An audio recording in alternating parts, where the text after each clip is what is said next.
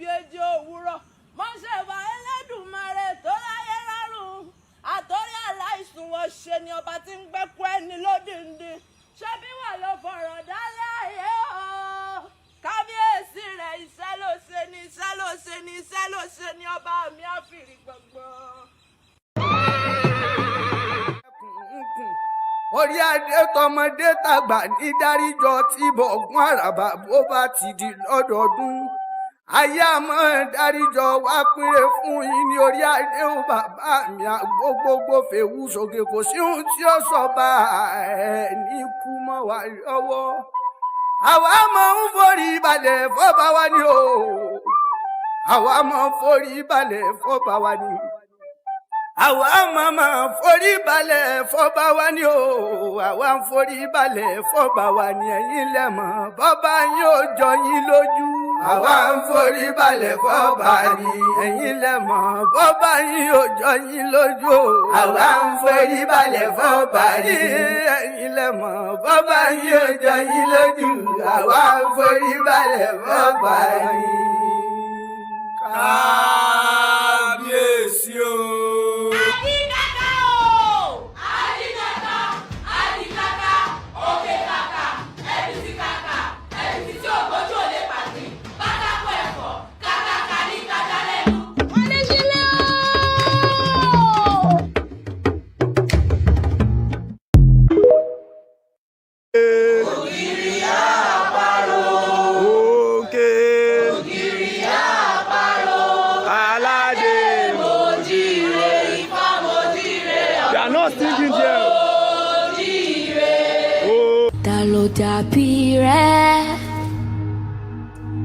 Ta ló dàbí rẹ̀ nínú gbogbo alágbára láyé ta ló dàbí rẹ̀ Olúwa ta ló dàbí rẹ̀.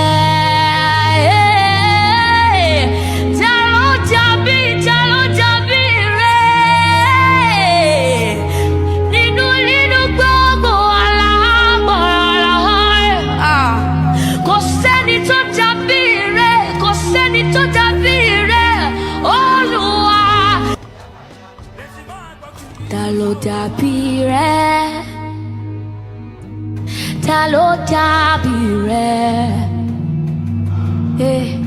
nínú gbogbo alágbára láyé ta ló dàbí rẹ̀ Olúwa ta ló dàbí rẹ̀.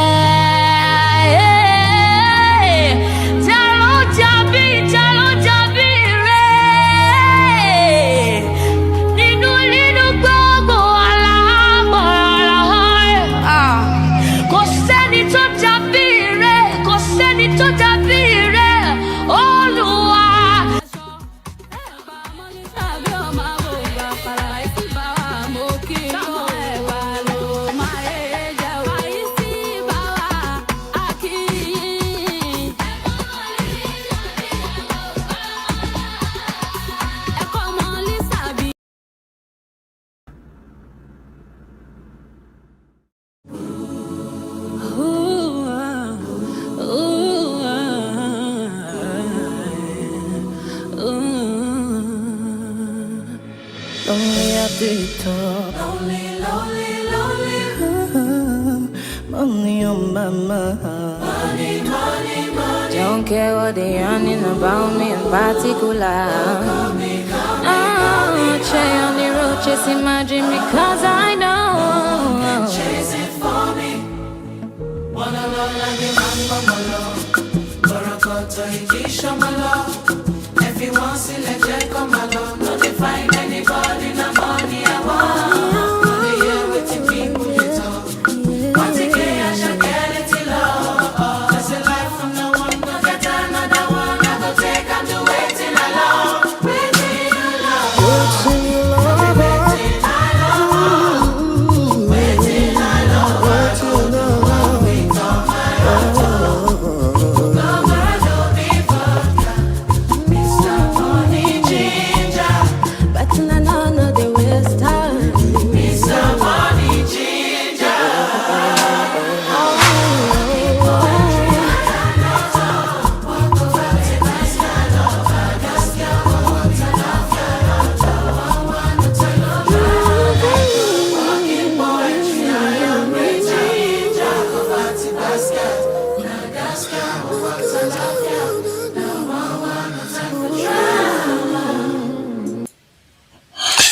Thank you. Good evening or greetings, everyone.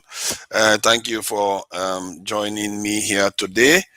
I think we are going to have an interesting show today, and the spirit of the conversation is to ensure we are all here to share information, learn from each other, not to aggravate each other, not to discriminate, not to be offensive to each other in any form. The objective is to learn and share information, and when we do that, we generally get closer to the truth of things. And when you get closer to the truth of things, you tend to be better at reaching solutions, and then we all want good solutions, don't we? So that's why we are here, and let's take things easy. No matter what is said, we will discuss everything openly. There's no subject that is a taboo. So be open to conversations. Thank you. I see that Okwegolo is already here, the Okwegolo people of 2028. The subjects of conversation today includes what has happened, transpired. Oh my God, transpired in the U.S. this week. Netanyahu was a kind of stated that he would be arrested if he came to New York by Mamdani, the New York mayor, because Netanyahu has been indicted as a war criminal. He says that he would arrest Netanyahu and any other war criminal that comes to New York. But because he's not the president, so he doesn't have the power to do anything anywhere else. So people were asking whether he has the power to do anything like that at all. And a lot of people kept saying that he should just go and take out rubbish and stuff like that. I feel like there's a little bit of a kind of trying to talk down to him when they tell him to go and pick up rubbish, when he's saying something that is actually quite important. This is somebody that has been indicted by the International Criminal Court. Of course, none of these Ajebo countries care about International Criminal Court. It's only for Africans, you know. Ghana has run to International Criminal Courts for South Africa already. I don't know why we do these things. Why can't you get AI working, AU working, so that we can be able to deal with our problems on the continent? But that is another subject. And then there is also the Fubara joining the Rainbow Coalition, as they say. Nigerian politicians, their only ideology is Bele ideology. It's really sad. These people don't have any ideology. They don't have any belief in anything. All they care about is, am I going to make money, and am I going to be able to do the little I can when I'm in office? Some of them, they don't even want to do anything. They just want to just make money in office. That's it. And this is why whenever they are threatening a little bit, that money is threatened a little bit, they can do anything to get it back. They don't have any belief in anything. And the only reason why what's his name, Jonathan was able to be removed from office was because the passion of the Northerners against him was very strong, because they felt like he robbed them of their turn of being in office, because Yaradua was supposed to be there. So that was a strong force that was driving them to get him out of office. And it resulted in so many things. A lot of people say it's part of the reason why insurgency rose in Nigeria, but I don't think so, because other African countries are experiencing similar problems. So these are the kind of things we face. So I'm going to be playing some videos so that just to go through some of these headlines, so that we hear from the people that are actually involved in some of these actions. Yeah, I see what this guy is saying. ICC is a joke. ICC is a kind of a joke. The concept is a brilliant concept, but clearly Americans don't want to do it. They created something beautiful, but they don't want to subject themselves to it, which is crazy. And because of it, I actually believe that the American empire will fall, which is interesting. The American empire would have lasted a lot longer if they upheld the International Criminal Court, if they upheld the UN, if they upheld this in the ICJ. There's so many things that Americans backed off from an organization they were practically neck deep involved in forming. But which is interesting anyway. You know, human beings and their greed, they will not let them see straight. Now, because of it, we think only Nigerians that do stupid things. Americans have done a lot of stupid things too, and because of that, they will watch China rise, and it is what it is. That said, what else? Let me see if I can start playing the videos now. Welcome, Okwegolo, and we'll see. Let me just play the videos. You can't be Pardon? talking like that about America, my friend. That's the world power. Be Yeah, careful there will before be they will clients descend too on now. you. If they will descend Why on they will you, do be so? careful. No, I've already made myself available as a war counselor.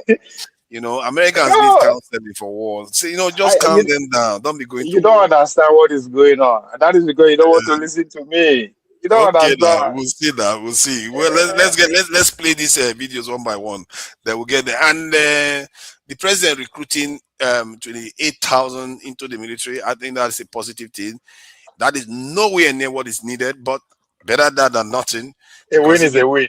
I don't know what I would call it a win, but positive No, is see, positive. in politics, you don't get what you want, but you take what you get. So take this one and run with it. I don't know whether I would take it. I would just say positive. I would just, why would I? Run Okay, with this before okay, they go yeah, I would cancel say take Lambo. it. They go cancel Lambo. They go cancel Lambo now. Cancel it Better now. run with it. Cancel it, then you find out that the consequences will be far-reaching. And as Yeah, per the yeah, play with these conversation, old men.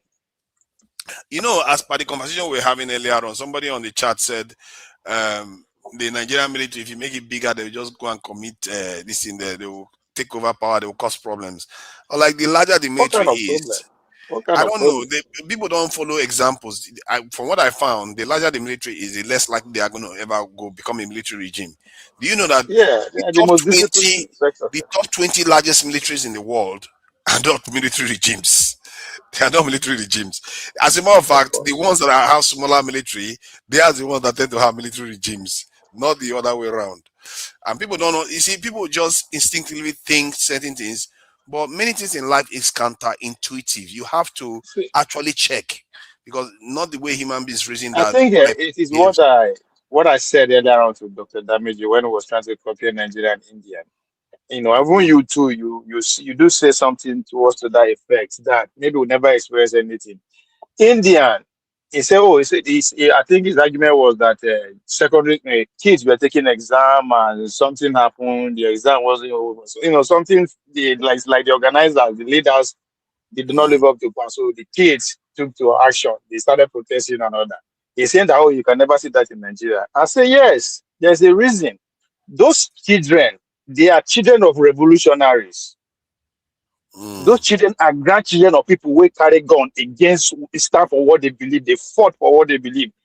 On Nigeria, we are the children of who look to people who go school to come and tell us what to do. That's how we were raised. That's why we look at the whole country was looking towards the Tafawa Balewa, Zikiwe, and the rest to go and negotiate in London to come and give us. So mm, we grow up then we they are alive now. That's what we know. They look forward to the elders, like to people, not even elders these days, people who are educated, our leaders, to tell us what to do. That's why even the 2023 obedience, they were waiting for the leader to tell them what to do now. Even when they see clearly they are ready to go into action, but they are waiting. So the psyche is different. So we need to the cities from that. Rather than just they blame those innocent Nigeria. We need to teach them what to expect from them. There's a divide. There's a large divide between the intellectuals and the average Nigerian on the streets who don't understand what is going on. You mm. understand? So those people, the Broadway, even in South Africa to some extent, they will say that these are children of warriors. The Kenyans, those are children of warriors. They carry the spirit of their fathers. The Chinese people they are talking about, they saw their forefathers fight. So Yes. instantly, but we don't see that one now. We see our forefathers negotiating. They And I negotiate. That's think, what we saw. when you were telling KJ that you don't know why Nigerian people didn't do anything. That is part of it. You were saying something about It not knowing is. why Murtala was the way he was, because Murtala, if he was like in China when Japan invaded, he would not by any means retire half of his soldiers while he's talking down to superpowers in the world, and Yes, those are those that are pol- he those are wouldn't do those that are kind of foreign stuff. policies. Those are foreign orders Mm, too. That's why when she already tell you the Nigerian made na machineries, you don't see it holistically like that. There's an element of truth to that. You said talk as if Bola Tinubu was threatened. Literally, he was giving an order to recruit people. Now being go recruit 28,000. So that's exactly what they are saying. These people still take orders from the people that gave them freedom. They are in that's the charge. problem now. They are in charge. Oh, yes. They refuse to become So masters now. An apprentice yes. that refuse to become masters. That's the So problem. we're gonna need generation that will come that will say, no, we want to do it in a fight, we will fight. That's what Chinese people are preparing for. Chinese people are prepared to defend themselves. They're not going to take over everybody, they will defend themselves. I mean, Iran is a clinical example. We go die here, we go die here. You go take we go the kiki they go, but we are still here because this is all we know. We see our forefather did it, fought for that, so we will continue. Even the Okay. Americans to some extent. Americans are revived back to their forefathers. Okay, do Yes. you know that the Nigerian military is said to be 100% literacy rate because you are required to be able to read certain things before you can join the military now. So, but do you know that the same military in China that built their nuclear weapon, 80% of them could not read or write. Yes. I think 80%. the example you And gave yet about Nigeria keeps China, creating examples. the example you give about China rationally food during their days of declaring go-industrialization and nuclear weapon that was very spot on.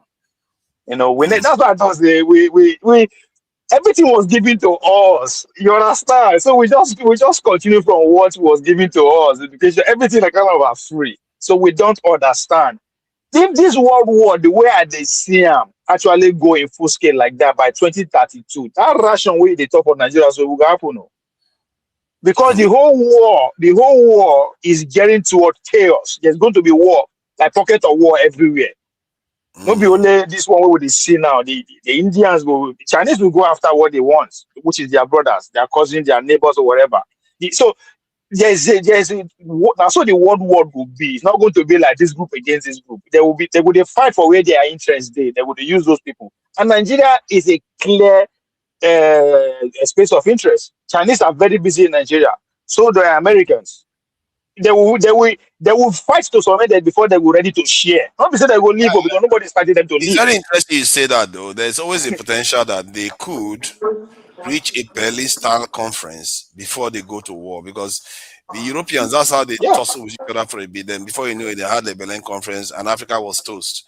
And if It's that happens, happening. I really fear for us big time. China, Xi is coming to America September 29. The same VT VT. Maybe that will be the last one day that VT we will see before things get out of hand. But most importantly, again, there are 3 elections that will take place this year. People are not even seeing. I don't know if you are following this election. Putin is standing for election. The midterm break in America, and your favorite man, the man who now go arrest for ICC. I just laugh now. What's his name? Netanyahu, AY friend. Those 3 people are facing election. The midterm election in America, that in Russia, and the one in Israel. They are those things. It's going to be very important. I said that because Netanyahu is not ready to lose, and if you win again, the more missiles, the fights continue in earnest, right? Of course, Putin is not going anywhere unless he then assassinate him because what's his name? Zelensky don't try him, so he ain't going to win again. And if I have to say the midterm election, the Republican will clean shit. Everybody knows they talk now, but I could be wrong, but what would they see? So let's the welcome finish so that I can welcome Osewe Khan in and oh so I no, can I play think the video. I say na AY say what take shot on. I don't say na say. No, you can since now we just did the look for him. Go ahead, let me give you time. Was a nice guy now. Osewe, have you gotten the model for me from your argument that you were making previously, or are you now a convert? Are you now a convert? He's just not a feel nice like guy. it He's needs to not a be nice guy as far as I'm concerned, because our staff for Okwaolo is against Okwaolo, so we know they see eye to eye politically now. Okwewolo is a product of Olodo uprising. He's Yes, not we are proud of politics. him. We are proud of him. We are proud of How can you? People like the guy. I don't know why. we People like the only I disciples are mean, proud of him. in a community of academia, Okwewolo will not be on top of the league. But anyway, first But he's part on of my top right now. He's on top right now, I thanks to mean, the we intellectual all know class. now. This guy came there through Magomago. Now we all That's why I say understand how it thanks to works. the intellectual class. Now people will go The school put out the there. Now then be the the lawyers. Now then be the the judges. Now end then be does the not INEC. always justify the means, my guy. But No, no, but no, that's not the point. The point is that for you guys to realize that you guys have disappointed Edo State for 25 years. It's been run by intellectuals. What do we have? It's the state that we have today. So let's have an illiterate for once. If we are not agree, Mokuna go do what you are supposed to do, which is go to the people and actually relate to the people. Bring them into the system. So are you saying Okpebolo was able to relate with the people? Is that your argument? No. We just like I said, the fact that any people who una disagree with now with they like. There's a reason why you guys don't like him because he's not illiterate. That's why we like him. Because they in the people at the verse. Una verse go do the right thing. Mokuna know the point and say that man are illiterate. She say we go vote for una because he's not illiterate. No, we not say not illiterate. We go vote for una. Una come sit down with the real people and strategize, bear with them. Apologize that you guys have misrun the country for 25 years. Yeah. Right? Yeah. But you guys are not doing that. Instead, you guys are pointing finger. Is an illiterate. Una be fool when I vote for una don't get sense. Yes, we don't get sense. Yeah, we be illiterate. We will continue. I mean, again, that doesn't remove the fact that Okpebolo is an illiterate. But the thing is he is an illiterate. That is why we like him. What are you going to rate him performance-wise within the last few months as being the governor of a state? I am not supporting him to perform. Let me tell you something. I did not support him to perform. I support him to win election, make him go on vacation. Come back again, we'll go vote out. What are you talking about, bro?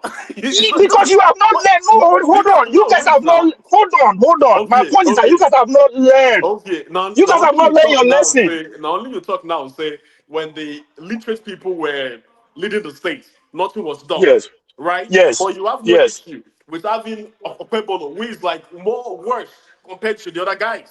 Hold on. If an educated person failed and we give her a chance, he failed again, we give her a chance. What's talking about? What do you call are you proud of the state that you have for 24 years? Are you proud of those states? Before Paolo, are you proud? You give us a very tangible. Oh, you are not from Edo State? Yeah, I'm from Lagos. Forefather, beg no verse. I don't know why am I going to explain things to you. You argue about your Edo State. I'll give you. I agree with you. See, I don't disagree. See, I don't disagree. Not being honest with the China. No. I agree with you. Even hold on. I agree with you. Okpebolo is dumb. Is illiterate. I agree. I'm not disagreeing with you. I agree, but that is the reason I'm supporting him. Because that's what you're not getting. Yes. Okay, so what is your objective though? What's my objective? Yeah. Because he did not get. Because now you educated people where the story they see put on there. You guys are the judges. You guys are the INEC chairman. You guys are the people where put them there. They are tyrants, eh?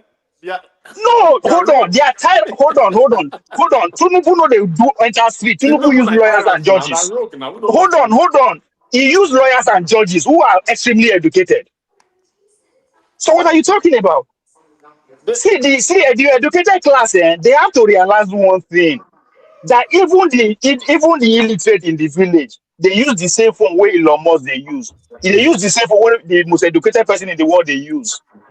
So you don't go feed this because you sabi speak English, because you sabi one term. No, you can't. It's over. You have to actually go and sit down with that illiterate. Follow and yarn. What is his problem? How does he feel? Okay, he want to see that in you. Okay, if I go to school and get and acquire all the degrees, that doesn't mean I am educated. To be educated means to be able to practice pragmatism, practicalize what you studied in the university. That is what I'm saying. That is where they are failed. That's where they. Hold on.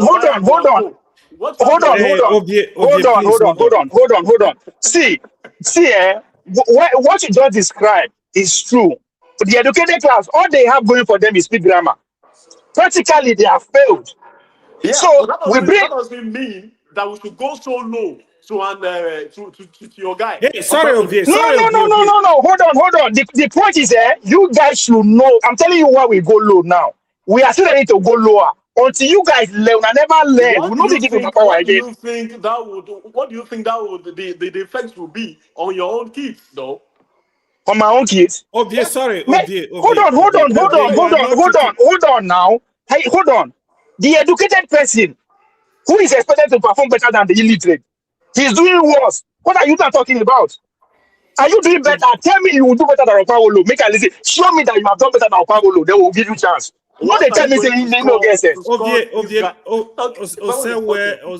I am not supporting him to perform. You are not still not getting the point. Sorry, I supported him because you guys hated him. It's That's the okay. only reason I'm supporting him. Oseweka, if I don't understand you. But that's Oseweka, fine. You don't. No worry, you go understand with time. You go Sorry, understand. Paulo, let's handle this issue. Oseweka, what do you know? Are you from Edo State? No, from Lagos. It's not beyond. That's why I say free and free guy. Let me ask you a question. What do you know about the governor of Edo State? What do you know that is going on in Edo State as regard to governors? What do you know in the past administration in Edo State? Why are you making judgment?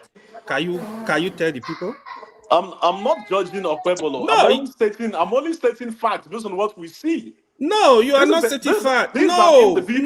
The facts are out there.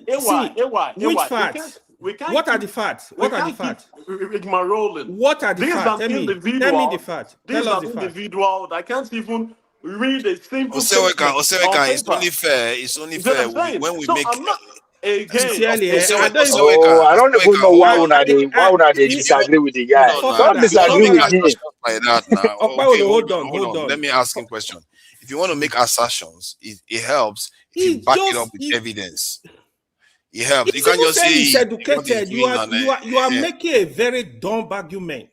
I don't think you've never been to Edo State. There's no need to call him dumb, but you can. Like, I'm actually surprised when people speak. If you want to be objective, you have to talk to the people that are from the state, people that know what is going on, before you make your judgment.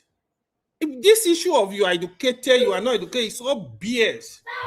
I'm really surprised. I'm tired of, even when you try to educate the people, they are telling you, like, what do you mean? You don't know the governor, you don't know the activities, you don't know the project, you don't know what is going on in Edo State. You are here criticizing a city governor just because of perception. Man, bro, you can do better, man. You can do better. I don't know why they disagree with that. I understand why Ovie don't want to engage you. Sincerely, if you are really interested in Edo State, what you need to do, if you have friends from the Edo State, you can talk to them. You can talk to people that live in Edo State. How is this governor doing? Compare it with. Hey, why? Make I tell you what did happen. You know what did happen? See, during Obaseki, the same call globalists, right? Now they take over Edo State. They make Edo State the center of a COVID-19 theater. Yeah. Of all states in Nigeria, they run the state, civilians everywhere, right? Because they're there, because they don't know. So now they don't lose out of power. Those media around those institutions and then come they fire to the native man. Say the man is illiterate and all that kind of thing. We know that's why we like him. I don't know why people they. Sincerely, you can do better. You can do better. AY, I'll be practically honest with you, AY and OVA. And I think this is one of the pandemic that we're experiencing in Nigerian politics. Education is not just about producing certificate from a university, AY. That's true. That is true. Exactly. That's my first premise. Okay. I think it's about cognitive depth. When you listen to Monday Okpebolo that you are arguing for, his attempt to speak on, go and look at his interviews. Hold on. What does speech has to do with? Let me land. Okay. When you look at his attempts to speak on governance, number one, economics, on public policy without script, this guy lacks intellectual readiness. You can see it's obvious. So let me ask you. Hold on, Oseweka, listen. Let me ask you a question. Let me ask you. That's number one. Number two, there's a discrepancy and the credibility deficit in Okpebolo. So beyond all these public communication struggles that he has, look at the kind of flags surrounding his achievement academically. During his campaign, did you know that he faced some court issues? Summoning, you know that. See, hold on. Do you know you are talking to Edo people? You know you are talking to people that are living the experience. Okpebolo has reduced Edo State and Benin. Oseweka. Hold on. Sorry, let me just ask you this question. Hold on now. Okpebolo has reduced Edo State and Benin that we used to know as the cradle of academic excellence. Let me tell you something. Let me answer you. Listen. Do you know that you are telling? Hold on. Do you know that you are telling my story? Hold on first. Do you know that you are telling my story, my experience? That's what you are describing. I'm from Edo State, currently living. I'm in Edo State. So okay. Hold on. You are speaking as an outsider who was observing from outside, Abi, based on what you hear on TV and read on news. Abi? I follow Edo politics. Well, you are still not answering my point. Yeah, you are following from outside, Abi. You don't feel the effect. Hold on. All the things that you're talking about, you don't feel the effect, directly or indirectly. So exactly. So when we are telling you, when somebody is telling you that, you don't know what you are talking about, listen to us. You think that what you read for headline news, how you go to say you are. Hold on. Edo State has fallen intellectually since Sao Paulo don't become a. You say Edo State is a cradle of education. They come under 2 years, don't turn to the trash of cradles of education. I think. Hold on. I want to ask you, does that make sense to you? It makes too much sense. I think it is shameful, right? Oh, it's okay. To lower you the are right. Of governorship, OVA. I think it is shameful for the whole people of Benin and Edo to lower the standard of governorship to someone who's strong with basic policy discourse. You listen. I think again, you cannot play. You cannot play.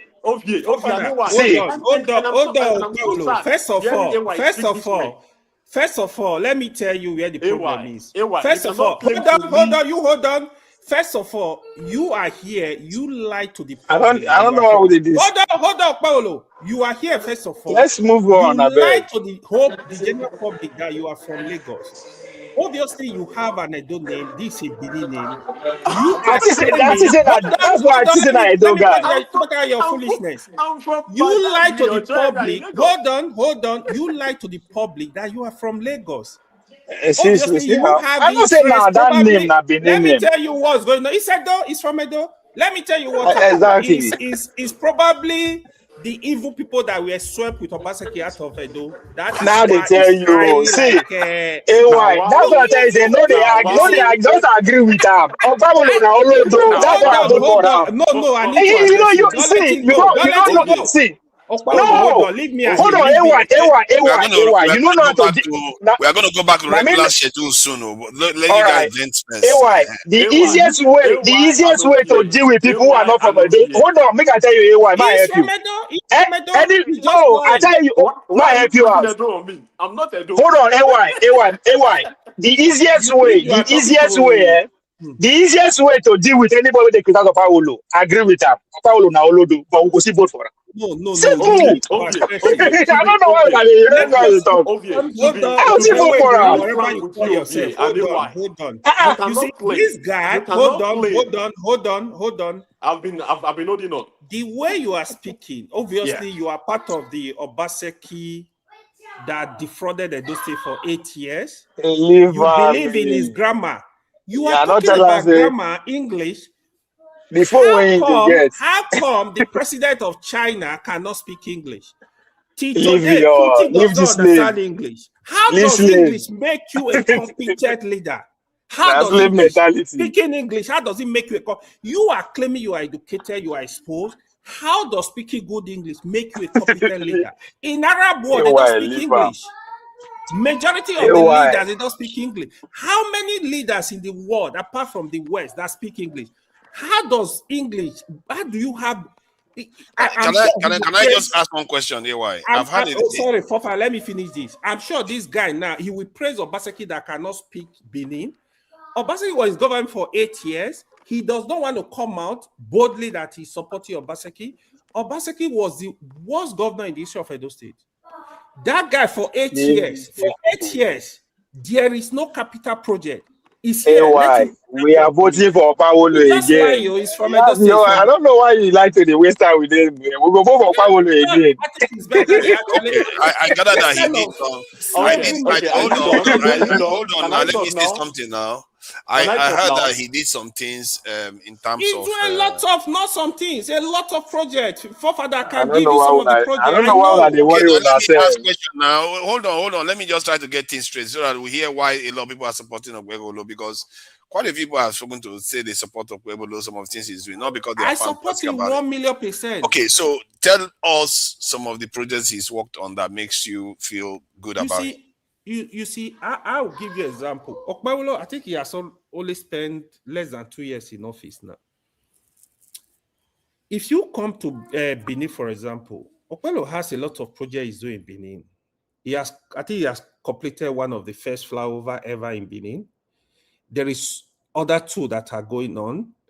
The stormwater project in Benin was a project started by Oshomole, which Obaseki abandoned for years. The stormwater project is to control the erosion in Benin. It's actually is back to that project now because that project needs to be completed. There were some market, like the popular urban market in Benin that was raised by fire. Do you know what Obaseki did as a governor? He promised these women that he was going to construct the market. He kept deceiving them. That market was there for years. It's actually now Okpebholo is building that market. Okpebholo is building same market in Edo Central. Is building same market in Edo North, modest standard market. Around his community, Okpebholo is currently building 150 hospital bed units in his village. He's building a school over there in his village as well, nursery school. I'm not talking of the road project he's doing. There are a lot. I just got back from Edo last year. When I saw the project, I speak to people at home. I don't know Okpebholo. It's not from my local government. It's not from my Central district. I've never met him. But I think the people that are walking around him, they are not doing enough. When you look at even the structure, now Okpebholo is the first person I've seen for this less than 4 years. He has actually sacked some of his people working for him. The chief of staff was gone because of corruption. The minister of justice, commissioner of justice, was sacked because of corruption. Some of his essay, he doesn't even waste time. Okpebholo, you see, to be honest, is serious with governance. I'm not saying he's perfect. What I think we should do when you see a governor or anybody working, praise what he's doing and criticize where he's not doing enough. Hold on. Let me say this. So he built the first flyover in Benin City. Is that what you're saying? Yeah, it's completed already now. You mean Edo State didn't have a flyover before? Nothing, no flyover. Wow. I will tell you, let me break it down for you. In the history of Edo State, the first governor, if you grew up in Edo State, if you're from Edo State, the very first time I saw a caterpillar working was during Adam Soshomole. For 8 years, Adam Shole turned Edo State to construction site, from schools to road to everywhere. That is what Okpebholo is doing. Do you know the man they said he speaks Queen's English, Obaseki, was there for 8 years? If you tell him he's lying, that is how they behave. It's Obaseki's guy. This is their behavior. When you ask them, Obaseki does not have a project in Edo State. I thought he built some power plants. Power plant is not for him. It's a private company. The power plant it does not belong to Edo State. The museum he was building, he wanted to use it to defraud Edo people. He converted it to his name. It was this governor that now, like, no, this belongs to the land belongs to Edo State. Why are you taking the museum? That was the problem he had with the palace, and the same problem he had with the government. Obaseki, as we speak, he cannot come to Benin and walk 1 kilometer on Benin Street. They will stone him. I'm telling you, they will stone him because of how dubious he was with the system. There was nothing to show. Was he the one that messed with the assembly, House of Assembly? He's the same person now. He's the same person. He was really like he was a military governor. He refused to swear in House of Assembly member over 11 or 40 of them for complete 4 years. He shut them out of assembly. And I'm you see, really astonished. the reason why Edo State, Oseweka is I think ashamed to I'm really mention his astonished name. that I thought Bayelsa went through a very hard case whereby for decades, I think till the 90s or early 2000s, that's when they had their own first proper petrol station. And I think flyover it is just a few years ago. But to hear that Edo State, The whole of Edo State, hold on, please. One of the most advanced areas in Nigeria before the British arrived to colonize doesn't even have one flyover. Man, the sacrifice the South has made and the minority group have made for that country. yeah. And you are being governed a bunch of so-called educated people. They went to the best schools in this world. All of them, even to Obaseki. There are no school for Nigeria. You see, that's why somewhere Canada is deny it's not from Edo. Obviously, it's from Edo. I'm telling you this for free. That is the behavior of the people that it's not just Edo now, Bini boy. They fuck up. He's a Bini boy. He's denying that he's from Lagos. How can Oseweka be the second worst governor of them now, Bini man, call it Benidio. Now be the second worst governor. Come on, okay, let's allow him to talk. Then we finish. We close this thing so I can get back to. Look at what on the comment section. Good day, Mr. Speaker, panel of judges, accurate timekeeper, and co-partner. Wow, you really knew how to say it too. Have you been to a debate session before? Wow, waiting to wound us for Nigeria now propaganda. You see lies, man. First of all, AY, you look me dead in the eye like this, and you were telling me about the history of flyovers in Edo State. AY, Benin City has had its first flyover constructed at Dawson Road, at Pepperva, decades ago under the military era. So to come here and say that for leg, hold on, that for leg, not before car. That flyover na for leg. It's just oh my God, did he just say that? Oh my God, man.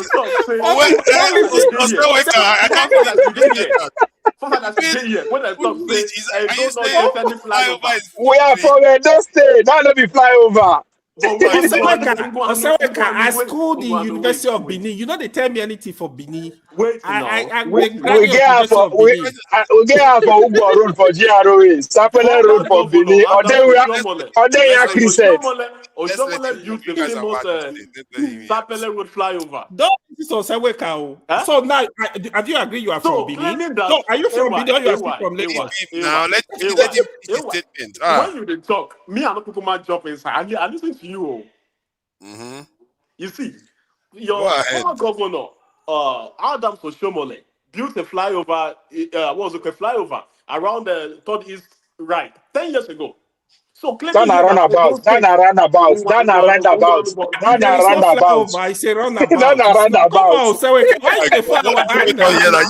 guys are exactly what the flyover is now. These are facts. It's a roundabout. It's not a flyover. Oshomole did not build any flyover. So wait. Oga AY. He's just here to confuse the people. And we are here for you. We know. You don't go tell us about our state now. If you claim that Edo State has never had a flyover before Okwebolo, I think it's a complete historical lie, and it's not good enough. Where is the flyover? Show us where it is. Show us. Secondly, you said Obaseki was a thief and corrupt and this or this. When politicians lack the intellectual capacity to debate actual fiscal policy, what they do is that they start throwing a calculation up and down. God, Obaseki ran Edo State on an institutional transformation model. He built the Edo GIS. Right? I don't He did that. Where is Edo CIS located? Educational reform. Edo Best. Oh man. Edo Best is the biggest scam in the history of Nigeria. Obaseki is a criminal. Edo Best is the biggest scam. He uses suffering money. Forefather, I beg. Man, go to the real news. Oseweka, you don't know what you are doing today. You are actually losing your integrity very fast. Integrity from you, AY. You are losing integrity from you. Wait a life for years. First of all, I thought you are from Lagos. How come you know Edo so much? I know Edo. Your grandfather is from Edo. And they visit Edo like water. I know Edo well. I don't You don't live for Edo. You don't say lie. Anyway, let's grandmama, mama, papa, na from Edo. No, he's not from Edo. All right, let's get back. This is how can they deceive people. I don't go against you again, Lala. No, I know. I don't catch you now. I don't catch you like this. So No, why you are Paulo. I go to leave. In the sweat of time. Just they tell them, say, Paulo na illiterate, na idiot, but we will go for him again. That's it. Because you guys are benefiting now. I tell from you.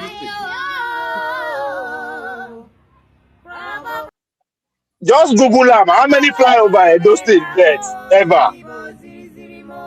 Google tell you the truth, sir.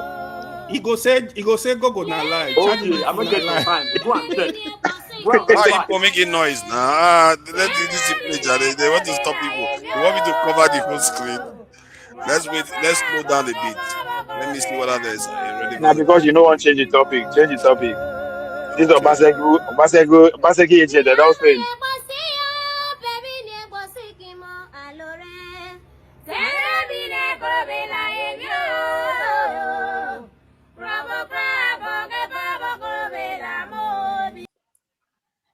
Which language is that? A group of scouts on excursion to the site expressed excitement over the beauty of the flyover and praised the infrastructural strides of the Olu administration. We are very glad to see a good thing like this in our state. We scout here, our children, we are glad for what our governor is doing for us. Thank you for this. Is the first time for me to climb flyover like this. I feel so excited about this flyover. Like, this is the first time I'm climbing a flyover. I also Sorry, see this is my first time. Thank you, sir. Some pedestrians commended the State government for adding beauty to this the one AI now. This is not really. It's AI. Abi? So we're going to do this one. Yes, now, there was no flyover anywhere in. We had a PhD. We had a best graduate from. And I noticed that they are doing quite a lot of flyovers along Asabaru. What is this thing with flyover? It's like a wiki thing that is everywhere. No. Easy way to save money. Some places in Edo State need flyover. No, I think they don't have it. Like this one is Adua. That you need a flyover. Very necessary. They abused it. Like you will see a flyover here. We can abuse flyover. They abused it like crazy. Yeah, it's true. In Edo State, they are necessary. You see this also, if you go to Benin now, you will be enjoying all this stuff. These are bare minimum. These are civil works. They are bare minimum. Why una no do am? Why your uncle no do am? Why your uncle Obaseki no do am? Let's end this. Let's get back to the only reason he's accepted at all now is because I have exposed him to I got you now. Why your uncle no do am? Why your uncle no do am? Na bare minimum. Let's move on. Your uncle could not do the bare minimum. He failed. Okay, hold on. Let's get back to our normal schedule so that other people can also join the conversation. All right. All right. I'll play a video of Fubara. You know what is going on with Fubara. Hope you guys, enjoy it. I don't know whether you can enjoy something like this. Now, Governor Fubara wants his supporters to join the Rainbow Coalition, the political group championing the re-election of President Bola Tinubu in Rivers State, including the governorship candidate Kingsley Chinda in the forthcoming general election. He said this while performing the groundbreaking ceremony of Riven Medical Industries in Port Harcourt. Kingsley Amajiri has details. Governor Fubara, who was at Rumose Port Harcourt to perform the groundbreaking ceremony of a joint venture with the state government, noted the effort of President Bola Tinubu in strengthening the economic base of the country. He said his support is born out of his conviction that the president deserves a second term, having delivered on his promises to Nigerians. He therefore urged his supporters to join the Rainbow Coalition in support of President Tinubu and also Kingsley Chinda as the next governor of Rivers State. I am supporting our Rainbow Coalition. President Ahmed Bola Tinubu is our president and is the one we are supporting. Chinda is the governorship candidate that I am supporting. And anybody who believes in me will support. And every candidate that is under the rainbow.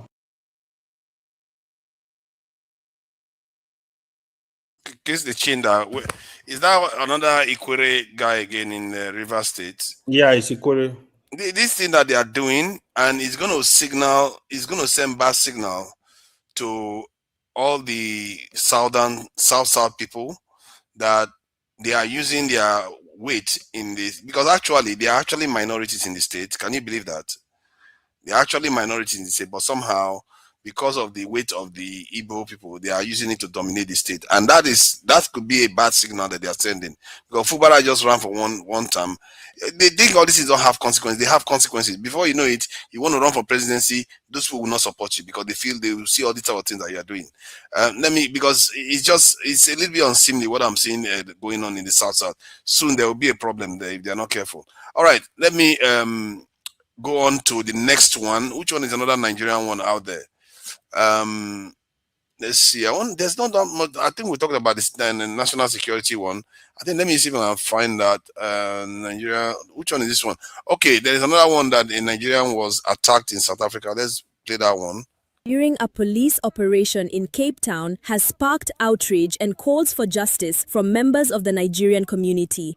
Chika Ibe reportedly died at the Paxig Villas complex in Belleville. According to the Nigerian Citizens Association South Africa, he was allegedly beaten, tortured, and suffocated during the operation. His death has left many in the community angry and searching for answers.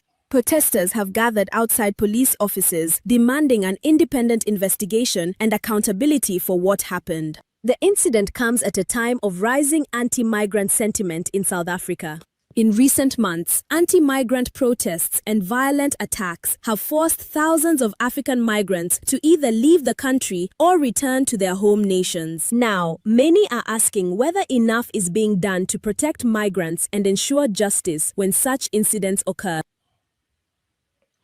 That's one issue that was raised. Now, I'll just dart around the world and just play all the videos out so that, let me go to the one Ghana is taking South Africa is now a continent-wide issue. The country is yet again being called xenophobic, Afrophobic, and unsafe for foreigners. And now Ghana is doubling down on its push to take this debate to the African Union. Recent anti-migrant violence compelled over 160,000 foreigners to flee South Africa. They had to leave behind their businesses, homes, and even families. Vigilante groups were seen pulling migrants from homes whom they believe to be undocumented.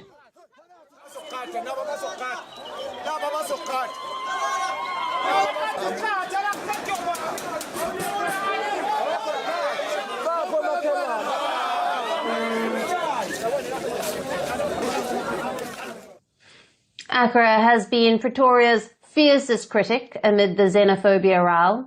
Back in May, Ghana first pushed for the African Union to debate the violence against migrants. And this week, Ghanaian President Mahama renewed that call.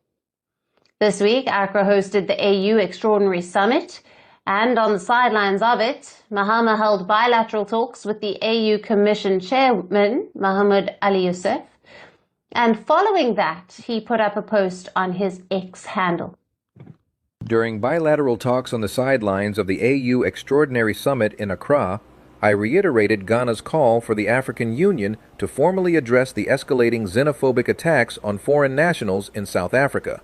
I am pleased that AU Commission Chairman Mahmoud Ali Youssef has acknowledged the urgent need to table this matter for discussion at the next AU Summit. Nigeria, too, has supported Ghana's call to discuss the escalating xenophobic attacks in South Africa at the next AU Summit.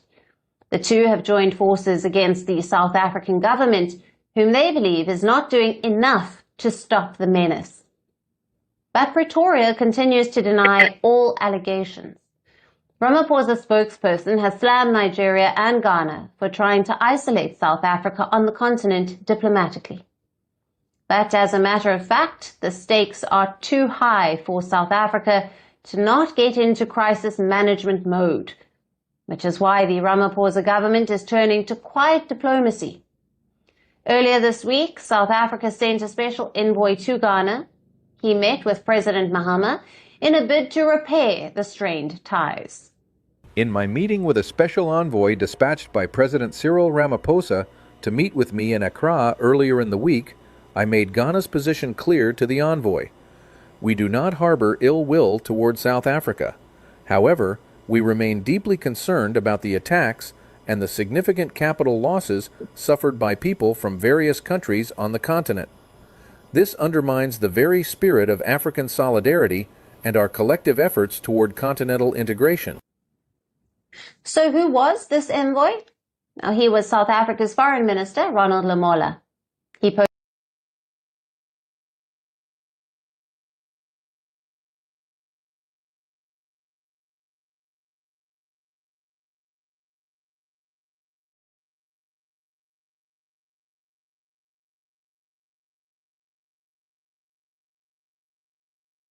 Father, we can't hear you. You are muted. Sorry about sometimes I always forget I mute these things. So do you know that Ghana has deferred from renewing the license of a gold mining company in Ghana that belongs to South Africa? They basically have cancelled that contract. It was due to be renewed, I think, this year or in the coming year. So they are not giving it. They want it to be local now because of what South Africa has done. And this issue, I think people are not paying attention to it, because if you look at South Africa is functioning almost like a hoovering element in Africa, whereby they invest heavily in Africa. I didn't know that before. They invest quite heavily in Africa, and they hoover billions of dollars home. And most of those resources, they tend to belong to of course, any country where the elites get the money, most of the money, and those elites are Europeans basically. So, but with all the things that are happening now, as a matter of fact, I actually think it's an opportunity for Nigeria to displace South Africa, because South Africa has completely damaged its reputation in many African countries.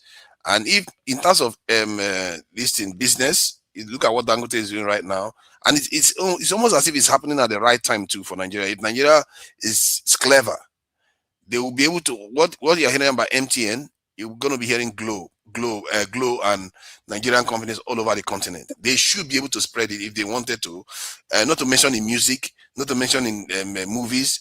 Many of the African countries now, they are not in the mood for South Africa, because they watch South Africans attack their citizens repeatedly over and over again.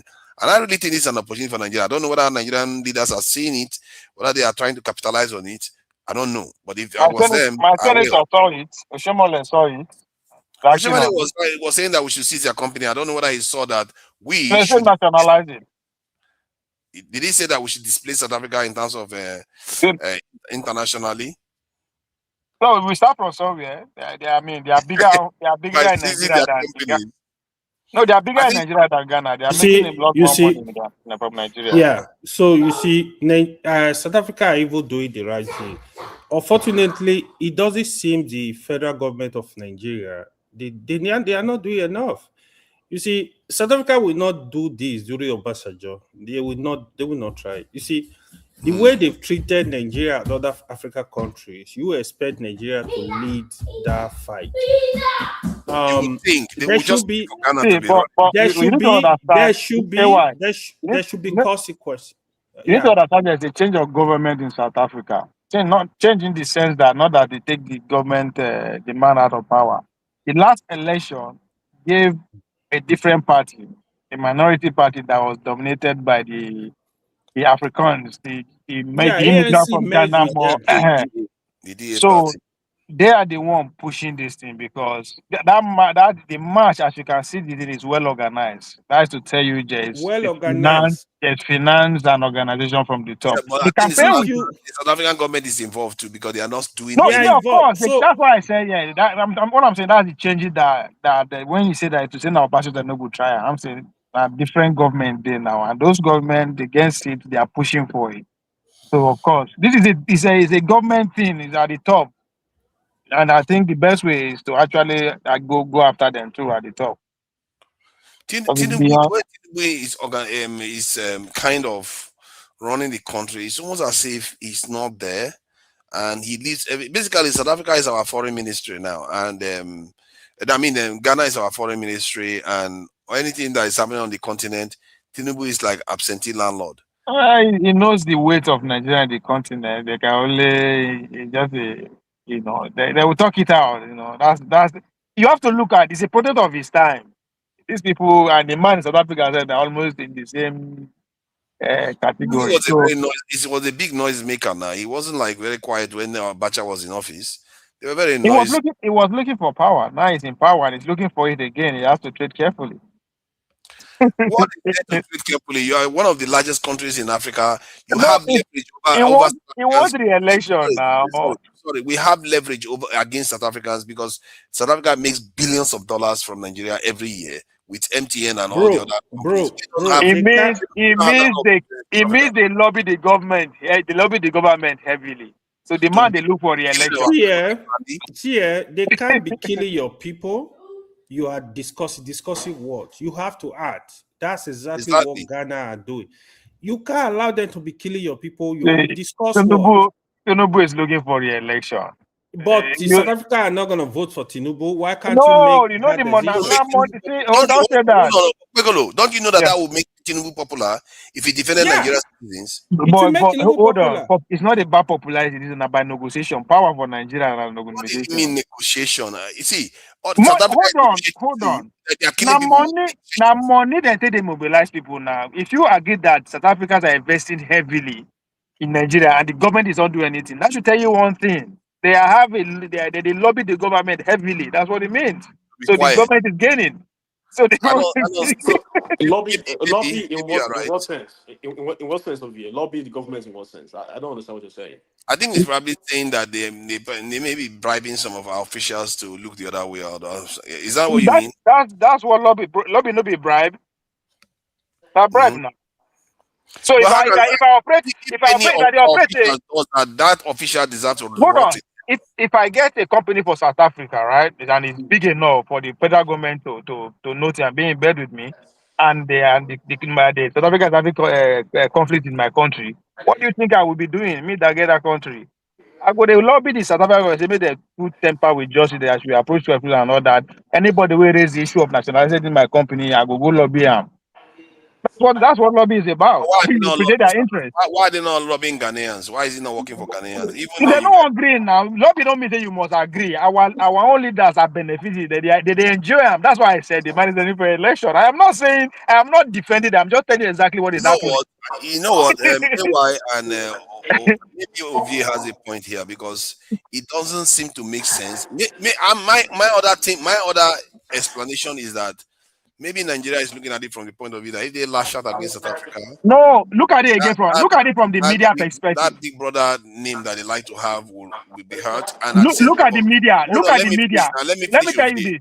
Let me finish what I'm saying. Okay. The idea for business, like when businesses, because in business you don't want to use your feelings or anything to just go after business. Because if you go after business, then other people will be thinking, look at what they are doing now. If something happens to them, you can come after their business. And this is why Egypt and Jordan, even when the Israel is slaughtering Palestinians, they were still doing business with them. They were still sending crude oil to them and stuff to them. But look at this issue from the Nigerian media perspective. Just look at them Aerofy, the way that they defend South Africa when Ojomole come. Why do you think they are doing that? If you look at all the advertisements in within these days newspapers and their own organization, I guarantee you 40% of those ads money is coming from South African company. So they could defend them, die. The RICs, they could defend them, die. Because if they withdraw, if federal government take that nationalize their company or take that South Africa eventually come up for Nigeria, they go suffer. So that's why they don't have to nationalize it now. They just have to give it to a private person like Dangote. I'm not saying from the reaction of the media people, you will know who they benefit. You will know who they benefit from which country. I hear your point that maybe there's something going on. I don't know what it is. If there is something. Right, I don't know. When they launch MTN, that was a big thing. Now when the National Assembly themselves, they are asking for more bribe. And normal. When South Africa pays a big MTN, do not Obasanjo. Maybe Obasanjo where they kill license now. You know how much you collect from the South Africa MTN people and have a close relative who work at the top of MTN. Then when they just come, I tell you, Tinubu is one of the luckiest presidents of all time, and I just hope he doesn't feel, because he's trying to sabotage it, but somehow the economy is still recovering. He came in at the right time for so many things. Like if I was him right now, man, all the business that all those billions that other guys raking in, I will go and corner at least 50% of them and bring. But you know, boy, in no get shares for all those business too. Now partnership, Bola Tinubu na. I need to keep quiet. All those partnerships now within, not be Lagos in there. Everything comes to Lagos now. So it's partner with all those South African business people, all the business they did Nigeria. It's part owner of those business. Not them. Oshobole just they shout because he's looking for something, right? No, they use that. but to be fair, most of the business is still South African owned, though. So I don't think it's. Their collaboration with Nigeria. No, there are Nigerians that have it. All these generals wait if our money come out. What they go use and do? They go use and bring business they accuse Obasanjo as now Nigerians get almost all the business South Africans. They collaborate. Hold on, see, look at what one of the Nigeria do. Let me tell you. See the military guys, all their loot, what did they use and do? They go use and form partnership with other African companies. For Nigeria, when they are in government, they do those kind of stuff. That is what Oseweka, what was it called? Godfather wanted to do in Edo State. They are bankers. Now them be the thief. So they try to get involved in some of the company and get shares from them. Use state money to defraud the. I don't know what Okpebolo give you chop.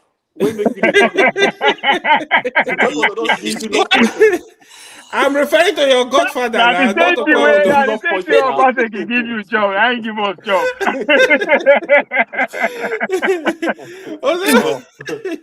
So here what is going on here. Someone in the chat is saying that Tinubu did something to South Africa whereby there was a company in Nigeria that was making about $3 billion every year from Nigeria, and Tinubu opened the area the company operates in to competitors, basically, so that other people can make that have a share of that $3.something billion. So that's the biggest Nigerian investor. I need to confirm it. Yeah? The biggest Nigerian investor in South Africa now, who you say it be? In South Africa? Yes, one of the biggest investors in South Africa, but are Nigerian. I think, was it not Atiku I heard of? Yes, you are correct. Why do they keep quiet on this? Why? It's doesn't care about those things. They are killing Nigerians. He barely cares. Yes, he and the president they be right up of South Africa. So forget all those our men. That was under Zuma, if I'm not mistaken, when he. It's a businessman. No, it's a business don't close. He's still heavily invested in South Africa. I don't know what kind of business this one is. So where your citizens kept getting attacked regularly and you keep accepting it. I don't know what kind of business that is. Now them you go blame. You go say now which kind of human being them be. You know go say now which then you go be specific. Their business first though. They don't be human being. No go there. No bet your money on them. That they will choose Nigerians over their business. Don't bet your money. You will lose. Okay, now let's move on from South Africa, because South Africa is one of those countries that the way they talk, those guys, I don't understand what world they think they are living in. They're being like spoiled brats at the moment. Let me go to the next one. The next one is Mamdani.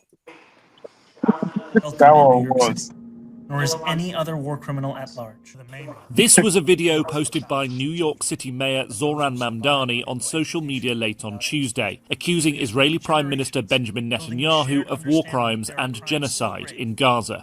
In the video, he references an arrest warrant issued in November 2024 by the International Criminal Court, accusing Netanyahu of crimes against humanity in connection with the war in Gaza. The world's top crime court's warrant did not mention genocide. The warrant said there was reason to believe Netanyahu and former Defense Minister Yoav Gallant have used starvation as a method of warfare by restricting humanitarian aid, and have intentionally targeted civilians in Israel's campaign against Hamas in Gaza, charges Israeli officials deny. 73,000 people have been killed in Israel's military offensive in Gaza since the start of the war, according to Gaza's health ministry. With their eyes, with their heart, with their conscience, should recognize the devastation he has wrought and understand that he belongs before a court of law.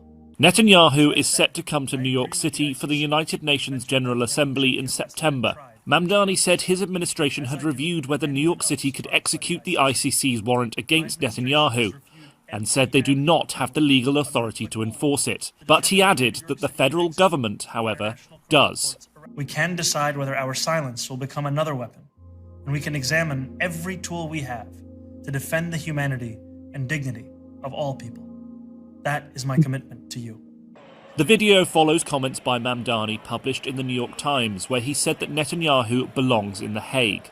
US President Donald Trump has given assurance to Netanyahu, posting on social media that he would not be arrested in any way, shape or form while in the United States of America. Mamdani's comments on Monday and video on Tuesday are in line with the tone he struck during his mayoral campaign. Israel's ambassador to the UN criticised Mamdani's post, saying the mayor was elected to serve New Yorkers. For him, let's go to the next news. That's about arresting Why are Netanyahu. they worried? Why are they worried about this local government chairman? Why would I? Yeah. That government chairman.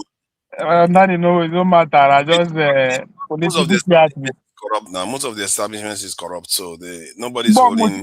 But most importantly, the guy, they no fee arrest her because he's coming for a UN assignment. But two, United States is not even a legal signatory to those their ICC bullshit. Yes, that's true. That's what he's arguing for. He's saying that they can do it, but they are choosing not to do it. Yeah, now that's what I talk now. There's a federal, there's a state before him will be local government chairman. All these things are just for media stunts. No, It's for media stunt. Let him come to the state now. He will come now. What you want to stop him? Okay, we'll see. Madani, he does not have the power to arrest that criminal. He can't do anything. But no, even any president at all, when he's on official visit to UN, you know if you don't have anything. And the charter, the use of the charter be that. I don't know why people can. If Maduro came to New York, Trump would not have taken him. I don't think it would make a difference. No. The Maduro, they are under the influence of the influence of the United States. You see the Monroe Doctrine, and the one with Donald Trump renew them. Those ones they no get choice. That's the pain to have a neighbor as a superpower. That's different. Yeah. That's different. Now, to all those people that want Trump to come and bomb Nigeria because he loves our Christians so much, he's so nice to us, and for all those people that lack so much ambition for our people, keep saying that we cannot talk about this, we cannot talk about that. Let me play this video so that we see what Trump is doing. He did this week. So President Trump approving a landmark nuclear deal with Saudi Arabia, which will give American companies a major role in developing nuclear infrastructure overseas. The president addressing concerns about the nuclear proliferation in the Middle East with a Truth Social post moments ago, saying the civil nuclear deal, there will be no enrichment of material being made between the United States Department of Energy and Saudi Arabia, which pertains only to non-military use, such as the ones that Iran and UAE and others already have, will be approved, but is totally subjected to Saudi Arabia joining the very respected and successful Abraham Accords. The United States is not opposed to civil, non-enriched nuclear capabilities. So that's a little different than the deal we thought, and that has just been clarified by the president himself. Let's take a closer look. Essentially, this is a 30-year deal on nuclear. What's good about it? Russia and China aren't doing it. We're doing it. We're building it. It's our contract. U.S. company is going to build the Saudi reactors. That's going to be great. Could allow uranium enrichment in Saudi Arabia, getting kind of a mixed play on that. As you know, the UAE says, we'll take the nuclear program, you can enrich it and just bring it back. They're saying in Saudi Arabia, we'd like to enrich it, but we won't bring it up to weapons grade. The U.S. says there'll be safeguards there, but some say the IAEA protocol safeguards are not going to apply to this. We'll see if that could be clarified and if Congress will make them be part of that. If they're going to sign off on it, they're going to get this proposal and they have to sign off on it too. So just a quick idea. These countries down here, they can enrich, but they're not enriching. You got Brazil, you got Argentina, you got Belgium, and you got obviously Iran and Japan. So now over here, these are the ones are nuclear threshold nations he was mentioning by the way. So they have nuclear energy, they're enriching it outside. These are the ones, including France, England, Russia, and of course China, that do it themselves. They're considered no nuclear powers. Meanwhile, here to discuss this is former Trump Deputy National Security Advisor, KT McFarland. KT. You see that we are not even on the list of potential nuclear power. We don't even. You are funny. You won't jump. We are not even on any list at Let all. me All the quickly. people that are saying Trump should come and bomb, I was telling them now that Trump is a friend of the Muslims that you are saying he's killing you. No. Let me say He wants something to on give them this. nuclear technology. Let me say something on this. Forefather, if you remember, we were having discussion. I said one big thing MBS can achieve in this administration is to start building his nuclear capacity, which I think he has achieved. You see, America, is so interesting how they play these crazy games, right? The way they are about to start the Saudi nuclear program now, that was how they started the Iranian nuclear program you are seeing today, the one who bombed today. The Iranian nuclear program you are seeing, it was America that started it during what was that king? During the Shah regime. That was what happened. So it's a good one for Saudi if they're able to achieve that.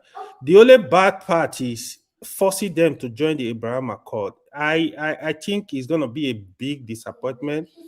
A disappointment is sell out to the Arab world if Saudi are going to accept that agreement without demanding for Palestinian state.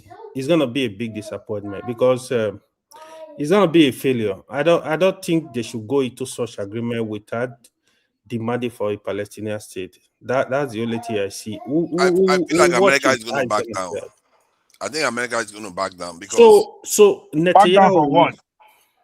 So Trump is don't forget there is a lot of money that we exchange hand. Netanyahu, is serious already. No, they can't have this deal. Blah blah blah. Even if you want to sell F-35 jet for any country around the Middle East, Netanyahu, the evil man, will always go after it. So it's not even surprising. But we see what happened. Netanyahu is running for re-election in the next couple of months. I know what they play with you. He's running for the election. I want to arrest him.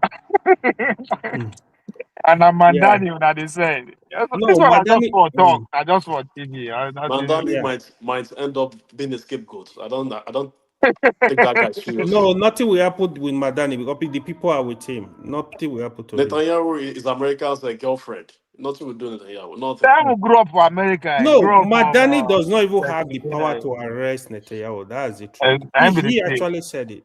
If the guy tries too much, you might go for it. What I'm thinking is that because I think, if I'm correct, Saudi Arabia has already got a lot of nuclear material from China. Oh, no man now. No man. And because they've already got it, and they also have some kind of alliance with Pakistan, America will not have any choice than to back down. Especially if Iran starts going even further in the direction that they are going right now.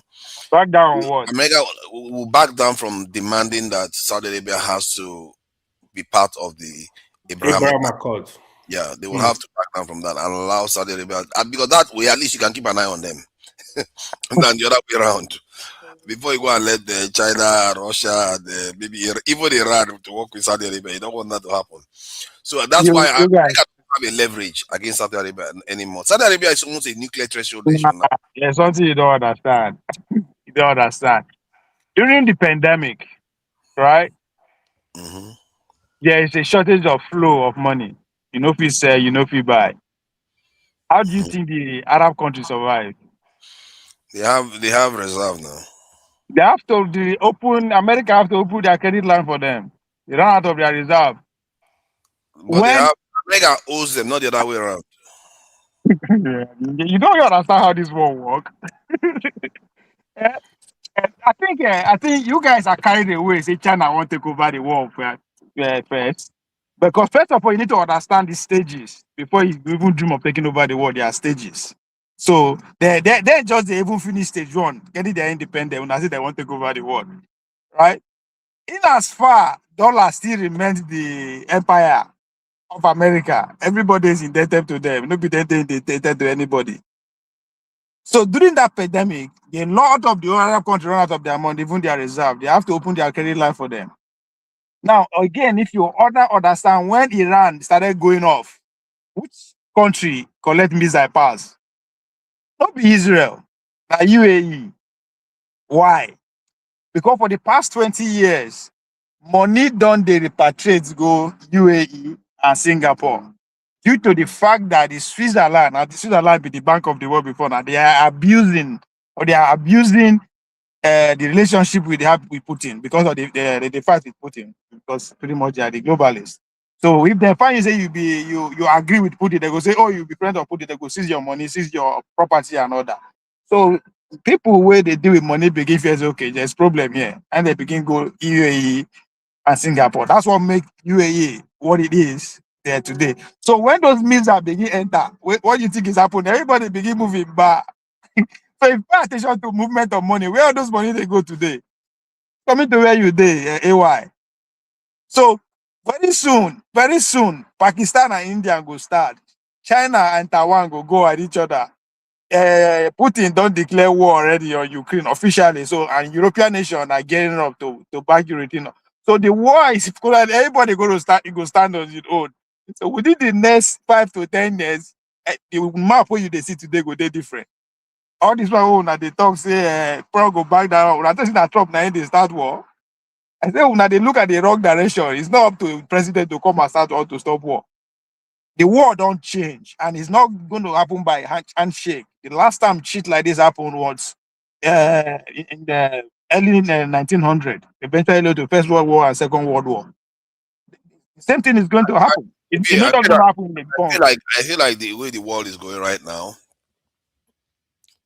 there is some argument that it's going to go your direction, but I get a feeling that it may not, because if you look at the Soviet Union, America knew that if they went the hard way, the way they went with Japan and all the rest, it's not going to end well for them too. So, and China is even a bigger problem. I feel I'm more worried that China and America will reach a New Berlin kind of arrangement that will check all the others, because technically China has leverage over Russia to an extent, and America has leverage over India to an extent. So they could split the world in half, and that will be the end of the story. No, but before they go reach there, something will happen. The war against Russia and Europe against Russia, where you do. Europe don't finish, when I mean don't finish, then no good day as one again. Now they are dismantling and they happen and start, so they won't pick up with Russia. So Ethiopia, now, it's never going to be like everybody will stand on his own. Well, Europe is going to see beyond this thing that's the kind of the arms of America, because America, they see the way Europe is. Europe is integrated with an American military system. You can't separate them. Hold on, no be now. No, they see they do gra now, Abi. No be now. They go finish. How long? As long as it takes, America is 100% safe in everything. They're not going to go bankrupt for the next 30, 40 years in terms of anything. Now planning, now they see all these people they no get, they know everything just happen like that. Now they don't plan, they come. Europe, they go come, everybody go break down on their knees first. The world go set before they go come back, give them a deal that will bring them back to life. Now deal they go bring, just like the way they give them deal in after Second World War, the Marshall Plan. Now the same deal they go receive. China, the more this waiting they happen for the Middle East they happen. China they finish you. Something you don't understand. Their last chance now to pick on to go all out with the Taiwan and wait somebody will come say, yeah. China is finished. Okay, keep saying that then. See, just like Europe, they are saving grace now to pick up war with Russia, Abi. China no, actually, it's not the only country that it is in its interest to have Europe fight Russians is the US and Great Britain. No. The Europeans don't have any dog in that fight. They are not supposed Hold on. What did Europe get? What do they have to offer the world? Nothing. Now then they extract all over the place. That's how they survive. It's done. They have technology. They have. Hold on now. You are. See, the word of yesterday don't feel. You are still thinking about yesterday. It's gone. Which technology they get now? Like the people that make some of the most advanced. Which technology they get now? Let me tell you now. I'm asking you. Yeah. And that's why I'm telling you that some of the most advanced microchips in the world. For which country? Netherlands. That's where they make the equipment that they used to manufacture it. Without that equipment, forget it. This TCMC that you are hearing about in Taiwan, nothing. See, you go Equipment is go worth back. more than $1 billion. One Go equipment. back, hold on. Go back and read within the end of Second World War, every agreement that they put in place. Who tell you because they your country now your country get them? What? The question I ask you, waiting Europe gets to offer the world today? Nothing. Now extract. Oh Hold my on now. God. Hold on. How can you say that? Hold on. Let me finish. When I talk about nationalists and globalists, who dominate globalism? No be Europeans. What did they do? Extraction. They extract from other colonies. That's how they survive. What's stupid technology? The engine room. On the engine room of your entire technology now, Germany. Germany is done. Yeah, you they look at yesterday. Why They do you keep saying all this? I don't know why Americans like even Piers Morgan the other day just like you not agree. Hold on. Let me talk finish because Piers Morgan the other day was saying it like why is it that Americans they will just make it look like Muslims are running no, this is not. London. Hold on now. Then now you are coming that say Germany is dead. Have you even been to these countries? Hold on. For further wait. Before you no agree my story at all, but you start with say, say some people don't they say the thing will come my way. It is because you are still dwelling on what is happening now. You lack the ability to look further because you don't know what happened yesterday. When I say it's done, wait, hold on. When I say hold on now, let me explain what I mean by it. When I say it's done. Neil deGrasse Tyson was complaining about the other day. Europe is actually doing more new research than the US. Oh my God! Let me tell you something. Let me finish when I say what I say. Europe is done now. Done means in the next 10 years. They see what they move come up for Germany. Now they do bring in Abi. Now they are experts. They move on now as we speak. Yes, people are preparing for war. Europe is preparing for war. So you just follow finance. Europe is preparing for war. The only reason why they are preparing for war is because of America. That's the only reason. So see, we agree that the world has changed. How you think? What are the changes that we are talking about? Economy will crumble. Economy will flourish. That's what the change means. This is just the tip of. We just the start. It's just the beginning. Just be patient. Just pay attention to economies around the world. Pay attention to economies around the world. I don't see America getting any stronger than it has been in the last. Like I think the golden age of America was the 2000s. The 90s and early 2000s. Although but you are seeing it. You are not seeing it from their journey. How they get to that place. America go suffer first before they come out. Before they won the Second World War in the 1920s, people they beg for street now. When I mean people, every American pretty much they ration food as you usually said. In the 1920s, 20 years after what happened, they took on the world. So what will happen? They did not have Soviet Union. They did not have China. There's a difference now. There are other major powers. Hold your peace now. What was America then? It wasn't the world powers that the other power. No, there were other powers. He was just the rising power. He rise to stay at the top. Now you are saying he's going down. It is a question of contention, right? Because of what is happening. I am saying what is happening. Of course they go depreciate because they are in war. They fight war everywhere. Economy, as why they complain. You agree now? The moment they depreciate, that's my point. America's power. They are depreciating. It's not going to be as powerful as it was before anymore. They are not. When you say America is depreciating, that means the world is at war. The whole world they go down. Now we come up first. Now you talk. China will be the first to come up because this is where people get China wrong. China have to first of all secure their sovereignty, then dominate their neighborhood. If you know if tell who can't do business for your neighborhood, you are finished. But China has its sovereignty. I don't know why. But they cannot deter anybody from America from coming to trade with other part of the country or determine their policy. But Paulo, if you watch how America operate, America will never allow any country to dominate their region. That's the part we are seeing. No, they don't.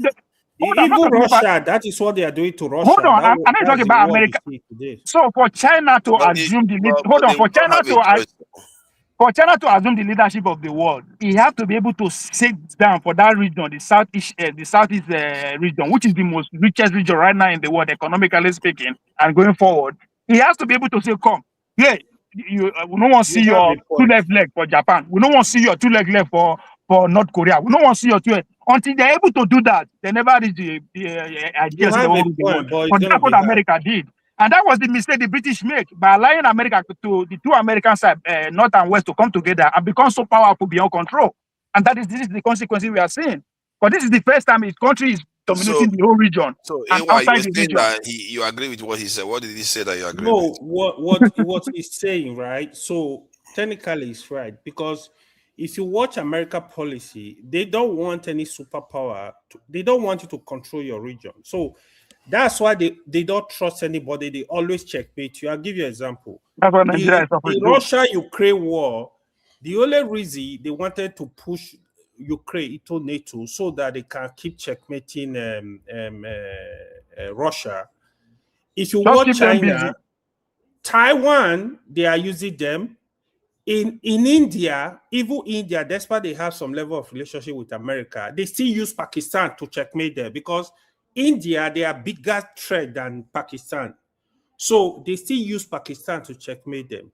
So in North Korea, they use South Korea to checkmate you. So they always have a way of working out this island. The stage where American planners there now the stage of forming anti-regional hegemony coalition for Southeast. The Indians, the Japanese, the Australia, right? They are coming together, not necessarily because of America, but because of their own interests. Because if China eventually become regional power, waiting Mexico, Venezuela, Cuba, they suffer now. So they go suffer for the hand of Chinese. The same thing, if we become regional power, all those sponsor countries, they go suffer for our hand, right? So they are forming coalition based on their own interests too. They want to defend, they want to make sure that China no blown out of that region, not take control of that region. And America can get that interest. America can get that interest. Let me say this. Let me say this. Let me say this for further. You will learn something from this. So if you look at China, they have their, every country have their own policy. China policy is not to expand across their borders. No, but they will go after their brothers next year. If China really want to go outside their borders, they can't do it. America will do nothing. For example, no lie. Let me finish it. Let me just listen to me first. If China insists they want to go outside their border, they can work with any country and offer them more than what America are offering them. Offer them security too. If America hold on, AY. Forget America first. Them get their own interest for their neighbor not to be bigger than them. Not their own personal interest. Forget even that before America comes. Of course. So the question is, if China wants anything, we'll go for that. No, in the international, anything where if you can take it, go for it. They can't, but it's the policies, to be honest. You have to look at their policies too. Go ahead. Make I tell you about the policy now. For the very first time, they don't pass policy to go after their citizens outside their soil. Legally speaking, means if you are a Chinese man, right? You in Nigeria, you are talking ill of their China relationship with Taiwan. They will come after you. It has never happened before. Now, their first time to draw that law with that. So the next thing means they go come fire you. So what that means to the American who they view from afar, they are making a move to unite with their brother, and they will do it. They will do it now because they know America cannot. Not say America no fit do anything, but they are engaged. America no will go all out. This is their own. This is just me seeing the calculation from there. But right now, that is the next move, anti-coalition. So people like Japan, South Korea, this other country where actually doing well. Nothing you won't offer them. I don't think. Let me say them agree. Make China power over them. What you won't give India? Okay, hold on for a second. Now. I don't think China. We think we know China, but I think China is following a strategy whereby, of the least, it's almost like they are using the art of war. They want to defeat you without fighting you. I feel like when China will look at Taiwan and say, you know what, I'm not going to invade it. I'm just going to get bigger and stronger and stronger and stronger till even the people within the country will start subscribing to my influence. They will not have a choice because America will But what if your growth is being strived? They strive your growth because that is what is happening. They are containing your growth. What will you do? How long can you expect them people continue you? You go explain. You have to make. You can't continue to be on the defensive West side. cannot contain China now. It's only with negotiation they can have. They're not going to be able to contain China. What do you think is happening in Iran? What do you think is happening in Iran? No, that is it. Iran? See, if you think that thing is containing China, do you know Chinese right now they are building how many nuclear power plants? These guys are building nuclear power plants if it's nothing, not to mention coal and all the rest. See, they are building at such a large scale. I don't think America has. I know by 2030 they will have over 1,000 nuclear. China is building to be able to defend their sovereignty when they need to. What they have already can defend their sovereignty. What are you talking about? That's China what I'm have saying. over Hold on now. Now the same thing with the talk when they need to, right? Mm-hmm. That is it. That is their dream for now. Their long-term dream, which is taking over the world. My brother, you never reached that dream yet. No, they don't care. See, China is very content with where they are, and they know the longer they are doing. But guess what? You know, guess what? Let me finish what I'm saying. You know what we're talking about, the economic system that the Chinese are operating right now? It makes them even more resilient than the West. The West is going to experience big problems when AI start taking a lot of jobs, and then the oligarchs become even more and more powerful. The West is going to have to decide how do they contain these oligarchs so that the wealth can still get to the people. But in the case of China, because they are half communist, social, this in communists already, it's easier for them to transition. Father, the Chinese, as you know them very well, they have not forgotten their past. Right? Now, because they were self-contained in the past, now everything make them no expand. And if British people they come buy something, they say, no, we don't even need your money. We need your pay us, we don't need your goods. They are self-contained. They will not do that again. So that's why they will keep building their military might. In case they need to defend themselves, because they will need to. Once you sit down for one place, they group yourself, somebody will come and look for your trouble. But I think the way Chinese is doing it is that they are doing it in a different way. They want to they will keep building their military. They're not going to take it for granted. They're going to be building to the point whereby you'll be looking at them and like, these guys could eat me alive, but let me just leave them be. Because even the world, you can't just sit down and stay and say you could just enjoy yourself. Somebody will come and look for your trouble. Mm-hmm. so it's the world where we did. They will agree to make peace for the next 100 years. See, right? Hold on. Have you seen that huge guy? Have you seen that huge guy on the street that is about 7 feet tall? And then nobody wants to trouble him because he's so big that if you fear that even if he's a gentle giant, but you will not want to trouble him because just in case he decides to lash out. That is how the Chinese behave. They manage to dominate the world without firing a shot. Do you know how you have to do that? What it takes to do that? But what we see now, where each of them will achieve their goal, where the America can fit contain the other, they go series. But that's where now there we did now. It's just that we with a rush. The war will go round. It never go round. It go in the next 5 years. It will just increase. It will go round. Let me ask you something. How come? You see, sometimes when we discuss geopolitics, what is going on in the world. Even when you see country like Pakistan, country like Turkey, country like Iran, from what you are seeing, they know what is going on. Their leaders participate. If you watch Pakistan, they deal with China, they deal with America. They kind of like balance their interests. How come in Africa countries, there is no country that really understand, no leadership that understand where the world is going, what is going on? No, that we don't care. Hold on, not that we don't understand. We cannot fight back. We don't have the economy to fight back. We have to prepare. We can be preparing small. That's why I use Nigeria as an example that time. I use nationalists and globalists. Globalists now extraction, then Tinubu, they extract. When we get nationalists, we go say na lie, we go die. This is our lie. We go anybody they can't do business, we go do in our own time. So across Africa, nobody did that have that mind. But I remember somebody answered this question. One of the guests. When you look at the presidential candidate, let's say in 2023, now the Peter Obi, Tinubu, Okonkwo, Atiku, all of them are globalists. They don't even have that they fear.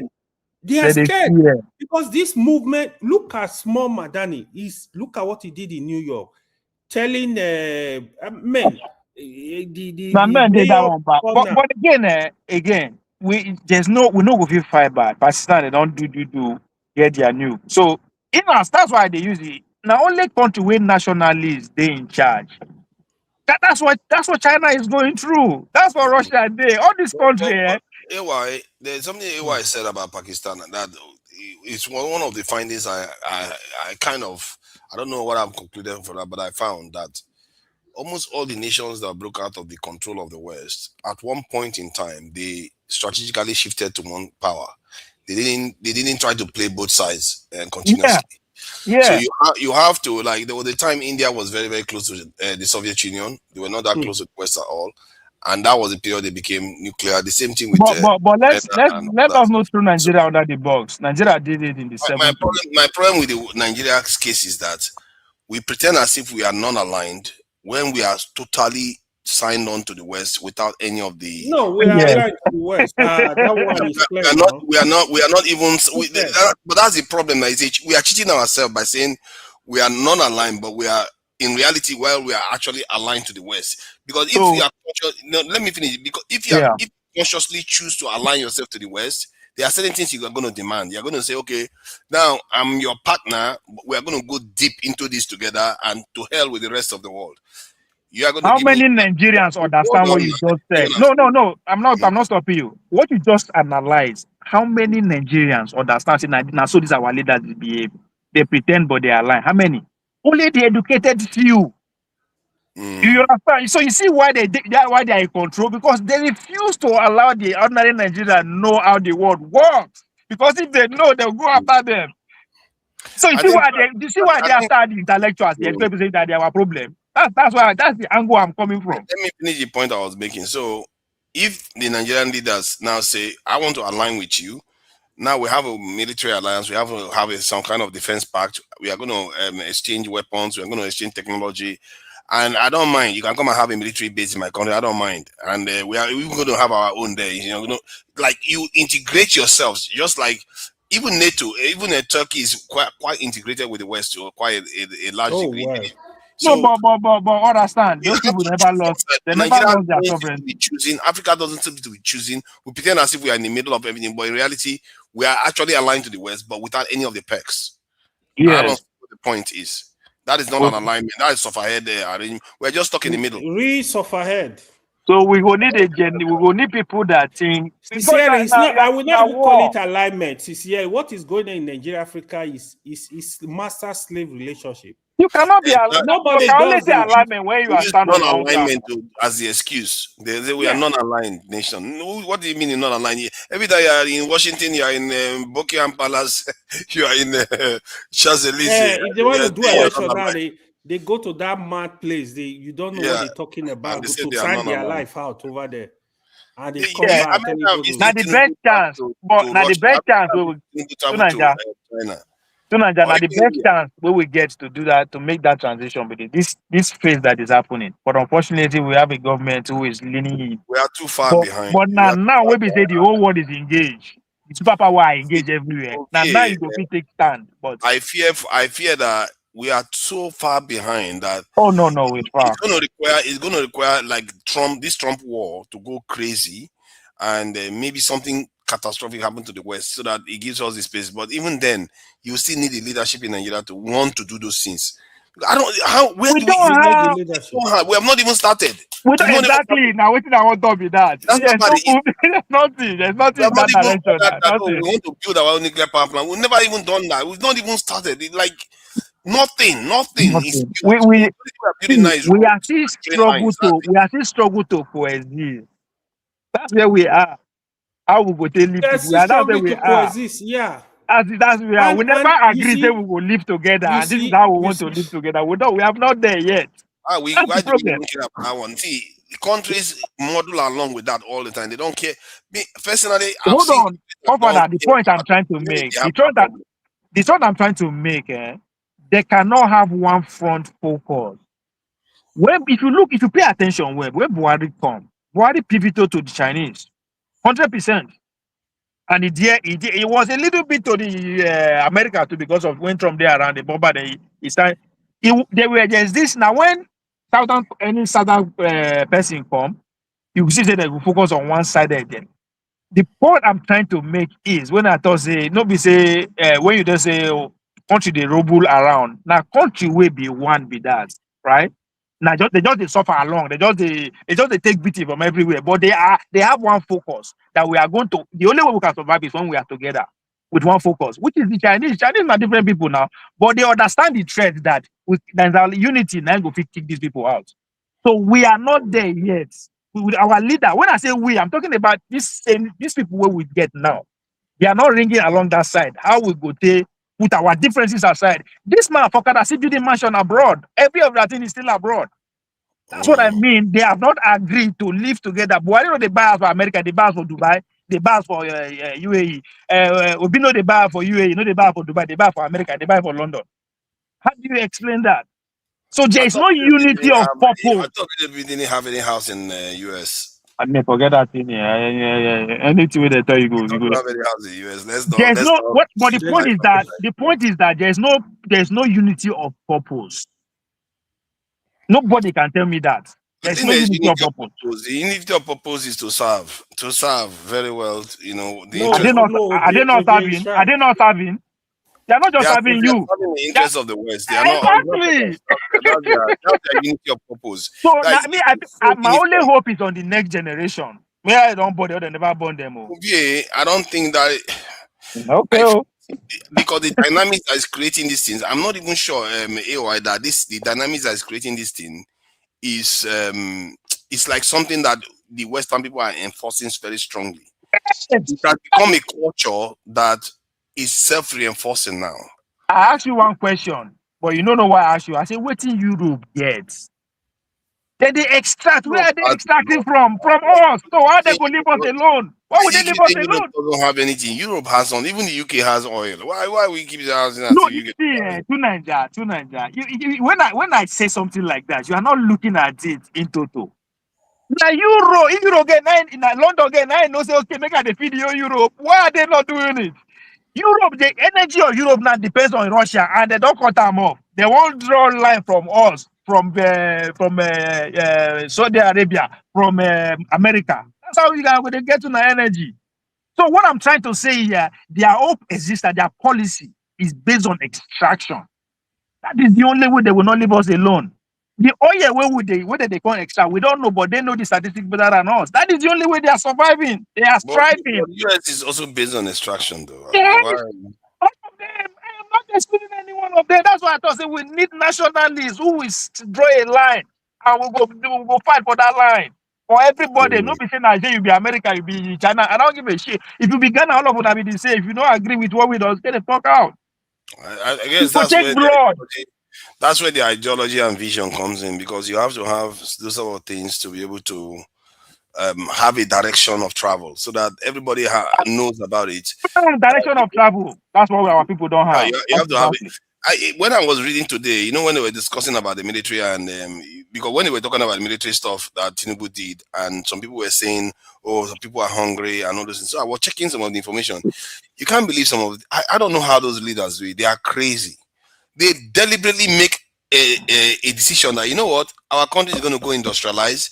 You, the farmers, you have to go and start building machines. And because of that, because the farmers are not in the farm, there will be food shortage. But they still didn't stop. These were crazy. They still didn't stop. They still carried on building machines even when they are starving.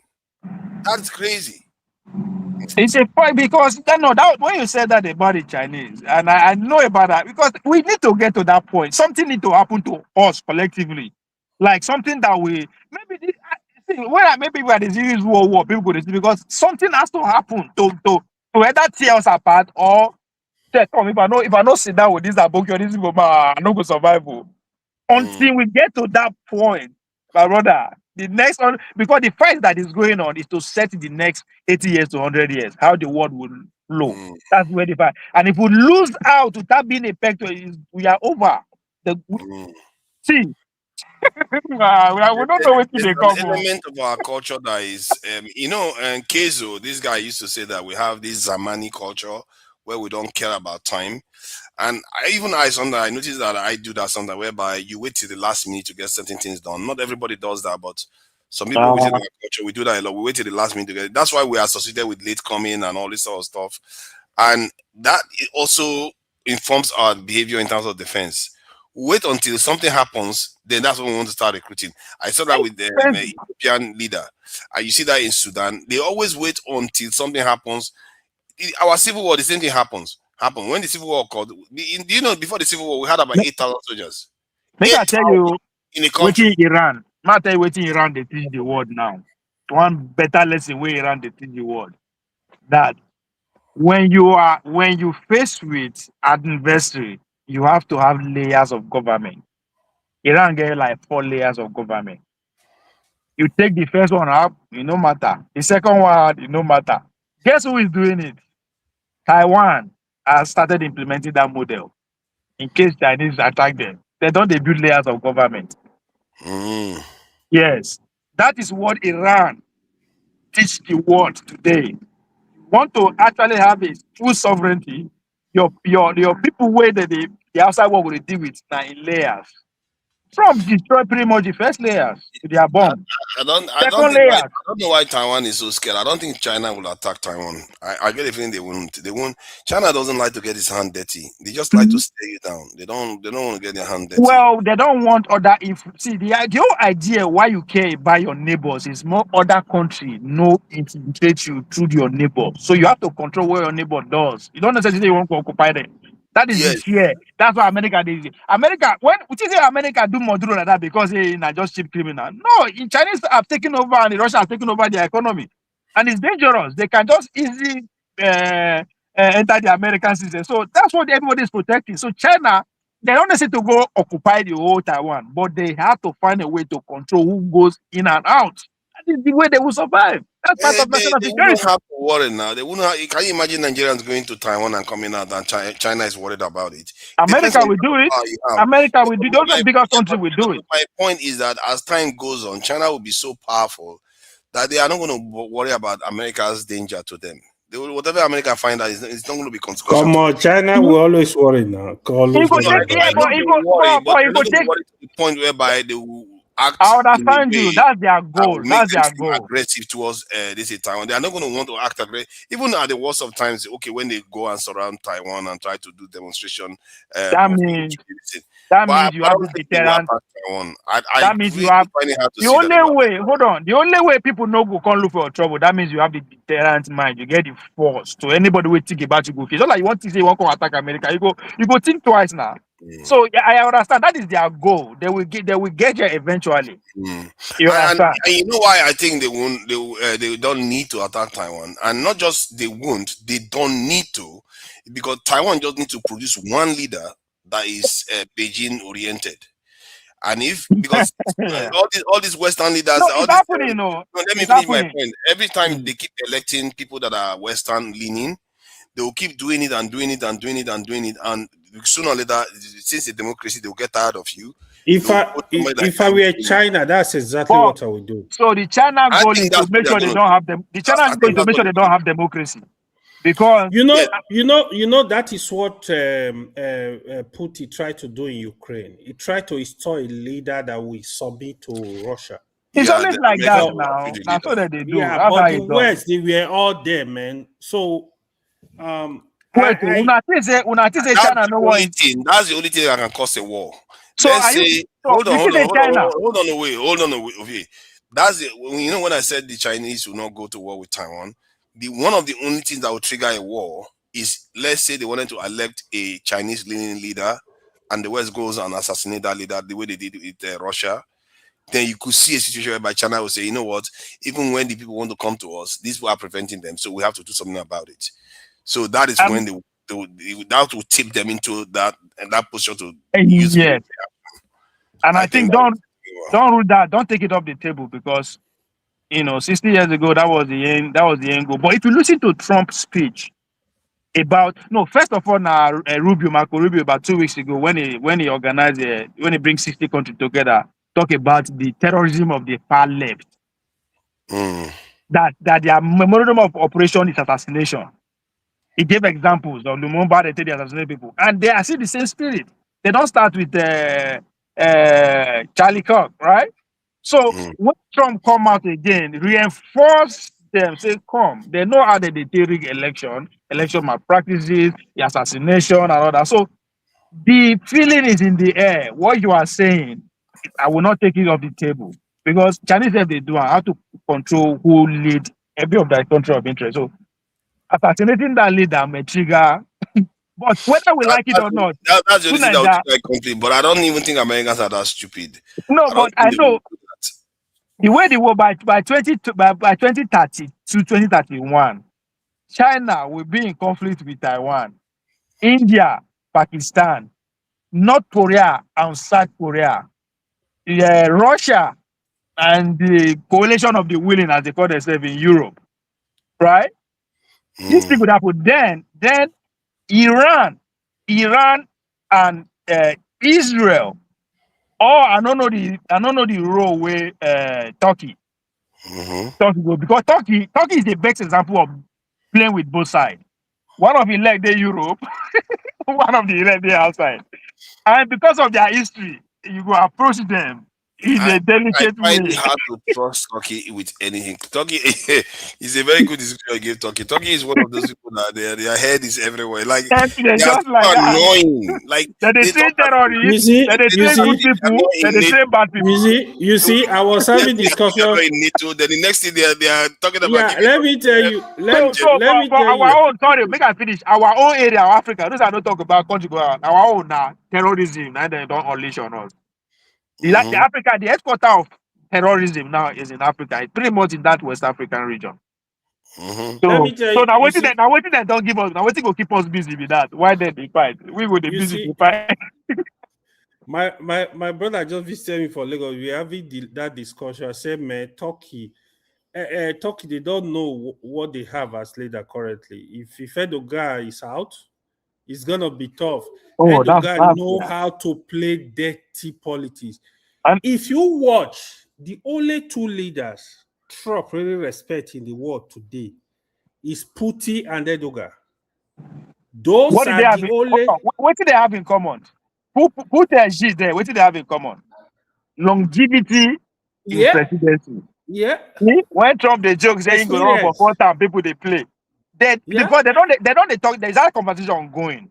The more you hold, because the war, the way with the war they go, all this turn by turn president, no go work. Now China model go work. China and Putin model. When you stay in power, you stay there for a long time to stabilize the national unity, whatever, before something will happen. Because that's one thing about that Erdogan. You know, when I realized how dirty Erdogan is, he played dirty like Trump first tenure, right? Do you know that Trump moved out American troops around Kurdistan, these Kurdish people in Turkey? Kazakhstan. Turkey invaded that whole area within 2 weeks. It cleared the whole area up. This was a real-planned war. Not only that, you see, Erdogan have a way during this journalist Khashoggi.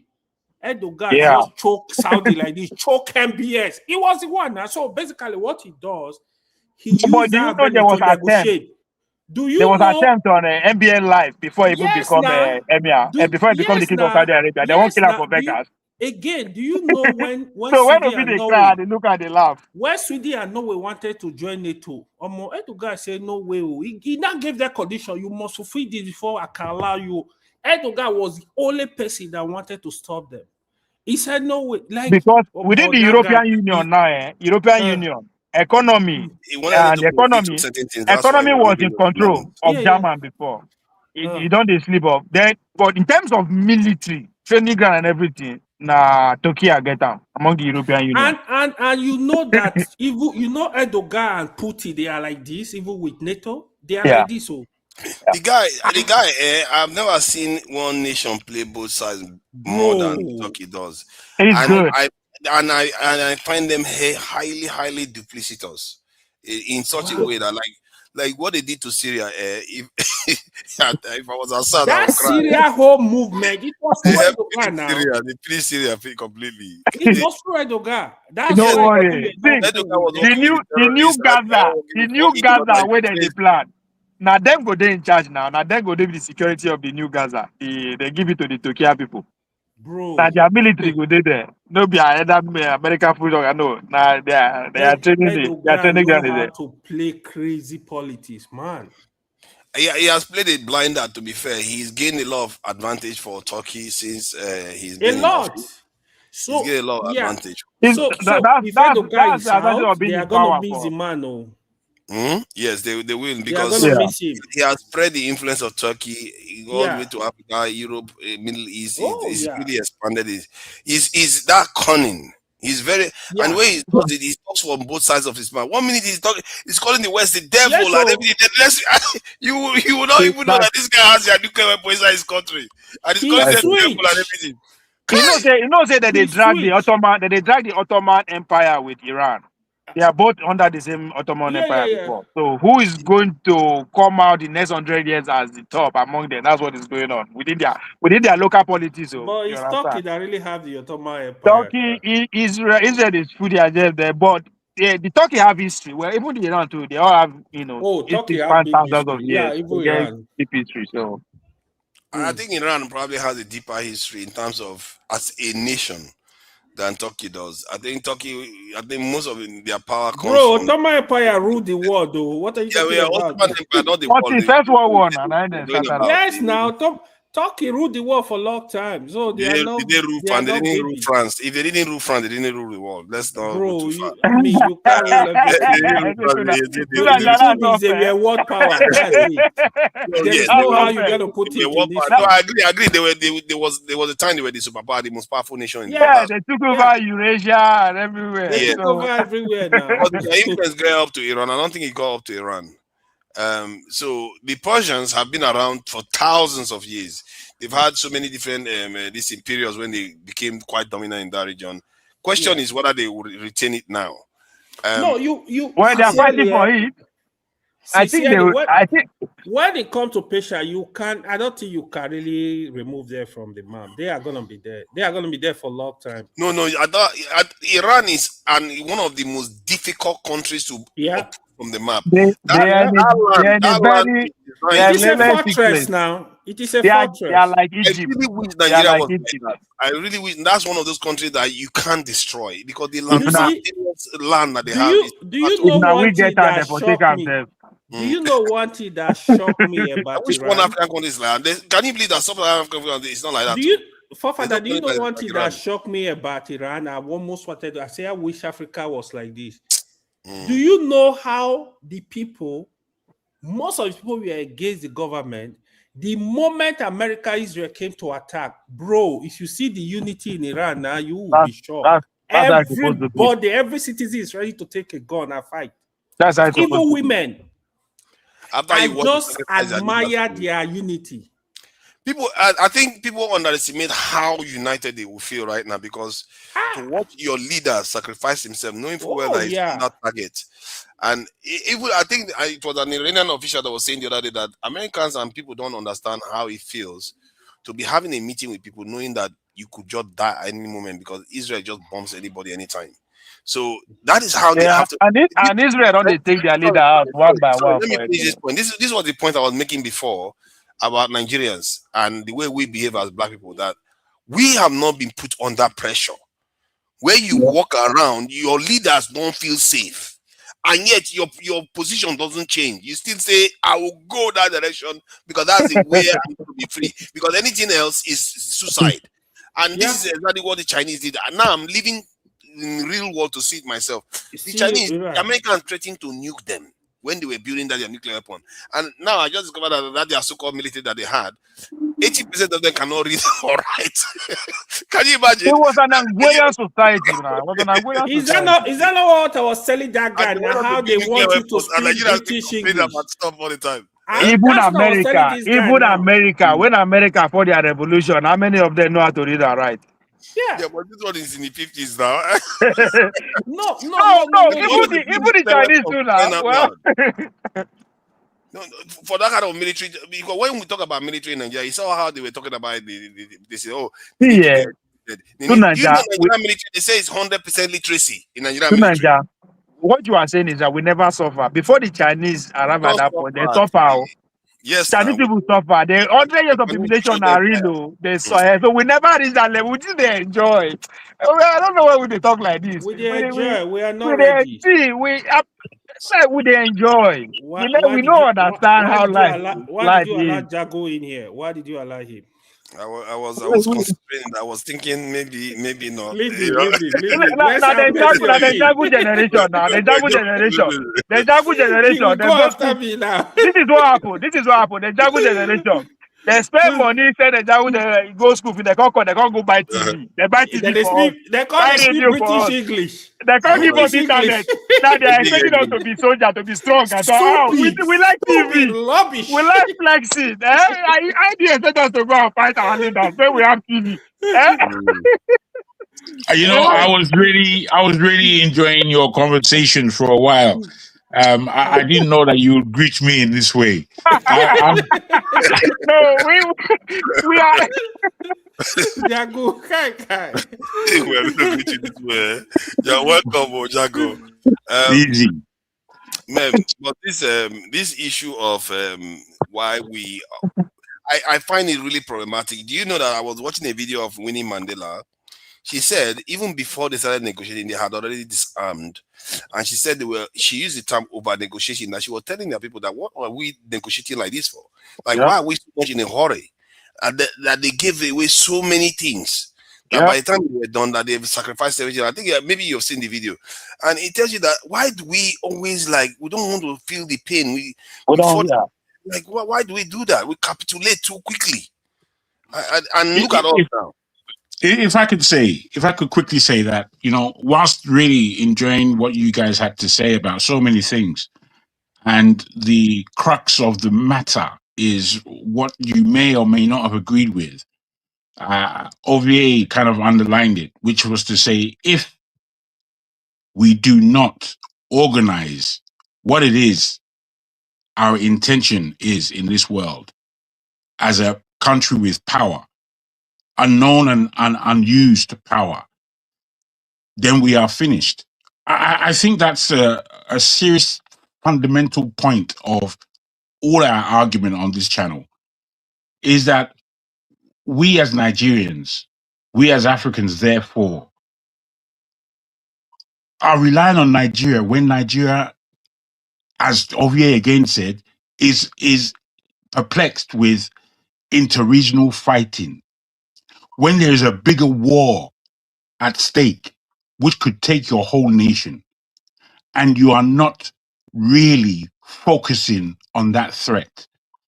And this is a great shame, because I think all of us here would have our own individual ideas as to how a country like Nigeria should move in order for West Africa to move, and therefore a power region with an economy and a politics that makes clear sense for the people of that region, most importantly.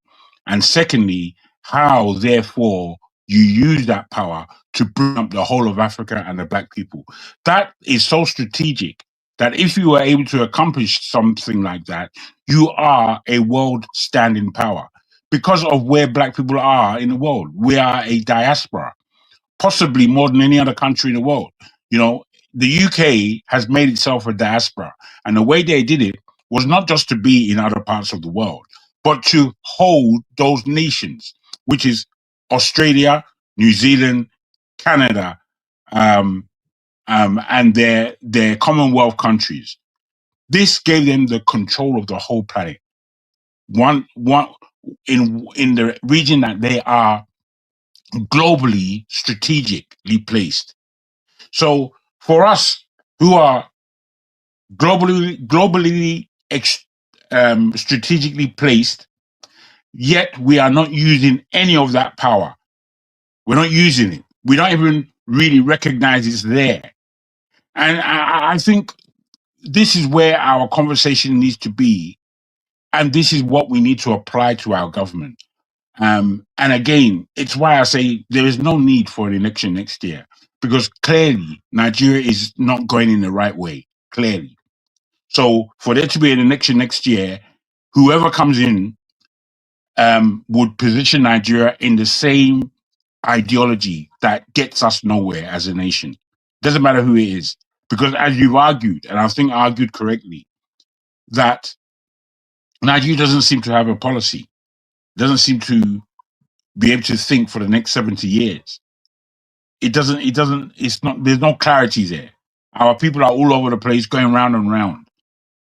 It's an issue. And I like where you landed on that point, just to say. That is so apt, to be honest. It's a big disappointment, you know, when you discuss it. I think Nigerian, we need to wake up. Muted. I'm actually muted. Sorry. Yeah. Regarding the conversation we were having earlier on about the direction we need to go, I think sometimes we forget that we are grown men that can actually try to make as much change, especially when we feel so strongly about what is going on in the country. Yeah. But from being in Nigeria, what I've observed is that the Igbo man barely needs to do that much to get what he wants. And because our people have, whatever they've done has created such a culture now whereby it's only the tippy top they need to influence before everything will just cascade down and the same system is going to remain in place. And the only way to uproot something like that, you have to have a system of belief, a system of direction of what the country needs to go, that the country has to sign up to, that the people themselves have to sign up to. So in other words, you have to indoctrinate the people to a totally different way of looking at society, and by also giving them incentive, you have to tell them this is what you're going to get, this is what you're going to get, this is how it's going to look. By doing that, and you are able to get it all through the country, which is, it sounds like a very difficult thing to do. It just takes will and someone that is dedicated to do it. If you start doing that, before you know it, the people themselves will start waking up, and you never know, the leaders themselves will sleep, and boom, they become the right kind of people who get into office, and you start seeing things change. This thing actually. So the people that pass, they are not pocket-headed, just human beings like us. I agree with you very, very intently. And again, I have to reiterate, because it seems like whilst we may understand the greater solution, how to get there is where the issue is. And that's why I'm saying we as people need to begin by boycotting any election, by bringing to the table another device, by promising ourselves that we will take 3 to 4 years to complete this because we don't want to be government, but we do want Nigeria as a people to understand that there are choices in leadership and choices in what structure of leadership we position ourselves in. It's been said on the channel a few times that China, the model that China brings to the table as per leadership, is how to go. And I don't have too much of an argument to that. It may be what we need more than what we even want. However, the whole establishment of this so-called democracy that hasn't been working for us, and it's hardly working in the West at this time, to be honest, is that we have to be able to consciously choose between the models that are available to us and what pertains to African growth. And I don't think we quite know the spell of, because what you said, Forefather, is absolutely correct. Nigeria is a piece of cake for the West to have their manipulative hands on, and for anybody else. So, you know, the autonomy that we need needs to come from us, and it's not going to come from our leaders. It's not going to happen. Yeah, because if they don't have it, I think Prince Daddy, I can see you at the backstage. You need your camera on, because that's the rule with Dr. Damages. You know now, you know the rules for Dr. Damages. I'm not the one that. Where's Ovie gone? Where is he gone? Ovie has disappeared. I don't know. I think with his battery. His battery is down. His battery is gone. Don't worry, his battery is going to come back, and his voice is overcharged anyway. So his voice is overcharged. So there was I think what was the issue? There was another topic I wanted to touch on regarding the way I think I don't want to talk about all this, the policeman that was talking about Igbo people and all that stuff. I don't want to go into all those ones today because we've delved with We tribal stuff. discussed that this morning. The one I wanted to add was Burkina Faso. I know AY now. AY is beginning to think, oh God, about that. Right? AY is going to think, oh no. Go ahead. Let's discuss it.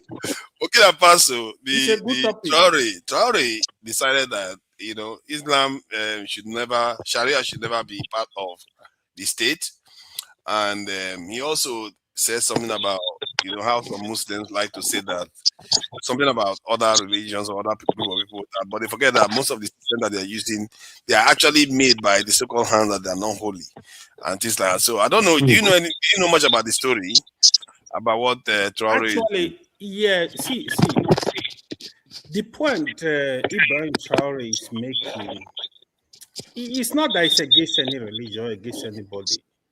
So he's basically canvassing for, okay, he's not telling anybody not to be Muslim or Christian or whatever. What he is saying is, instead of everybody going the line of Islamic studies, they should train people, go to places where you have knowledge of technology, how to build a high-rise building, skills basically.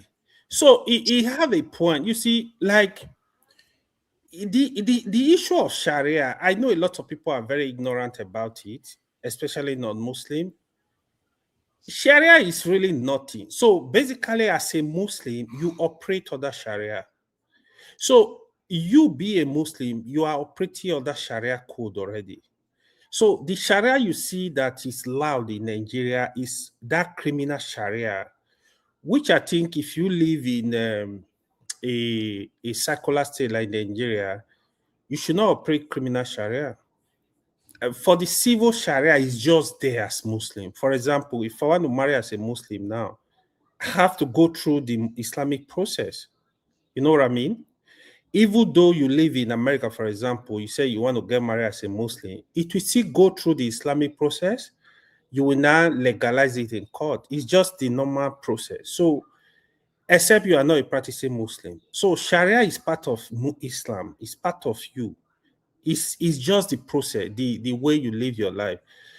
But why is it that because when it starts coming to the state, that's the difference now, isn't it? What I think, if I may, is that please, if I may, you see, what is going on in Burkina Faso at the moment is again another globally strategic policy point that Ibrahim Traore is standing on. And this tells you of the kind of person he is and the level of intelligence that he has and the honesty that he brings to the table as a leader. You see, you just said,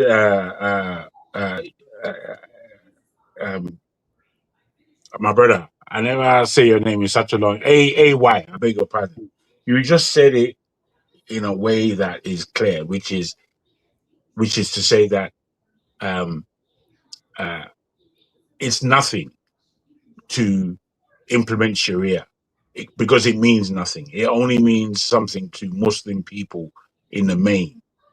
And I think that is a point because in Africa, the whole Islamic agenda is quite manipulative. It's been the downfall of Nigeria because where we will go forward, the Islamic perspective, if I could say, in a wide way, not pointing, but in a wide way, seems to operate a kind of full stop in proceedings. It seems to operate an objection, I beg your pardon, to a way of moving forward. The whole positioning of Nigeria with Ruga, with the taxation laws, with so many other policies that have been brought to the table in Nigeria over the past 10 years, let's say.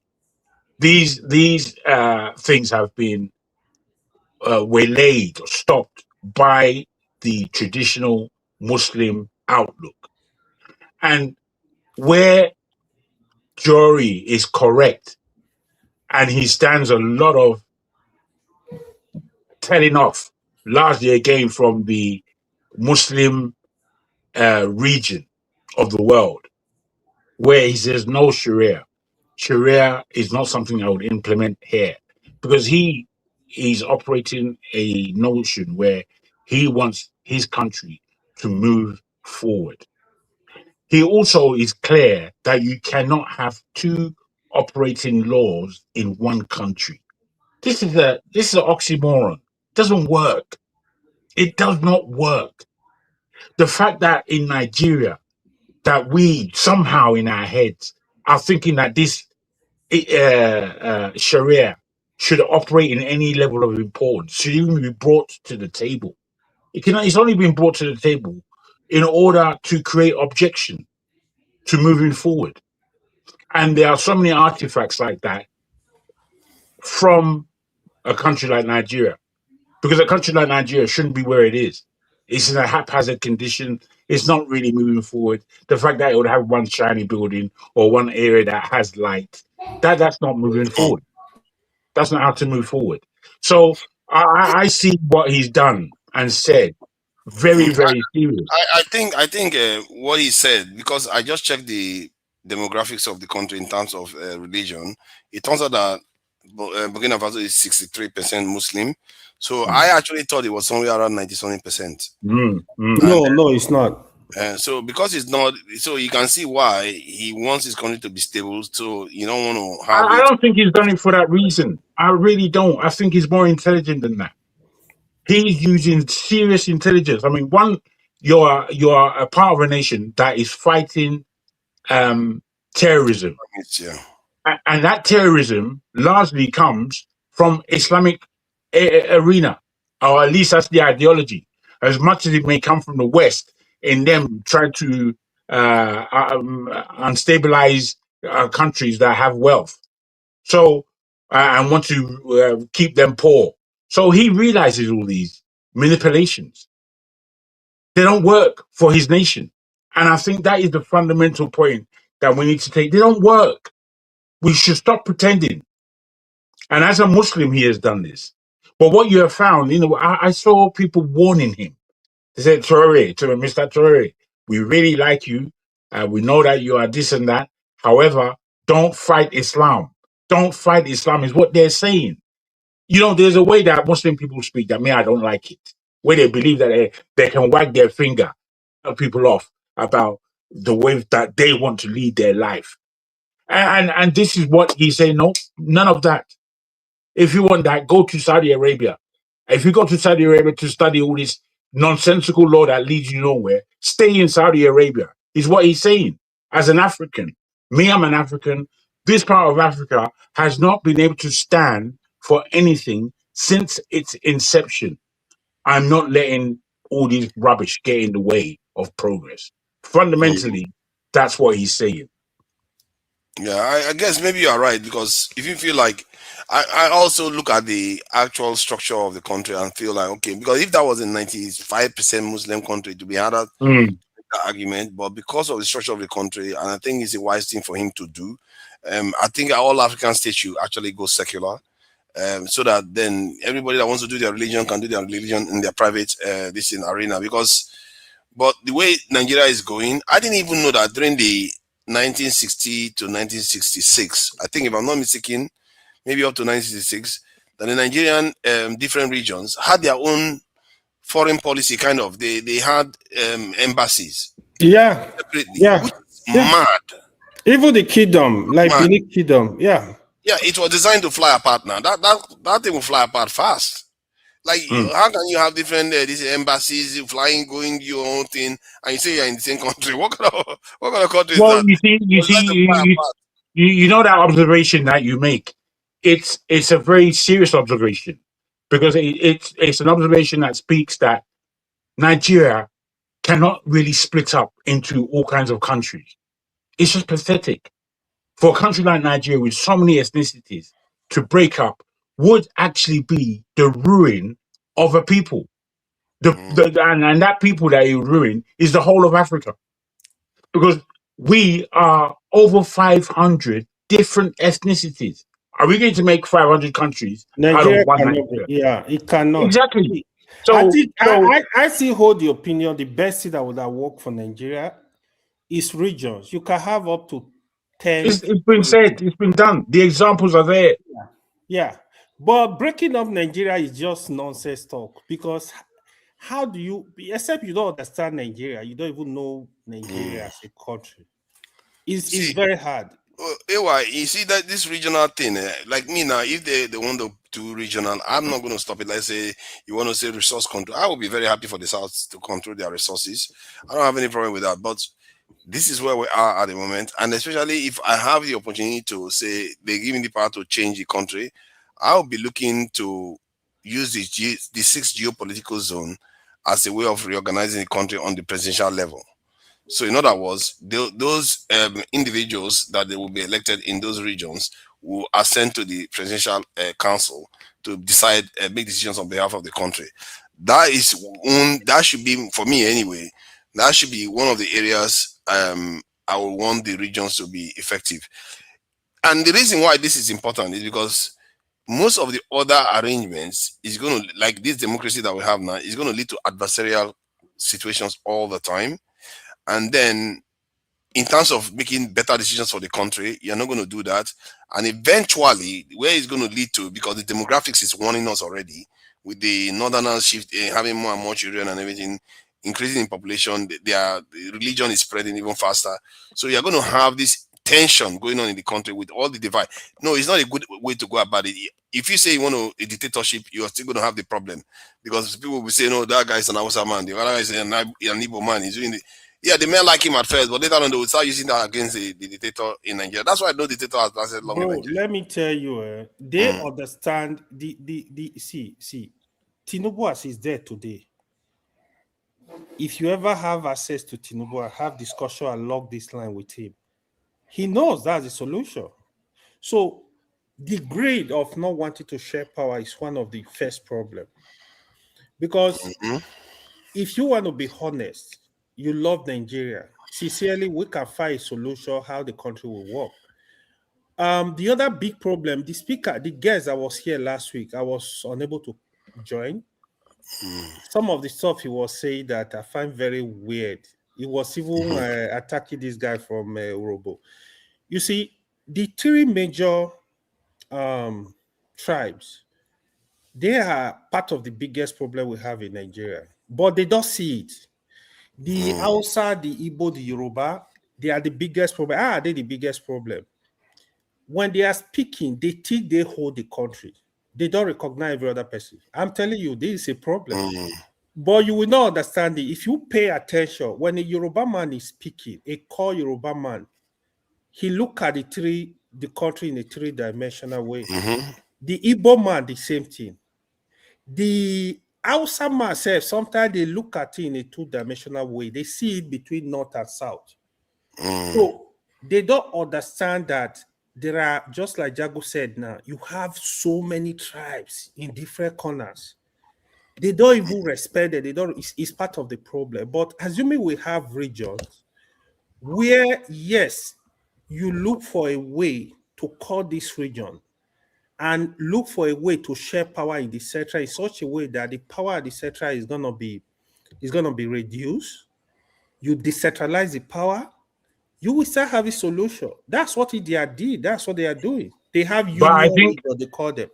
Whilst I agree, whilst I agree with what you're saying, the big three ethnicities in a country are problematic. That whole problematic, if we understand what Nigeria struggle between them. Yeah, okay. If we understand what Nigeria is, the whole idea of regionalism in the first place was to protect those minorities that we knew were very important. And in the aspect that is, Nigeria is a very difficult country to run with the centers that we have, obviously, is the Fulani entrance into the whole dynamic. it could be said that Fulanis are the problem as opposed to the big three. Because they've been able to see a way, whatever happened at the time of transition between Nigeria under colonialism and as an independent country, whatever that transition might have been, especially involving the Fulani, they have been able to see where there are gaps. They have been able to see where they can manipulate. They have been able to see where already religiously they've taken over the Hausa people. That's already done. And the Hausa people are said to be the largest majority. Fact. So then there's the north. You have the Kanuri. You have a few other ones in the middle belt that are quite large. Let's concentrate on those. Take them over. We, as a small number, would be able to prize control with a larger number. Therefore, we'll be able to manipulate the South, both the Yorubas and the Igbos, which is what they've been able to do. So what I've heard recently coming from Nigeria is a lot of talk, especially from the Hausa people themselves, that, boy, we have to separate ourselves from these Fulani. And as tough as this positioning may be, because we're talking about a minority of people that do not all behave in the same way.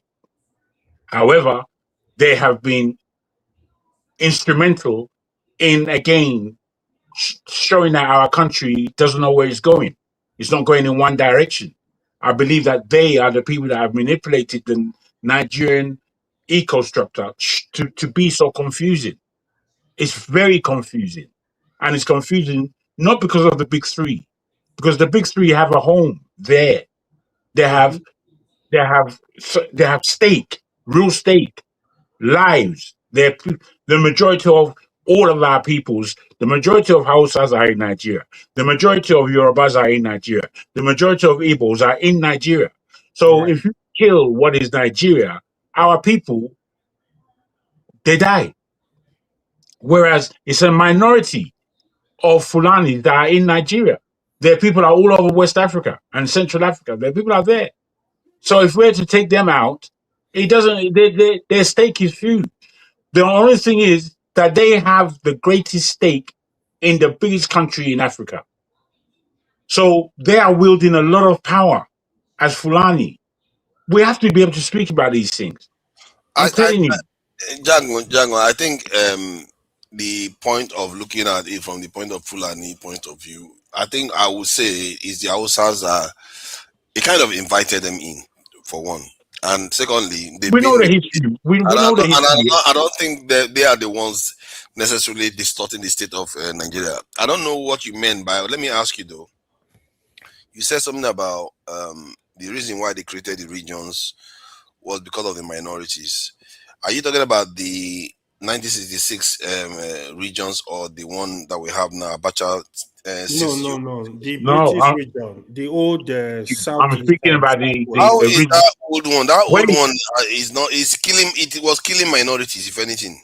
Yeah, wait, I'm not saying that. I'm not saying that again. That the actual practice that they did was beneficial to the minority. I'm saying that the intention of that whole philosophy was to protect those minorities, because Nigeria has a lot of minorities, and they sit on important ground. All stuck in all the regions. They are all stuck in the 3 regions. So what are you doing? No. Of course, they're part of it. That's part. Look, the middle belt. Wait. The middle belt and what we used to call Bendel, and what is now known as the South.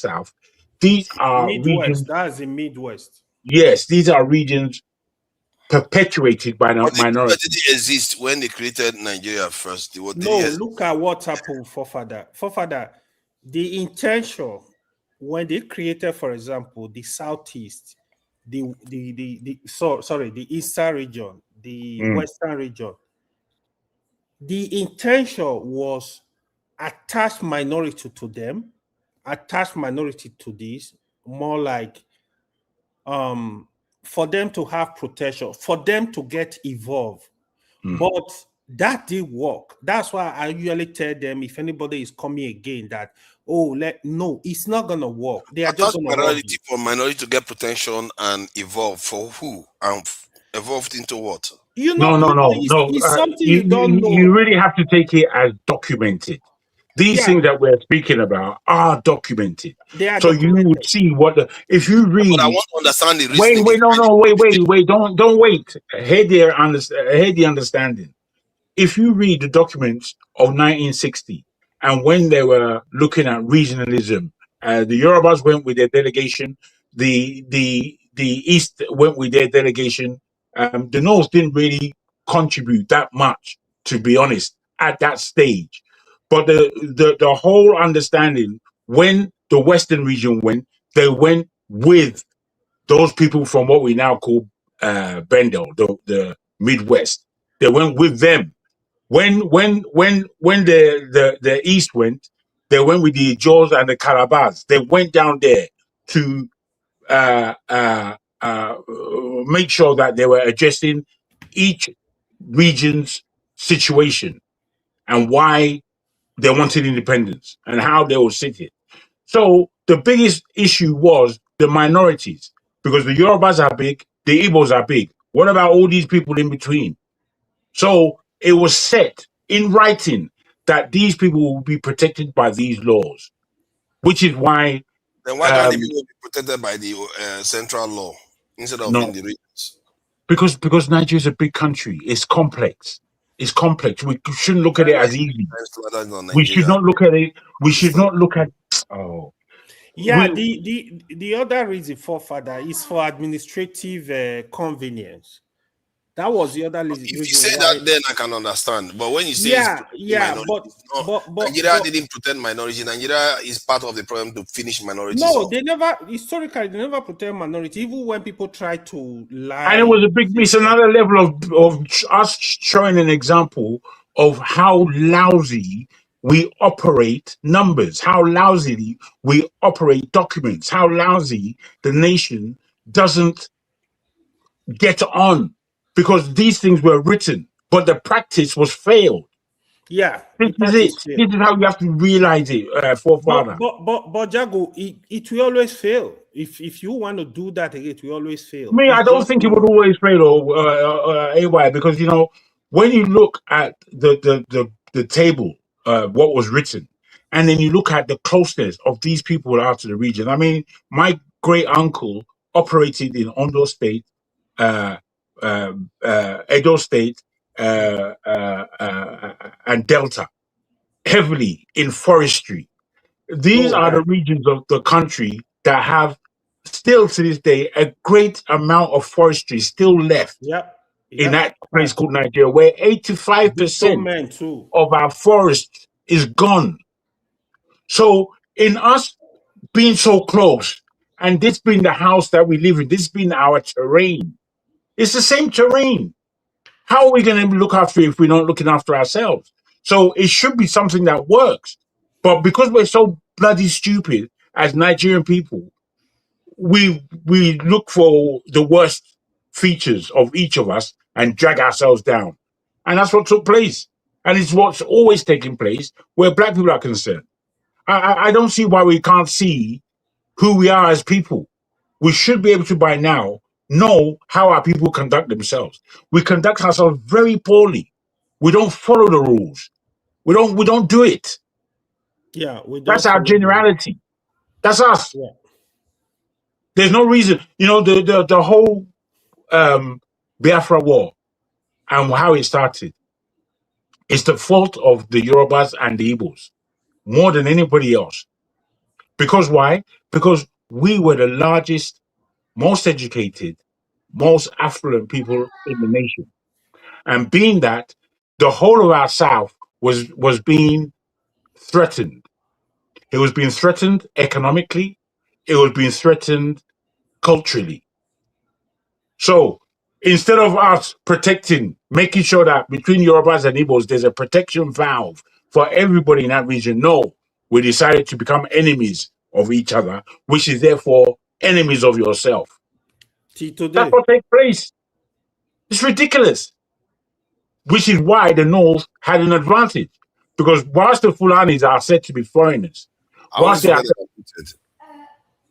they're said to be not our people, not part of Nigeria, they were the ones who made sure, one, the Hausa, which is the largest region, were under them.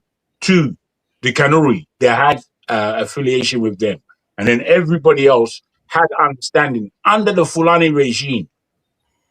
No, no. The Kanuri never submitted to the Fulani. No, not that they submitted, but they were able to act as one North. Yeah, one North. You understand me?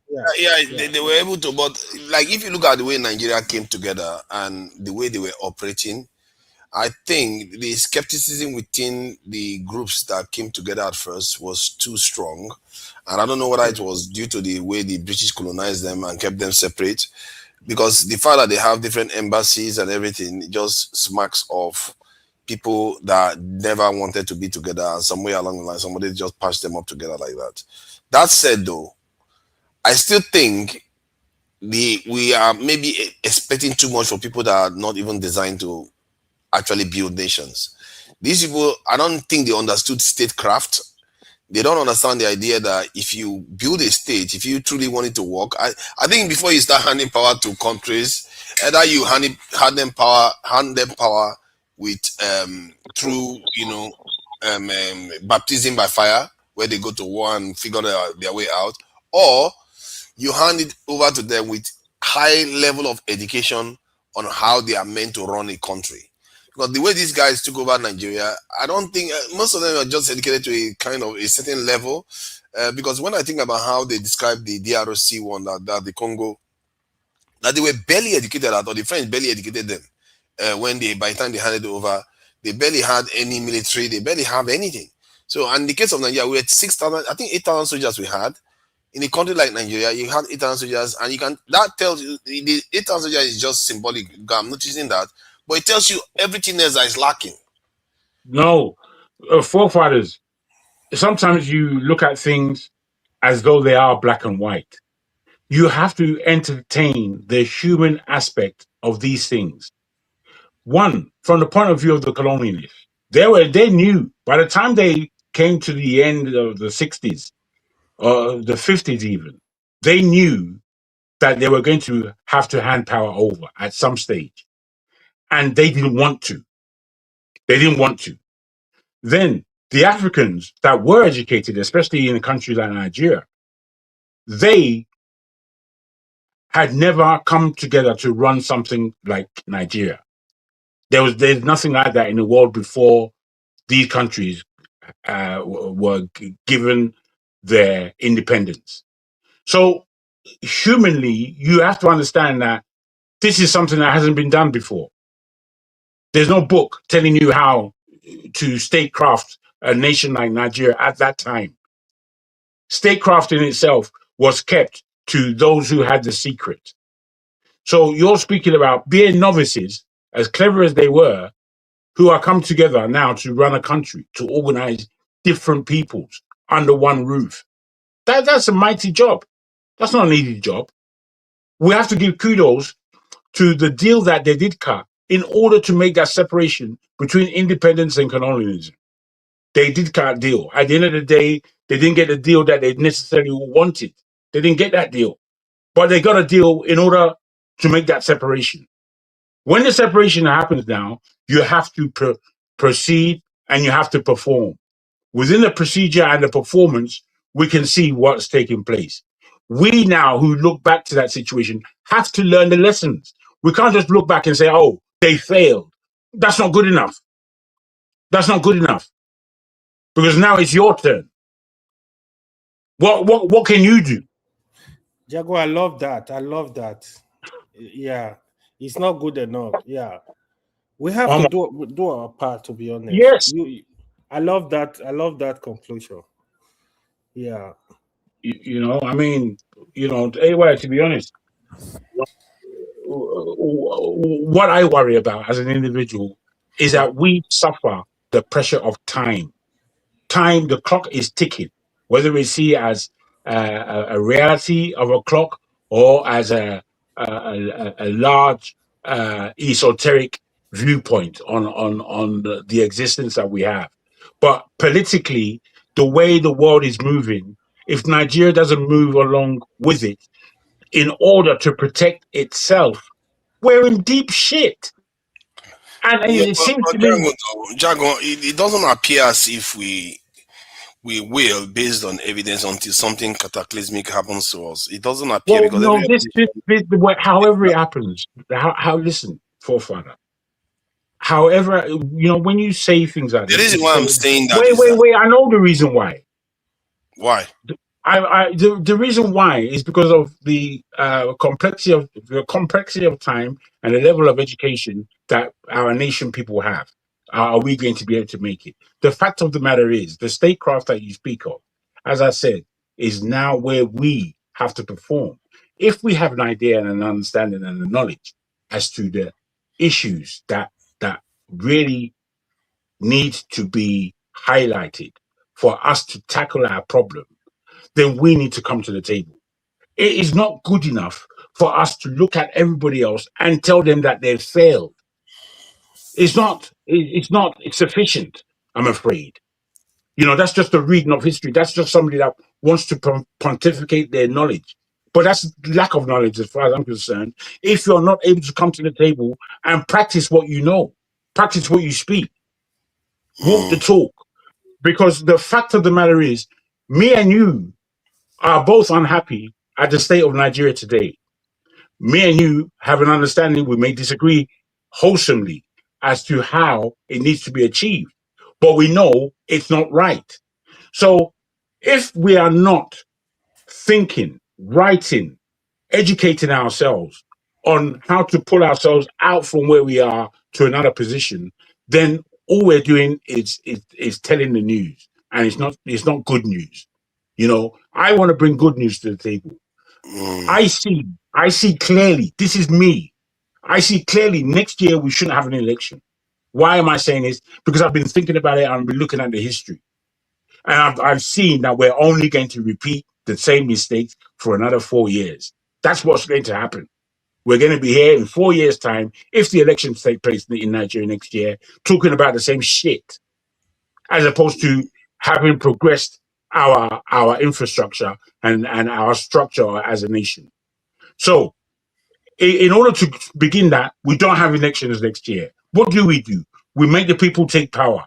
How do the people take power? By constructing a consortium that governs the country for 3 to 4 years, putting everything in place as it should be done by any politician. But they haven't done it in 50 odd years.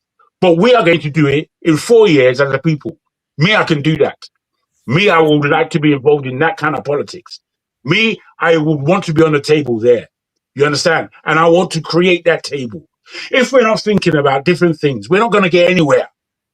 We have to think differently. We have to think differently. And we think with what's in our hand.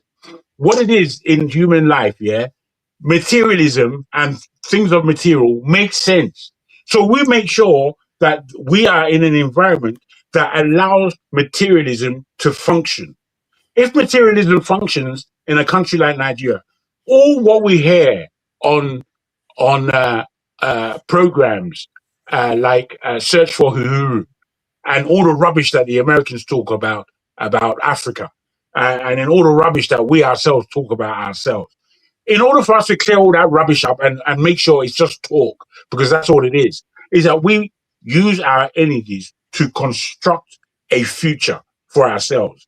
If we do that, the whole world changes their mind, because the whole world is extremely fickle. And it's only for those who still have a modicum of dignity within them that brings dignity to the people. So we don't tell them that it's dignity that we're bringing. What we bring is structure.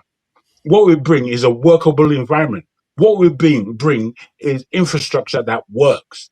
If you just bring that, system that work too, the analytics of the mind and spirit then can flow. It can flow, and the people will change. This is the structure. I see. My own take is that since we don't have the inherent nationalistic instinct, maybe we should be educating the children from a young age to start having such instinct and understanding. It's one thing to have the nationalistic instinct, it's another thing to have the statecraft, the knowledge of how states run and why they run that way, why why things happen the way it's meant. Father, that is why you need a system like Jago is talking about. If we have it, things will fall in line. Even the young ones coming up, they will have a change of mind. You see, everything will change for good. Sincerely, why would it change from good? No, sorry. What system would you have that would change? If you have a functioning system that is people-centered, where you have good electoral system, you have a judicial system that is independent, that is working, a lot of things will change. In such a way that the power is with the people. Okay, let me say this. If you see the kind of division we have in Nigeria, where this one will say, I'm from this, I'm from here, I'm from here, it's because the system is not working. If the system is working for everyone, trust me, you see all this agitation. Oh, you are not developing my area. You are not doing this for me.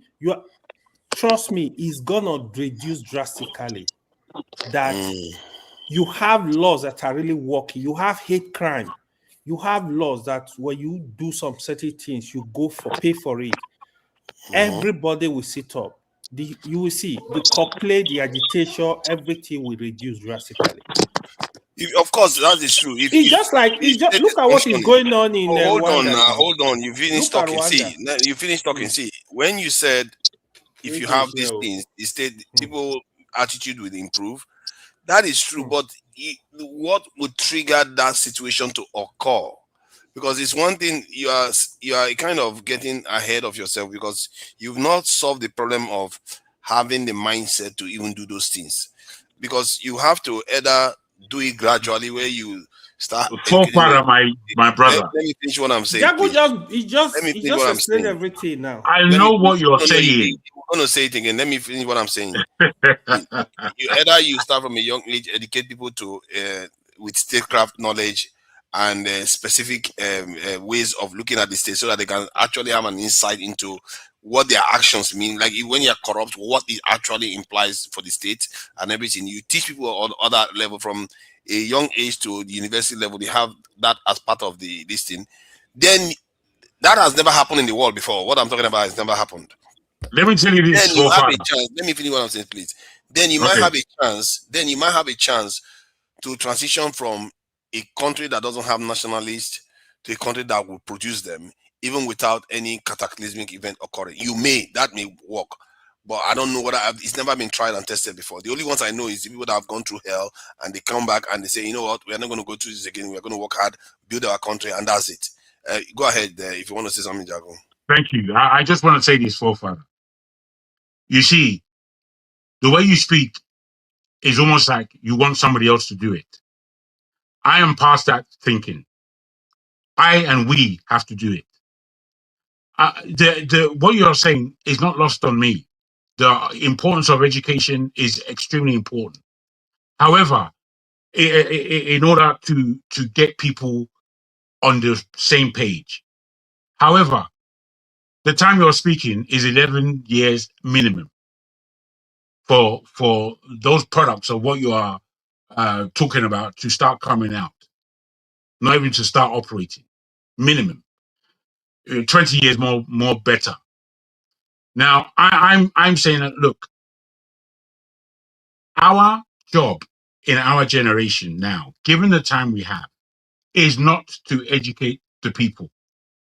No, we do that on the way. Our job is to understand and use our knowledge in perfecting the transition between now and then. That is our job. Within that time, what's important? Within that time, it's important to bring our matter to bear in knowing that there is an international enemy and there is a national enemy. And in these two things, we are going to have to deal with them head on head at the same time. That's a tough job. That job takes time. That job takes agreement. Before you reach agreement, there's going to be a lot of chat. In this educated conversation that we are having, we are going to have to position ourselves to what the most important things are to do in this job. Our job is to plug the holes that we are leaking economically, the holes that we have in security matters, the holes that we have in foresight and thinking. And we have to bring that on the table first. We can't start educating and say, you people do it. No. We are to do it. You, me, the next person. All this way of us deferring the job elsewhere, that's not going to work. That's not going to work anymore. We've had that time since the 60s. My grandfather, not even my grandfather was educated better than they are bringing out people from universities right now. My grandfather.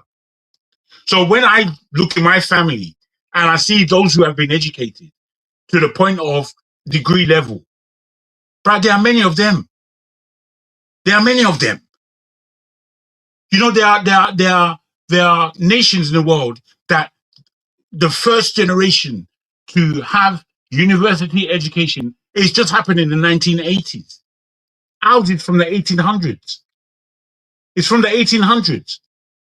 Now, we're acting like children. The way we behave is as though the pain that we suffer is greater than the people that we are. And for me, I can't accept that. What kind of thing is that? What are you accepting? That the problems that you have found in your generation are too much for you. God should take you away from the pain you are suffering. Is that what should happen? What kind of rubbish is that? Look, we don't speak as men. We have to be speaking as though we understand what it is to be a functioning human being. What makes you function? The things that make you function are material. The other things in terms that you may talk esoterically, which is very important, but that is not found in everybody's mind. And you cannot bring everybody to the same level all at once. So the fact that you have material education and you understand your environment, you have to act within it. You have to act. You have to act. You can't believe I agree with you. I agree with you when you said you have to, or let's put it this way, our generation has to act. If you want me to act, you give me the power, then I will act. But we have to elect somebody to and the person. No, because you see, Father, what educated people like us are supposed to understand is that things in the material world, they emanate from the spiritual world, the mind world, the world of understanding and imagination. That's where they emanate from. Everything that you look at came from somebody's mind. Before that, it was invisible. Before that, it wasn't there. So unless you have that kind of mind and you appreciate who you are as a human being, bruh, me, I've seen it in my own life. I've directed it. What I mean by that is I have brought companies to the earth that mushroom economy, mushroom business. People that I've never met before, I met them, I employed them. They worked for me. And the work came for me and the greater outlook on what our company's desires were, we functioned within it. And as we functioned within it, things appeared. Things that we didn't see before. Things that we didn't imagine. We met all kinds of people from our lonely position where the company began in somebody's dining table. We began the thing on our dining table. We wrote our plan. We shared our imagination. And in doing this, we created a document. That document now led us to operate in a functioning business, employing real people, having assets to that company. This is a reality. This is the power of man. This is the power of the spirit. We all have it. If you are working somewhere in somebody's organization. Do you think that this place that you're working for was there all the time? It wasn't there all the time. It was there from somebody's mind. So unless we understand that we have minds and we've got to use them, that's where we now start abrogating things away from us as being responsible to another generation. It's laziness. No, I understand where you're coming from there. That's a fair point. Let me bring in KJ. KJ, yeah. The conversation was about Yeah, if I'm to say, because we didn't exactly say there was a major topic on this, basically the conversation from what I gather is about how we can get our mindset to in a way that we can actually be able to do the right things in the country. Because when I went to the country, the way everything is right now, everybody's about money, politicians are about money, and literally their ideology, the political parties, the ideology is money. Go for where the money is. Don't care about, it's not about justice. And even when we're having a conversation about national security this evening, we kept talking about, oh, let's make sure they get paid first, let's do this one first, let's do that one first. It's like we don't, is it because we have not really suffered enough, like had shocking events occur to us as a people, and we are still alive to witness it, and we take the right action to defend ourselves or do the right things to fix the problem? This is the reason why we have not gotten there. Because I was saying that if there was a way to solve this problem gradually through education, maybe that would be the way to go, but there's no example of it, so I'm just speaking out of potential theory. But I don't know, what do you make of it? Because Nigeria right now is in the grip of a culture that cannot fix itself. That video that Dr. Damages played of the police officers, they are going to face sack now. The reason why they're going to face sack is because of that video. And when I went to Nigeria, that's exactly what I was saying when I came back. I said, the corruption is still there. The reason why the corruption appears less is because they are worried to be captured on video. And you see the one they capture now, they're going to get sacked. Tomorrow, the next person will think twice. So Nigeria might fix itself in such a way in terms of corruption, and especially that horizontal corruption. It might get fixed not because of the Nigerian government stop being corrupt, but because of social media, which is crazy. That is an astounding thing. If I saw so many things coming, I didn't see that one coming. So what do you think needs to change within the Nigerian culture for us to, without it being highly disruptive, for us to be able to actually be on the right path? Is it that let's just keep having Dangote, Boas and everything, and money starts coming in, the Naira improves gradually, Tinubu hires more security people, security improves, and is that how things are going to turn better for Nigeria, or is there another path that you would recommend? Okay, thank you, forefathers, AY and Jagun. That's a Yoruba war song for Christian. That's Jagun. I didn't know that Jagun means that warrior. much. Listen, yes, until I listened to that lady's song, quite impressive, and leads you to pray even much harder. Whether that's me, bro. When she's Jagu twice, you are called to fight in the spirit. You now know me. You now know me, sir. Yes. Okay. I wanted to start by saying good evening, panel of judges, co-debaters, distinguished guests, ladies and gentlemen. Who am I to debate with Aristotle and Socrates that are sitting right in front of me here? Because I've been listening to you guys and I'm wondering where to start. Forefather, your question is very simple. You see, we can do it even, Jagu was saying in 10 years. No, we can do it in 1 year. All we need to do is reverse to the rule of law and look for best practices. There's best practices in everything. There used to be, the agency that OBA Ezekwesili led. It has been totally wiped off and put to the back burner, because then you couldn't inflate, contract prices. It has to go through those people, and they will scrutinize everything and make sure that what comes out on the other side is a fair gain. So, you in a country where there's no law and order, how do you begin to build? You are just coming from there, so let's not look at it as exaggerating. When you are there, I'm sure you must have seen people driving against the traffic more than 10 times, and nobody can say anything. Nobody can tell them anything.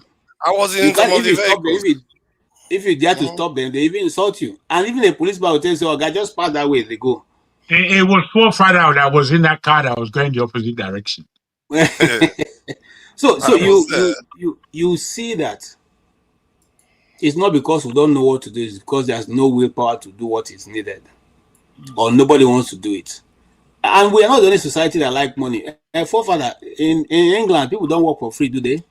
No, you work and you are paid. Yes, so everybody wants money. But everybody wants money in a legitimate way. So if we decide to do things in a legitimate way, then obviously our country will come back without even lifting a finger. If a person commits a crime, it doesn't matter whether the person is from the south, the north, the east, the west. Treat the person what the law says it should be treated. And I want to shock you, forefather, those policemen will still wear their uniform. Forget, nobody's sacking them. Unless they don't have anybody above their rank. If they have anybody above their rank who posted them to that place, I can assure you, just go and wait. What they will do is they will take them out of the eyes of the public for a while. But they still bring them back. Because if you're going to sack them, you might as well sack the whole police people in the southeast, because that's what they've been doing. The only reason this guy is on his ass because he's in a different section of the country. Okay, so but to come back to your question, forefather, every single leader in Nigeria knows what to be done. Don't we know that Akpabio didn't win election? Why is he the Senate president? Don't we know that the whole Uzodinma came forth in the election? Why is he the governor? Don't we know? You see, there are many don't we knows. Where is my friend Ajibri Mimunu, who first flagged off the first pardon in the, brought it to light? Has he ever been given any more important position again? Have the Nigerian people stood out for Jibrin? No. So the little people who struggle to say these things are not right, let's do it the right way, they are the one who the sledgehammer comes on. And they are pissed, and nobody goes to find out. By the way, why is Jibrin not talking again? How come Jibrin is no longer even talking at all? Is he still representing Kano State? Nobody knows. So if you are that a person, are you going to keep talking?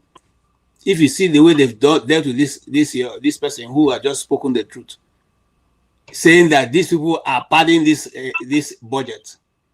After he spoke the truth, have they stopped padding budget? No. They've been padding it.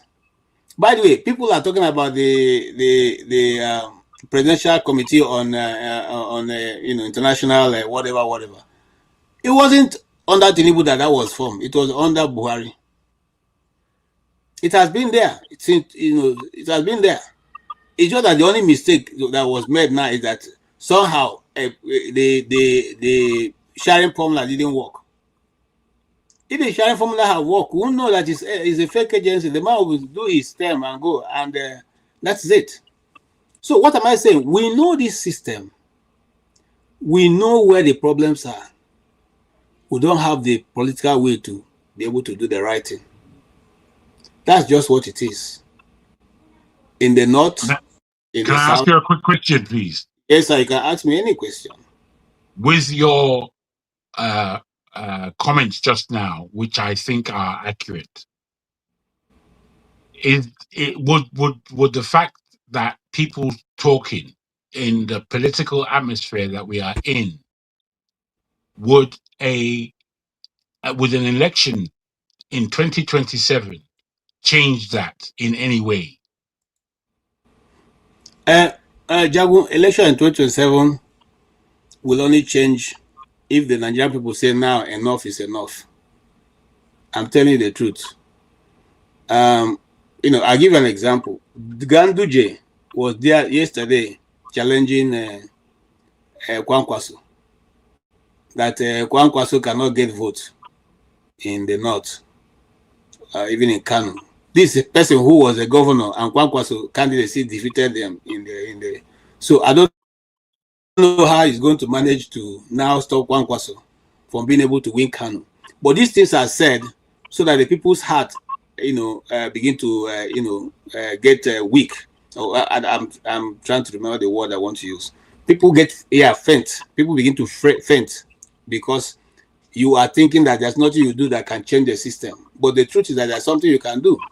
If there's nothing you can do, they will not be going out to spend their money to give to the people to come out. Well, I mean, this fundamentally what I'm asking is that going to happen? This is something we can do, is what you're saying. Okay, wait. Let me put the question to you. As you are talking, this is what they can do. This is all we can do.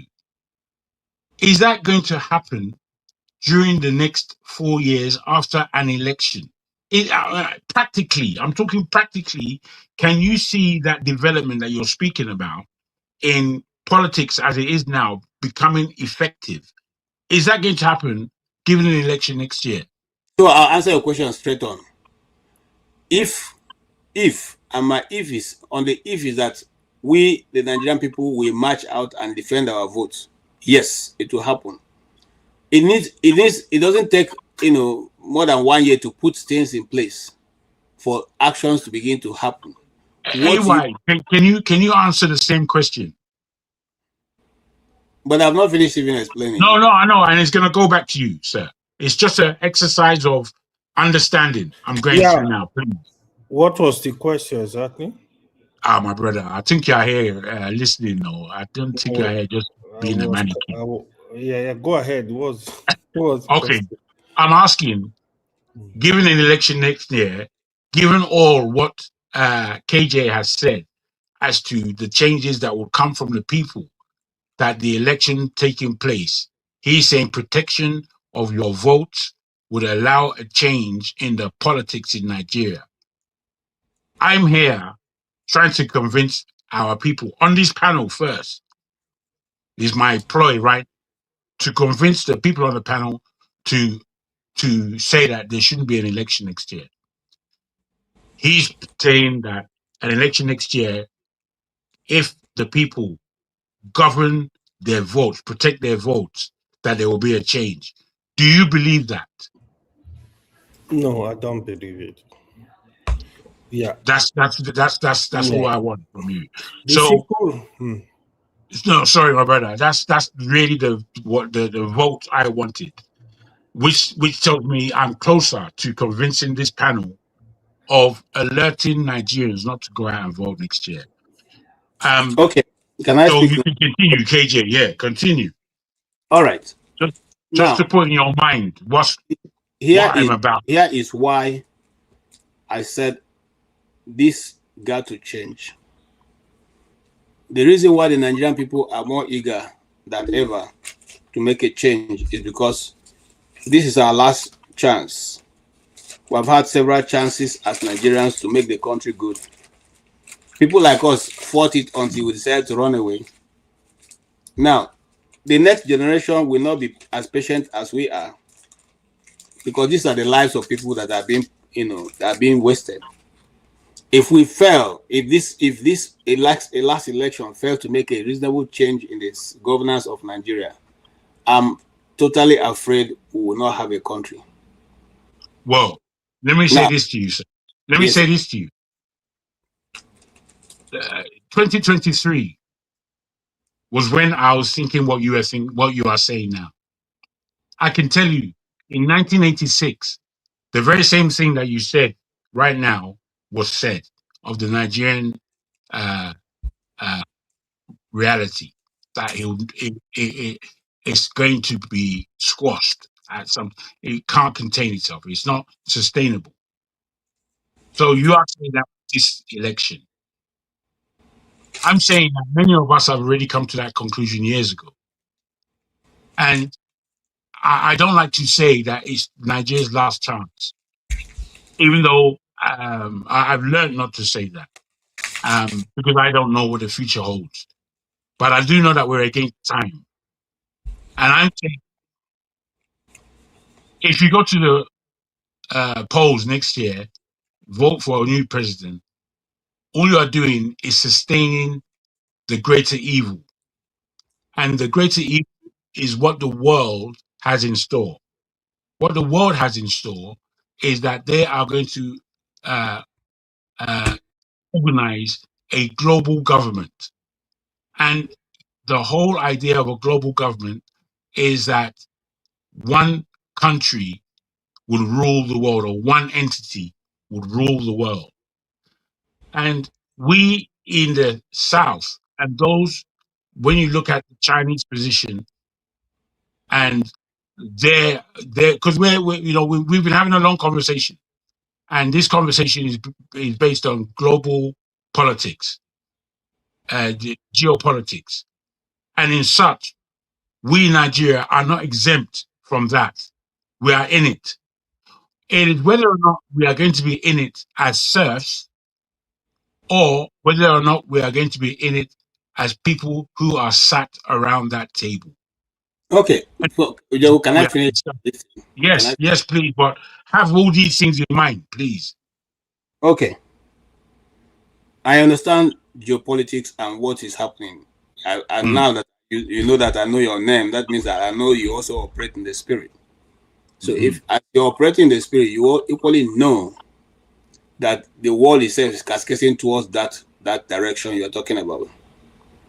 But it's going to take a bit of a while for it to reach the hinterlands of Africa. So why I say that? I'm saying that because no matter what technology they employ, at the time that this will be happening, it will still be a bit difficult to get to the rural parts of certain parts of Africa. But having said that, let me come back to what the course of the matter is. I don't think you can say that, because you're speaking as though there is some kind of protection in these areas. There is no protection. There is. In these areas. There is. No, there isn't. There is. There is.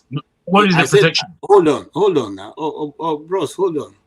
Now, if you go to rural Nigeria, I think there's not everywhere you go you get ATM, and it's not everywhere you go you get network, and not everywhere you go you get you can easily be traced from whatever angle whatever they think. So for the system to work perfectly, all those places have to be covered. And whilst we are working for those places, or they are working for those places to be covered, we can get our ass together and decide to liberate ourselves even before it gets there. You see, man proposes, but God is the one who disposes. God will either allow you to come to pass or not. And if it's not the time God has assigned for it, it will never happen, no matter how good your plans are. But that is for those who are spiritual. Let us talk about the physical. That's what we are doing now. How do we see Nigeria, and how can Nigeria get better? And will we be better off if there's no election? The answer is no.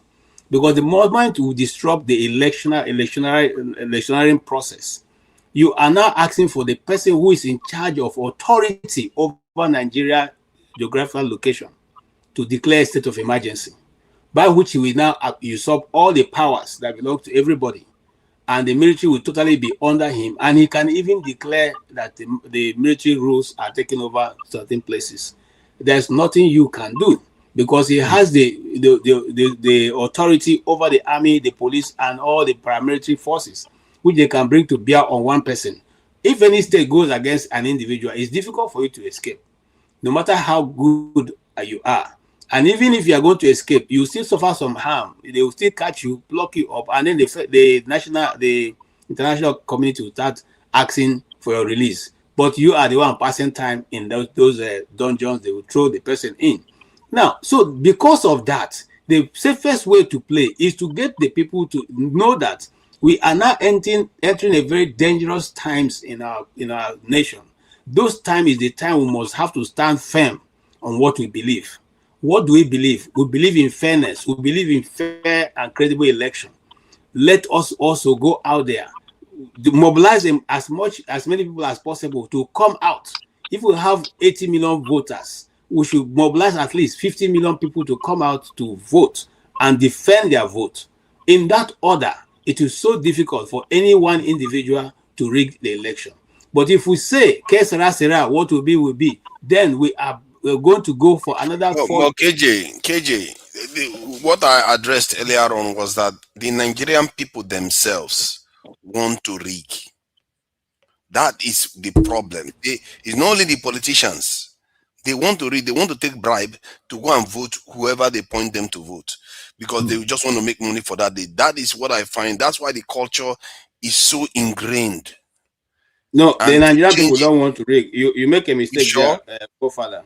You see, the government have used poverty as a weapon. because it's working. Yes, and it's working. That's the thing. That's what I'm That's the saying. thing. So hold on now. You see, when you discover what is the problem, now you This is what forefather means. Sorry, KJ. This is what forefather means by the people themselves are ingrained in this philosophy of today or I'm gonna get paid. It's sufficient for them in the poverty that they're in. It's sufficient. I think we are reading this in wrong. No, that's accurate. Hold on now. Maybe you push it. What you have the other person's view. It's just possible that there may be some substance in it. We're listening to you. If we go to the last result of the last election, it is obvious that APC didn't win the election. In fact, more results are coming out now. In fact, there's a former APC chairman who was saying that they know clearly that Obi won the election. So if that was achieved within that time of not much publicity and struggle, what about now? So let's not call the Nigerian people idiots because they didn't go out to vote for Tinubu. We know that. Let's make that clear. We know that. Okay, it's just like hold on. It's just like now. I think KJ, you're proving in every utterance you make, you are proving the point that the objection that forefathers gave you. You are proving it. You are saying that we just had an election and we know it was rigged. Now, from my point of view, I'm saying, given this level that you are speaking of, and the underwriting that says that the Nigerian people are comfortable with this scenario, will to be the difference in the next election. There is going to be no difference. There will be no difference of outcome either in terms of the policies and the politics that's played in the country. So again, you are somehow speaking that there should be an election next year. And what you raised an objection as far as the army is concerned is a concrete and solid one. And it's part of my thinking. So it's not to say I've left that whole matter out. However, that is an objection. That is a solid objection and a solid reason why we have to talk down that tunnel. However, you always seem to come to a point whereby saying an election is good next year, even though it's our very last chance of making sense of all of this, and we should have an election because we can make a change. I'm saying we've just had that from 2023. You're just asking us to repeat 4 years mistake. Before that, 8 years with Buhari. I mean, if you think back to the Buhari days, it seems that sometimes days go on and we can forget. But if you think back to Buhari days, it was 8 years of trauma. It was 8 years of nothingness. It was 8 years of zero progress in real terms. So you have to consider this. It seems like you're just... If you even listen to me, if you just allow your idea a bit to fly. Well, maybe you joined the conversation late. Listen to what I think. I'm still saying what I'm trying to say. What I'm trying to say. You see, there are very few ways you can effect a change in the governance of Nigeria without going through the proper way. One of those ways is not what I mean as somebody who have some form of relationship with military. This thing, it will not happen. All the stubborn people in the military have been retired. There's nobody who is going to do any coup anywhere. So let that also be put behind. Now, the other way is through election or civil disorder. Now, the government of the day is not a patient government. It's not a government that is shy of using its power. If you say you're not going to have election, they will still declare themselves winners and still rule you as they want. If you say you want to boycott the election, they will still do what they want. If you say you want to go to civil disobedience and civil disturbance, well, everything you are saying is still coming down to what I said now, that the people themselves, because what I see on the ground is that they seem to be they don't even have to be convinced because they are ready to do it. Our people just want money. That's why I disagree with you. That's why that's my argument of let me explain the way they are going to change. Let's say they see a politician like P2B now, they like P2B. Yes, there will be a lot of people that will select P2B, But the machine, the people that are good at machining politics, except they see that, okay, they will use P2B as a special purpose vehicle to make into office.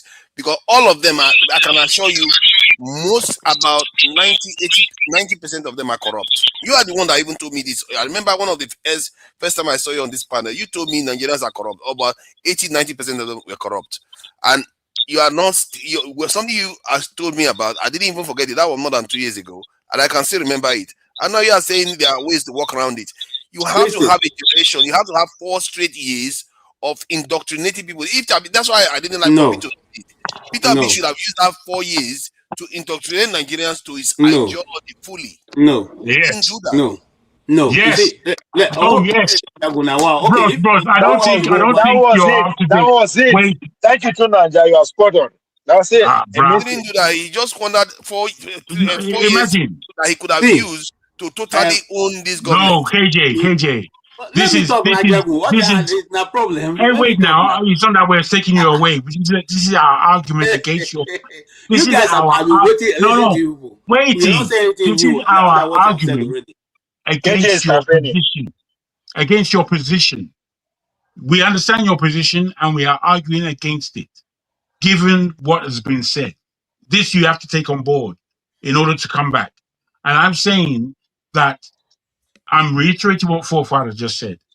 4 years in opposition, of which, however difficult it was for you in Nigeria to become an opposition, what we see at the end of that 4 years, if we are marking the exam on how you conducted your opposition, we mark you very low because you were not able to create anything called opposition that really showed Nigeria that they have a choice.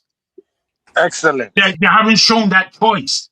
It's not clear what would take place if Obi was to. Therefore, we can only assume it will be the same old thing, different name, different party, but the same thing. So this is our argument against what your position. Okay, can I talk on board? Yes, okay, please. I'll take that on board. Whoever is going to come to run Nigeria will be a Nigerian living in the same system. All you need to have is the willpower to administer the laws of Nigeria. Nigeria has laws. Before these shambolic politicians came into place, the Nigerian laws were working. I went to school in the 80s. Okay, my secondary school in the late 80s. I still had meal tickets. I went to university in the early 90s. I still had meal tickets. My tuition fee was 40 naira. So why I'm calling these dates is because so that people know it wasn't when Nnamdi Azikiwe was a small boy that I went to school. It is just recently. It's just yesterday. So if Nigeria was able to run properly just some few years down the road, what will stop it from running properly now? The only things we have come to have now is that we have now had leaders whose desire is not to see the betterment of the country, who want to build empires for themselves and their great grandchildren, even to the 14th generation. If we didn't have such leaders, or such government officials, Nigeria would have been far better than what it is today. But having said that, I want to remind us, when we talk about this politics and all that, let us remember that in this dispensation in which we are in, which is the APC dispensation, even the Goodluck Jonathan's election, APC didn't win, but the man said to be a gentleman, because right now the reports are out, and the people who conducted it are saying that actually he was not losing. So now, coming back to this time, that is a history now. Coming back to this time, we know, Jagun, you and I know that Tinubu did not win Rivers State, did not win Abuja, did not win 2 or 3 other states for which they gave him the win. If those states have been given to Obi, Obi will be president today. However, do you know what told me that Obi? Do you know what told me that Obi won Nigeria? I'll not be able to end what I want to say. No, you go end well. No, do you know what told me? Let me just finish. Then you can come in. I just want to say one small thing. Now, here is my own argument. At this point, every single Nigerian out there, the one that who can make a change, their heads are hot. And Jago, I refuse to agree with you that the opposition have not done anything. If opposition have not done anything, the media in Nigeria will not be talking about Obi every day. Obi has become like the media singing of Trump in the United States. Every media who want to sell their newspaper or their services will always carry Obi's news. So Obi is a formidable team in the media space in Nigeria and amongst the people. Whether we like it or not, that is the truth. And if anybody want to play down on it, saying that there's no opposition, the person is just simply following what the government agents, media are shouting out there, which is that Obi, we can't see any formidable opposition. If you can't see any formidable opposition, how do we now know that there are pardons in the budget? Was it brought out by APC? If you cannot see any formidable, yes, it was brought out by APC. No, it was not.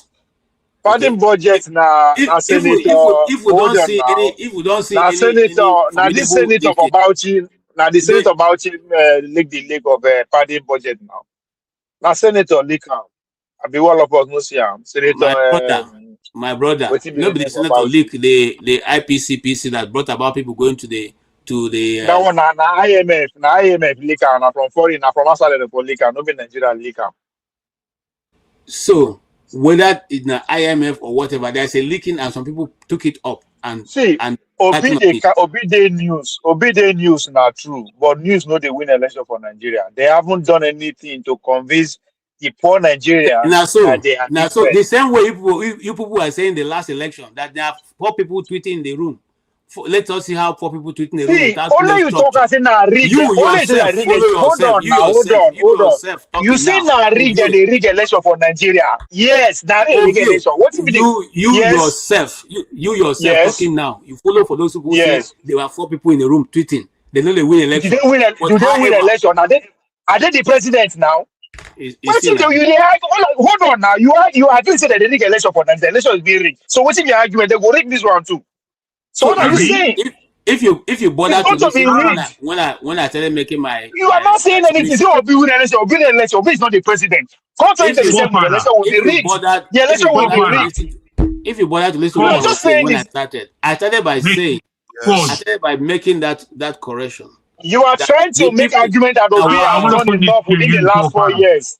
That's what you are arguing. That Obi has done within the last 4 years. He hasn't done anything. There are 4 of us on the panel right now. 3 of us disagree with KJ's position. KJ is campaigning, which is fine. I'm wondering whether or not KJ really understands how long we've been speaking, and what we're trying to achieve here, what I'm trying to achieve by my entrances. There are 2 questions that come from Bala Blue on the panel on the comment section, and another speaking for me to itemize. If just open up the scenario, which I applaud. They open up the channel for me to open up my reasoning as to why I suggest there should be no election next year, and how important it is for the people to take power.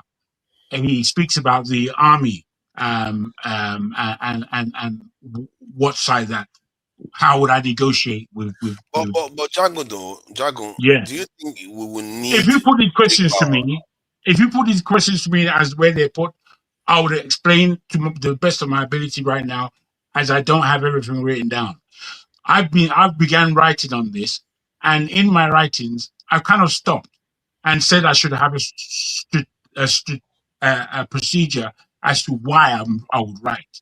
And I'm saying that if I convince the majority of our panel as to this idea, I'll write this thing to its last clause and make it apparent. So I'm using this opportunity to gauge, to see if people are ready, are in the understanding, people of some level of intellect as we depict on this show. If we're ready mentally to make serious sacrifices for our futures and the futures of our forebears, as comes to be. So I need this conversation to be practical. I think part of this thing, I wanted to even take this back to KJ2, is that if, let's say, Dangote Refinery, Boa Refinery, who knows how many of the other refineries, you know how Nigerians, they like to copy each other, how many of them that are coming on the stream again. If all these things start happening, Nigeria currency starts appreciating, reserve starts growing, and Iran war goes up and petrol price shoots up. Now that they are recruiting security people, before you know it, our crude oil output starts improving. Could things improve within the economic sector that will result in the, let's say, during rigging, to bribe voters will be harder now because they don't rely on the poverty weaponization aspect is reduced, and in terms of people selling their vote for money, that too will reduce because economy has improved. Do you think we may not need a revolution to transform the state, but with these improvements in the economy and online embarrassment factor that seems to be curtailing the way people behave, do you think Nigeria could be transformed in a kind of slow motion way if these economic gains carry on, even if it's not the government that are technically doing it themselves? Do you think it could transform the country? You put that question really strange. We need 24-hour electricity first. If you put on camera, Mr. Oviedo, sorry. I if you ask me, no nation transforms slowly. Every revolution is going to have to. It's like kickstarting, starting a car. People have to wake up to the reality of the time. Like we say in the barracks, new sheriff in town. There's a new commandant in town. Everybody has to be on a quick march. So, if you are going to change the status quo, you have to blow it. You have to stand at the rooftop and say, okay, yesterday is gone. Today is a new day. If you mess up, you go to prison. And you use people as examples to get the people to hear. You yourself would have to be as clean as a whistle to allow people to follow you.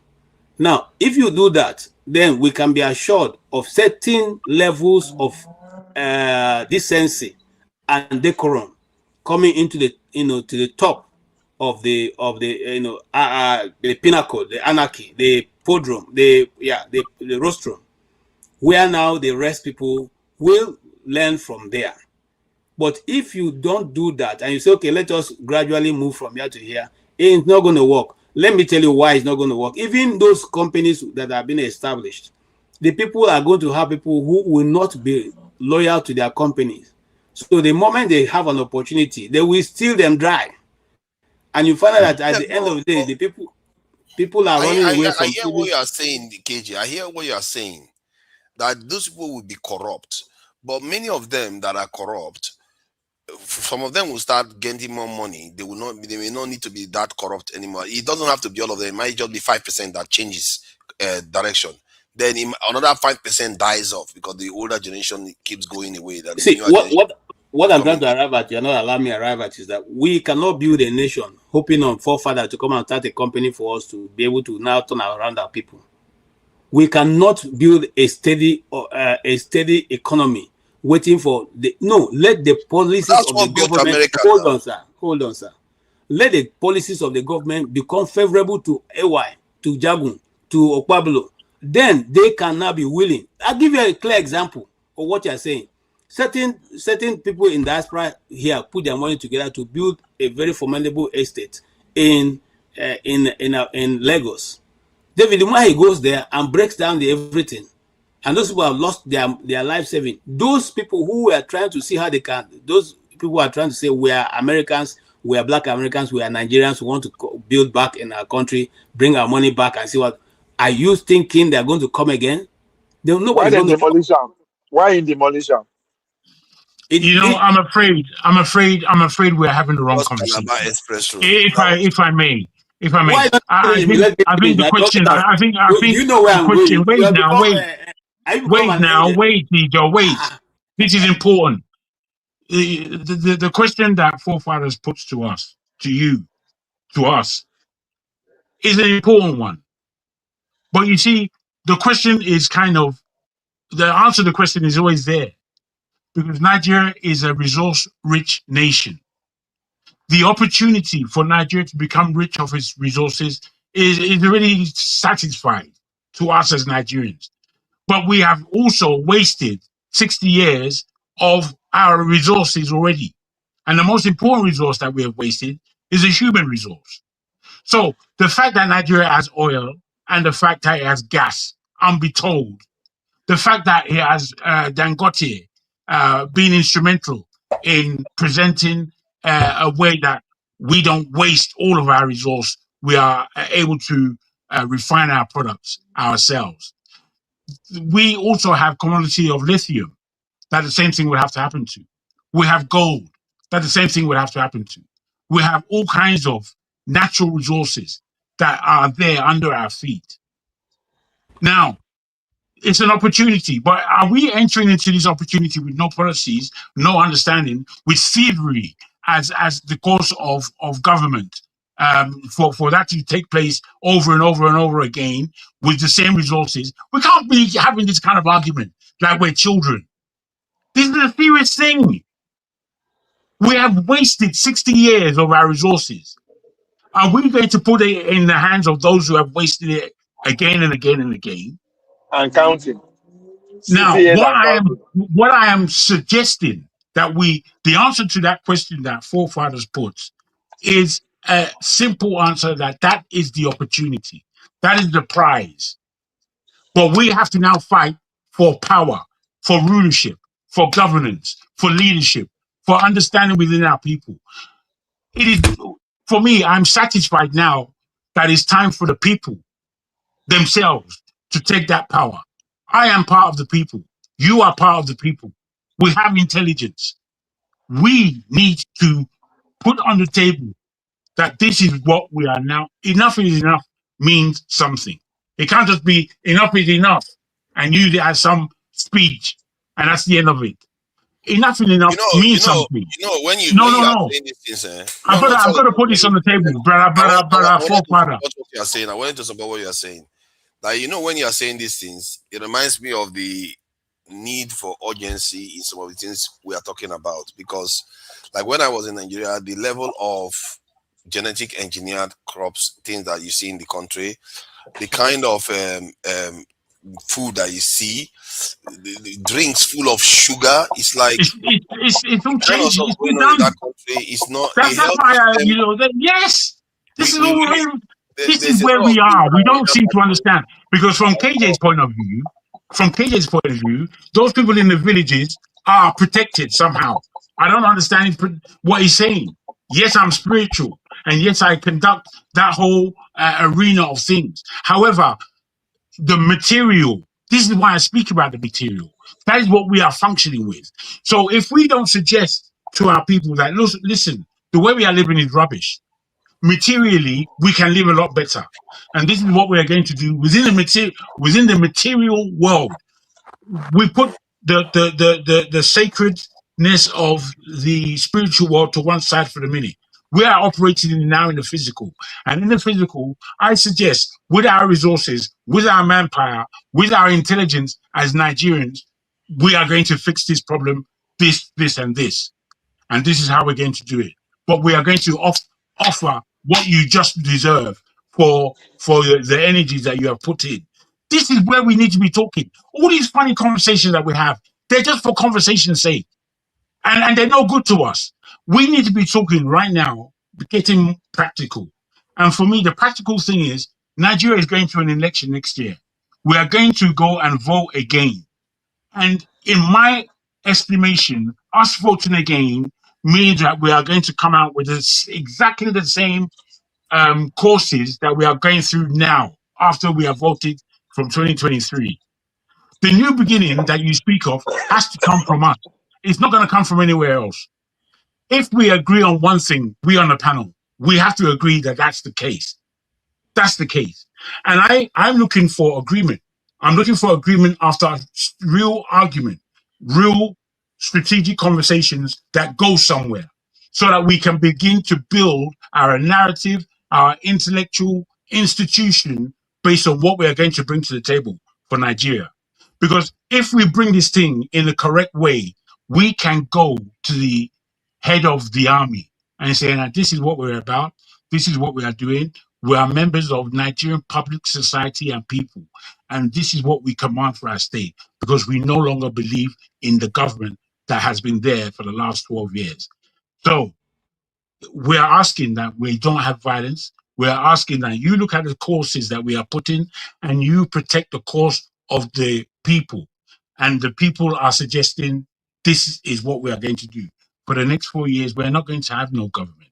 The people are going to be the government. And there's going to be an administration-led authority that conducts a change in material aspects in this country. Dagu, you're asking for blood. You're asking for blood, Abi. Hey, you know that's what you're asking for, because they are not going to say, okay, that's a good idea. What I like about you is the seriousness that you know I'm speaking on. I'm speaking seriously. Yeah. We can't continue to come here every weekend and speak what is happening from the point of view. We have to prepare to fight, because they are not going to not going to just say, oh yeah, just because we organize and say it's going to be people-led government, they will answer off. No, they will resolve to their usual way. So what you are saying is possible, but we have to have it back of our mind. Again, I hear you. I don't think this is easy, but what I do think is that if we as a people can convince the entirety of Nigeria that this is the course to take, the government would capitulate and the army would have to back us.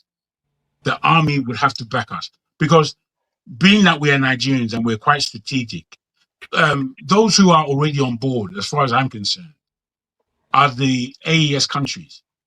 And we would inform West Africa of what it is that we're doing. And the way I see West Africa and the outlook that West Africa has on Nigeria, they hate us, but they know that we're the only people who have the key. They know it. We're the only ones who have the key to their own sovereignty in other countries outside. And that is our electorate. That is our base. And if we think like that, we would achieve what it is that we have in our mind. Because the Nigerian country is one thing, but the aspects of the difficulties, the challenges in what I'm proposing, I want a peaceful changeover. I want a practical changeover. Let's a lot of education, a lot of mobilizing has to take in place after that. I think let's talk about something. Let's talk about something out of the norm. Something, anybody have anything that has happened in the country, don't start talking about Benin public politics. So anything that happened in the country that you feel like we should talk about. Have we gotten any update about the Habila issue? The lady that died with Umahi, not with Umahi. There's no evidence of that. You want us to gossip? That's a gossip. I don't know why you're taking it away. I don't know why where you want to take the conversation. The conversation is in a strong place right now. But you want to gossip. Ridiculous. I don't know what you're doing. There's nothing wrong I can't understand your focus. Hold on now. We've been talking about it now. If you want to go back to it, does anybody want to go back to it? You can go back to it. But I don't think what did it concern us with that one? What's our business? No, what concern me with that one? I don't understand. What do you mean? What it concern you? It's not somebody's life. Even now. What should be somebody's life? Person die. What should be somebody's life? Now, especially person die today. You are really becoming a problem to me. It's a question I ask. How it take concern us? It's a question I answer me. How it take concern us? Okay, let me tell you how it concerns us. Yes. Me anyway, one of the areas it started concerning me was that young women in Nigeria, when you say young women compared to the partners that they tend to move with, they tend Do you know how many young women die today in Nigeria? Hold on. You say where it concerns me now. You are talking about it because the video, the minister. That's fine, but you don't concern us. People they die every day. Not only him. Actually, Ovie. I was in Nigeria, and one of these guy I was talking to, he was like, all these women, they take advantage of people. They do this, that. Sometimes they even go with all these richer men. This is where this is important. They go with all these richer men. Some of them, the men use them to do money rituals. Or like, I was like, what do you mean money ritual? I don't hear about women getting dying because of money ritual. Now, what does he mean by that? He said they do something with them. So I don't know. That's not a news story now. That's an everyday story for Nigeria. Are you not a Nigerian? Hold on. Even if it's not news story, but it's important that we have to ask certain questions about what is dealing with this culture. Is this something we need to change? Forefather, you see why sometimes when the West is talking about us, I don't have any reservation to argue with them. Now in the US here, there's a guy called Noel, okay, who Nunan, what's his other name? Who died on the 4th of July. Okay. Yes, they politicize it. That is when you hear about it. You do the things that you don't want people to do to you. You don't want people it's not about interruption. It's about the subject we are talking about. Somebody don't think we should be serious. We should not be. People die every day. Not many people die today. How many people die? So anybody way down, try to make a national. They are dead now. It's the circumstances of their death. What is the circumstance of that he died for older person house? That is the question. If the president passes today, what are you going to say? Are you going to say because person died? If the president passes, he passes now. Nigeria will stop working. But then you see, where you're coming from. Will Nigeria stop? No, that's what I was saying. Will Nigeria stop because the president died? Nigeria will not stop. They will keep moving. What are you guys talking about? And it is relevant. Anybody will die will always affect somebody else. Anybody that dies will affect somebody else. Ovie is forcing us to think why we have to remember certain people more than others. Because if you look at this Khomeini that was buried the other day, they had almost 9 million people outside. There's a reason why people focus on certain issues, because those issues touch on something that affects the society. It's not just they are not individuals anymore. No, that's different. That's different. He was killed by who? Anybody, the question I ask you now, the question I ask you, anybody in the world, if anybody dies, somebody is affected. Nobody's isolation. Somebody's affected. Your worldview is really a problem. That's the question I'm asking you. That's what I'm questioning. Why do we make it a national issue? Why should we be talking about it? How does that bring any change to what we are passing through as a country? It does. How? That's the question I ask. Now, question I ask. When it starts like this, I ask. Why? No, let us answer now. If you ask a question, let us answer. A lot of our young women are involved in these things. That's why it matters. Forefather, don't let anybody push you. There's nothing in this world as important as a life. The life of an individual. And life dies every day, and they get death every day. Can I talk? Go ahead. You can talk. Sorry, go ahead.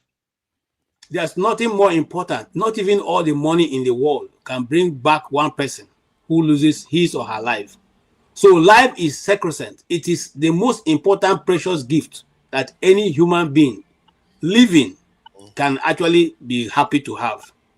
Now, let us go back into what is happening in other clans and vis-a-vis Nigeria. A young man dies where he went to enjoy themselves for one reason or the other. America is still on it. In fact, it has become a national issue, and they are going to the extent of making sure that whatever happened, if there's any foul play, that person is brought to justice. Now, if somebody dies because in it's a black guy amongst no, don't just say it like that. No, wait, just keep quiet for 1 minute. That's a false. That is false. Keep quiet for 1 minute. What you are saying is false. Can you let me talk? Let me talk now. You make your point. People allow you. When we want to make our own point, you just be shouting. Now wait now. Now this lady, from how the things became very funny is very interesting. Now 2 of them went to your house. You actually accepted that they flew with you to your house, your village house, and they were in the guest quarters or whatever it were. The two of them, according to your explanation, were in the same room. They sleep in the same room. You are the minister. You came out to tell us what the situation was and how she eventually left this world. And let me tell you something. I followed that interview. I listened to it many times. The words he chose to use is very irritating and very annoying to me. How can a human being say at the hour of her death? What do you mean at the hour of her death? That's one. Two, you told us the conversation between her and her boyfriend, what her boyfriend said, what she said. At the time, 3 minutes after the boyfriend called her, she passed. The boyfriend called again. He didn't hear her. Why are you the one telling us the story? Why are you the one telling us the story? You said you were not in the scene of the event. How come you know how to tell the story much more than every other person? And then you didn't want the media in Nigeria to talk about it because you threaten everybody. Whoever discusses it, you have asked your lawyer to go after them. And then you are going to go for cyber crime, this thing. Now, you said you were not there. People who saw when she was being removed said she was being removed at night. And it was because people were shouting and taking pictures that you decided to talk about it. Who are those who removed her body from the house? Why did they remove the body and not call the police to come to that place and see her, since there was no foul play? Why were there bruises on her face and blood in her mouth and her nose? Why was she naked? Now, having said that, why was the lady who was her partner, who they worked together with you, missing for over 2 weeks before she came out with an affidavit? Who has asked her for an affidavit? Now, who asked the father for an affidavit to come with an affidavit to ask that he doesn't want any autopsy, he wants to take the body of his daughter? Now, is that the way things are done? If not for anything, for the mere fact that this is a human being like you, won't you be interested in knowing what happened, what played out? She is simply 26 years old, for crying out loud. A 26-year-old girl whose life is still ahead of her. And shouldn't you be concerned, my brother? Shouldn't even your conscience taught you that you should be empathetic to this young girl? Why are you playing this level of violence? When you finish, Ajara, hold on. Ajara died for a landlord house in Akure. Talk about and cry about and to Aisha died for Alhaji house for Sokoto yesterday night. Listen, hold on. You don't talk finish. You don't talk. Hold on now. I thought you said journalism. Can I respond now? You don't talk finish now. I don't listen to you talk, Abi. Make I talk. When they talk, say Nigerian media na mouthpiece of the elite. The guy you pick to use as example in America, right? If I put high car for you now, every day as we talk, people they die. That guy, media carry on, right? Because it's good for the politics of the day. 4 young men go out on a vacation. One of them might be only black, and among them, and only that black guy. So this one not good for the police of the day. Let me finish. Let me see. Okay, so that's the point I made initially when I asked you that question. Because Jagu says something. We are having a serious national conversation here, right? Then you say people go gossip because one girl died. May I so rest in peace. Guess what? Hundreds of girls died today in Nigeria, and hundreds were born. We are not going to pause just because somebody died or somebody died. Nobody tells anybody no good. Anybody died, they say something that is affected. We are all connected. Okay? You just don't talk about that because he has to do, it suits the narrative of the gossip he wants to because David Umayyade. It's inconsequential to what we are going through. Yes. Okay, I'm sorry you are wrong. Totally no, it's not wrong. It doesn't matter. It doesn't matter what you believe. Mr. Jagun, it doesn't matter what you believe. Mr. Jagun. How does news? How do you align your news? That is no news. If you are working in an organization that is a news outlet, the people that make the news first and foremost are the people in the government. And the people in the government, because they make the news, whatever is going on around them becomes news itself. So, and in this case, we are looking at the power play. Hold on, sir. this case, we're looking at a power play, a protagonist and antagonist. So what is the definition of news? What is news? What is the meaning of news? A very big man with a lot of money and a very small girl with no money and no influence. And now the case is being treated as if it is just nothing. And Ovie is coming to tell me that this is all right. What is the meaning of news, Mr. Journalist? Define news. Wow. You say that government people now be the newsmaker first. Define news. It's as if you don't understand what news is. No, What is news? Ovie, don't worry. I can handle it. You see, I don't know if you finish your question, but I'm taking it from the communication that you and Ovie have just had. And Ovie told you that we were speaking about something of serious importance. And then it changed to speaking about this issue, which to Ovie is more like gossip than anything progressive in what we are discussing. And you disagreed with Ovie's position, saying that this is just as important, if not more important, because it's about a human life and somebody being killed. In this scenario,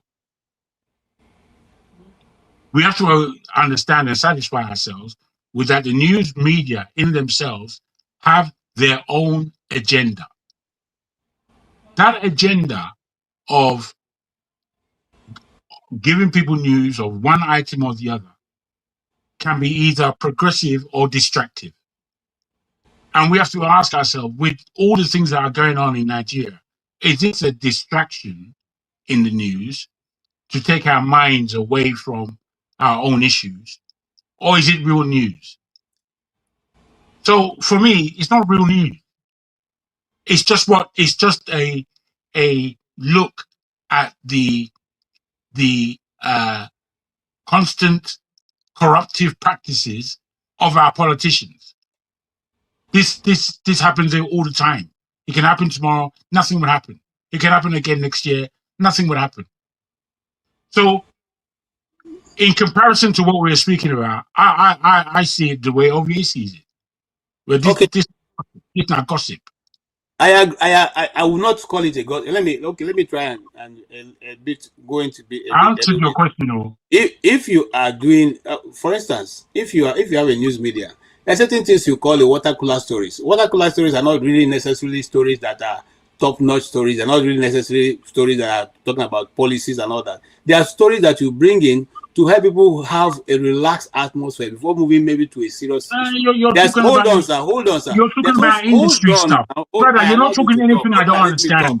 Okay, if you don't want me to talk, because you're not going. Look, if I want to speak about the importance of my industry, wait, and I'll start giving you all the phraseology that we use within my industry. You're using phraseology. Where I am going is I'm trying to tell you there is what is called the Social Responsibility Act, which every media house has to do. You tell the people what's going on. And so you cannot come and tell me that the media houses in Nigeria reporting about what happened in a minister's house is a gossip. Why is it a gossip? Things are important within your industry. They're not necessarily things that people. Media national development. You don't know you're talking to professionals. You're speaking to professionals like yourself. You're speaking to professionals like yourself. Within my profession, there are certain pros and conducts that we have that are not known generally to the world. But I can bring them on as important, but they're for the administration. So that is why industry. When you bring those things, Jago, listen to me. When you bring those things, since it is your profession, I will listen to you and I will accept it as what you are telling me because I'm not a professional there. But I cannot come and tell you what you are telling me. Because the Dudumai is challenging Obi. If the Dudumai is not challenging Obi, this thing will not be news. It's not it. Jago, if the minister is not challenging Obi, if the minister is not challenging Obi every day, it will not be news. Now, okay, it will still be news. It will still be news. It's news when they carry for how many years? How many years? News. Now, political season with now campaign season with I understand. It is not even only carried on social media. it is also carried in the It doesn't Nigerian news news. na news. All News na Nigerian news. news It covered doesn't it. matter if it is So CNN I don't know anywhere. what they News talk na of here. news. You know, say they agree with you sometimes. Maybe geography, no they change it, no because they change light it. don't reach now, we know they see News your na face. news. We don't know what they happen. No. But the way you're talking now, News I think that anywhere. you're not thinking, you're not talking News. straight. You see, you don't they lose the argument. News anywhere No, na news. It doesn't why would I matter if be it's in losing the London. argument? Stay on the argument now. Why you can't deviate See, to which you let me know tell you concern? something. Let me tell you News for something. hold on, news for New York or for my village or for anywhere. News na news. Okay, and not every human has the same right to make the news. Now, when So they you select which one is have more a important. right. Hold You on, have a right to hold choose on what is now. important to you. Nobody's Let going me to tell stop you. you from choosing it. See the Let me conversation you go to the finish. table. Let me finish Father. now. You Father, see are what saying you you are bring. making my point, See what you bring to the right? table. But Now hold on. that is not a KJ, controversial hold on, point. hold on, Ovie hold turns on, it to controversial point. hold on. KJ just made my point. You choose your news, which is exactly the point Jago made here. Now, since this is the sensational news, we not like the news media in Nigeria. Let me be specific. It like all those things because it plays to people's emotion. We go stay there or they get there for the for how many days, how many weeks, how many years? So you know how these things work. That one should be discussing for years because they pay. Hey, Ovie, let me try you and say help news, again. news. Let It's me not try and help news. again. Let me try and help again. You see, you Help know me how for these things work. waiting. This is how these things work. You see, I'm not when supposed this to go with hold how on, they work. I'm now supposed wow, to go with opposite how they work. See how these things work, my brother, is this. We, the news media, set the agenda. We set the narratives in the nations. Now, any news, you see, no matter how important that news is, if the media refuse to pick it after some time, it dies naturally.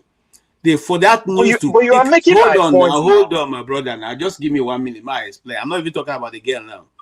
Now, No, you are making my point. Hold on now. Hey, Kai. Now, wow, Chineke.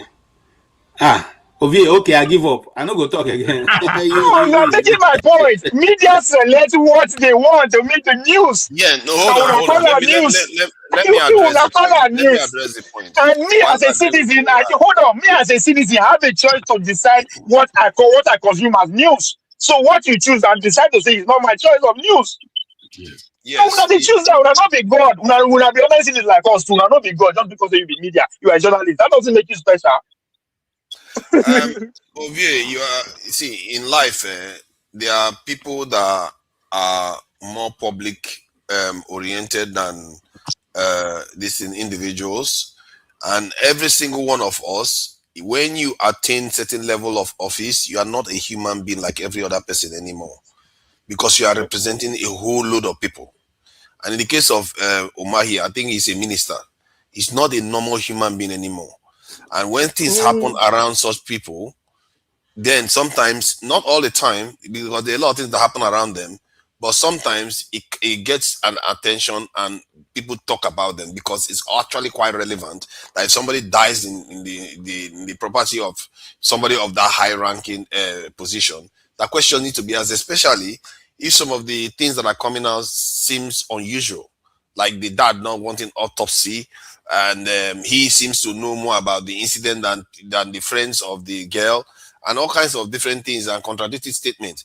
So people need to ask questions because it's a life that's also been lost. And we agree that yes, a lot of people die every day. I didn't disagree with that part. This especially because this is why some celebrities are celebrities. Let me agree Otherwise, with you. Why not listen to any choir musician? Hold on. Let me agree with you. Right? There's no specific or a covered qualification to make news. So this person would they prepare and so he would they make news. I agree with you. David Omar is a public official. At that, we vote to some extent now our tax money they take the pay him. Right? Anything that he do decides to be scrutinized. But the question I am asking, right? It has been established that the girl died from your house. So we are now focusing on what is the cause of death. How many years, how many months, how many weeks, or the whole nation need to stop because of that happen? No, that's the question I'm asking. So we've been The talking nation about this. We here been talking about this since last week. For God's sake, can we move on? No. Actually, most of the conversation wasn't actually And about Umahi. again, now that he's a public officer, and I said it and I'll say it again. If to say David Umahi, they decide, they take Obi on as if they take him on, it will not be news for here on this platform for this long. On this long, it might be a news for one day, but not for this long. But it's because of who David Umahi is. Listen, forefather, this is my last comment on this issue. The media, I want to let you know how this followed. The media didn't go to meet Umahi. Nobody associated Umahi with this chaos there too, even though they said the girl died in his house. Nobody went to call him for interview. Nobody went to meet him and say, Oga, how did this happen? It was him who called the press conference to give account of how the girl died, according to him, in the hour of her death. You didn't hear me, ba? Now, so we should not stop. Wait, you're not getting my point. I allowed you to talk. You are not getting my point. In trying to explain it is not happened, important. Hold on when now, it comes to question of national importance, that is not important. I believe you go. Now, just like you said, forefather, this man is being paid by the Nigerian people's money. You flew in a private plane with a lady to your house. Before now, she was not sick. But it is in the interview that you issued that you said this lady was sick. You treated her in one specialist hospital in this. You paid 2 million, and you said the lady is like a daughter to you. And you said she works for you in the Vidumay's university, teaching university hospital. What is she doing in your entourage? You say she's a nurse. Do ministers travel with nurse and therapists in their entourage? If they do travel, why is she staying in your house? Or why does she live in your house? Now, why did you pay her medical bills, 2 million, which you gave us, even told us where the hospital is and how much you paid? Why are you the one telling us this story? Since you are not the one who moved her body from the boys' quarters where she was found naked, now, why are you not why didn't you tell the press, go and interview my private staff? They were the ones who witnessed it. I wasn't there. Why are you the one giving this press interview and warning the press that nobody should talk about it? If not, you are going to take them to court. Why is it that the parents have to come up with affidavits? Who swears affidavit for the loss of a child to say, I don't want only autopsy. Autopsy. I want her, give me her body, let me just say I'm buried. That's all I'm concerned about. Who does that? Who is the person whose friend? You were the last person who saw her alive. You went, disappeared for 2 weeks, showed up with an affidavit saying that this is all you know, and you can no longer talk to anybody. You will not accept any question unless in the presence of a lawyer. Why? Let me ask you my last question. Make I ask you one last question. I don't talk about this. So I don't talk about this again. Finally, no, make I ask you a question. Hold on now. Answer my question with your final submission. No, the reason why I want you to finish the answering of the question. Olivier, that was his final submission. Now you want to ask him a question to stretch him on. No, I want him to join and take you in final, right? Go ahead. Everything let's say everything that you laid down, right? It points to David Umahi, and the final come and say David Umahi get hand in his death. What is going to happen? The question is not a challenge. What is going to happen if the fire say Umahi now get hand for the man dead? You get dead. What's going to happen? Okay. Ovia, knowing who he is. I'm a bit surprised. No, the question. I am asking a question. Yes. Knowing who he is. Knowing who he is, the minister. Hold on now. The same answer that I will give you when we're talking about election and electioneering campaign here. If they find out that his hand is dirty, let him face the consequence of the law. That is how every nation that develops, that is going somewhere to happen. Now, you know, that's what I thought. That's what I thought in a waste of time. Me and you know, say, being a minister that you... Hold on now, hold on. Let us give up. Make I tell you what I know now. Me and you know, say, being a minister today with this administration, he no go jail. We know that. You no go put your money on top of him. He will not go to jail. Will you put your money that he will go to jail? You go bet? Listen. This is what me and you know is a reality. So why are we Hold on. If you know go jail today, tomorrow a government that is more transparent, who wants to do things right, will come and he'll be suffer for it. So that don't worry. you see where we land last. Do their work. So I know why I start to come like that, because he, as you know, he's a minister. So after all said and done, he is guilty. The under this administration, with the way things are, nothing will happen to him. It's what me and you know. So what the heck? I mean, we know the result, but we'll see what follow through. This is just like the election you are arguing about. It was rigged yesterday, and it's going to be rigged today. You know, go put your monitors in, they no go rig them. You will dare not do it. Say, yes, I will swear, say, they're not going to rig this 2027 election. It is a fact that we know. But again, we'll go see they do. I mean, who are we deceiving? If we're not trying to do something about it, right? If I was the girl's father, if I was his brother or her brother, I will make sure, even if I don't have anything and any way to prosecute David Umahi, I will make sure it's in the records, the annals of history, that my daughter died in his custody on an unknown circumstance. It will be written there. For me, that is good enough. They may not be able to fight him, but someday somebody will come who will want to do the right thing. He will dig it up, and that person will put him in jail. The most important thing where I ask you to engage on, where you can go this gossip, is the question they put before you. What are the opposition do different to make sure they get the different results? But at this point, if they are not planning to say this is what we are going to do if the election is rigged, nobody is planning anything. You didn't allow me to answer that question. You see, let me give you another example of what has been happening in Nigeria. The Alex Otis case, you forget, it took one woman who stood and said, I will not accept money. And that situation was changed. We still have many, we still have many of such people who are going to stand come 2027 who will say it's either this or nothing else. Those people will be able to give us the victory we are looking for. Those are the people we are asking to be in places. No. And those hold on. No, I agree. Those people will be. Hold on, I'm not arguing. Hold on now. And they will stand against the status quo. And they will take over the position. And the people who will repair Nigeria will come in. Answer question now. Answer question. Those people, are you guys working on them to put them in place, or when are they hope people will work for? In fact, those people are being worked on, and they are going to be in place. People who will swear with their father's grave that they will deliver what they're going to deliver. I'm telling you. No. Hold on. I know they argue. I believe you. Just like the way I believe Kenneth Okonkwo when I answered the same question for here. And they tell me, don't worry. When the time come, we go come. We to not more for pace. As if they are the only movie in the heart. 6 months in the camp. I agree with you. I agree.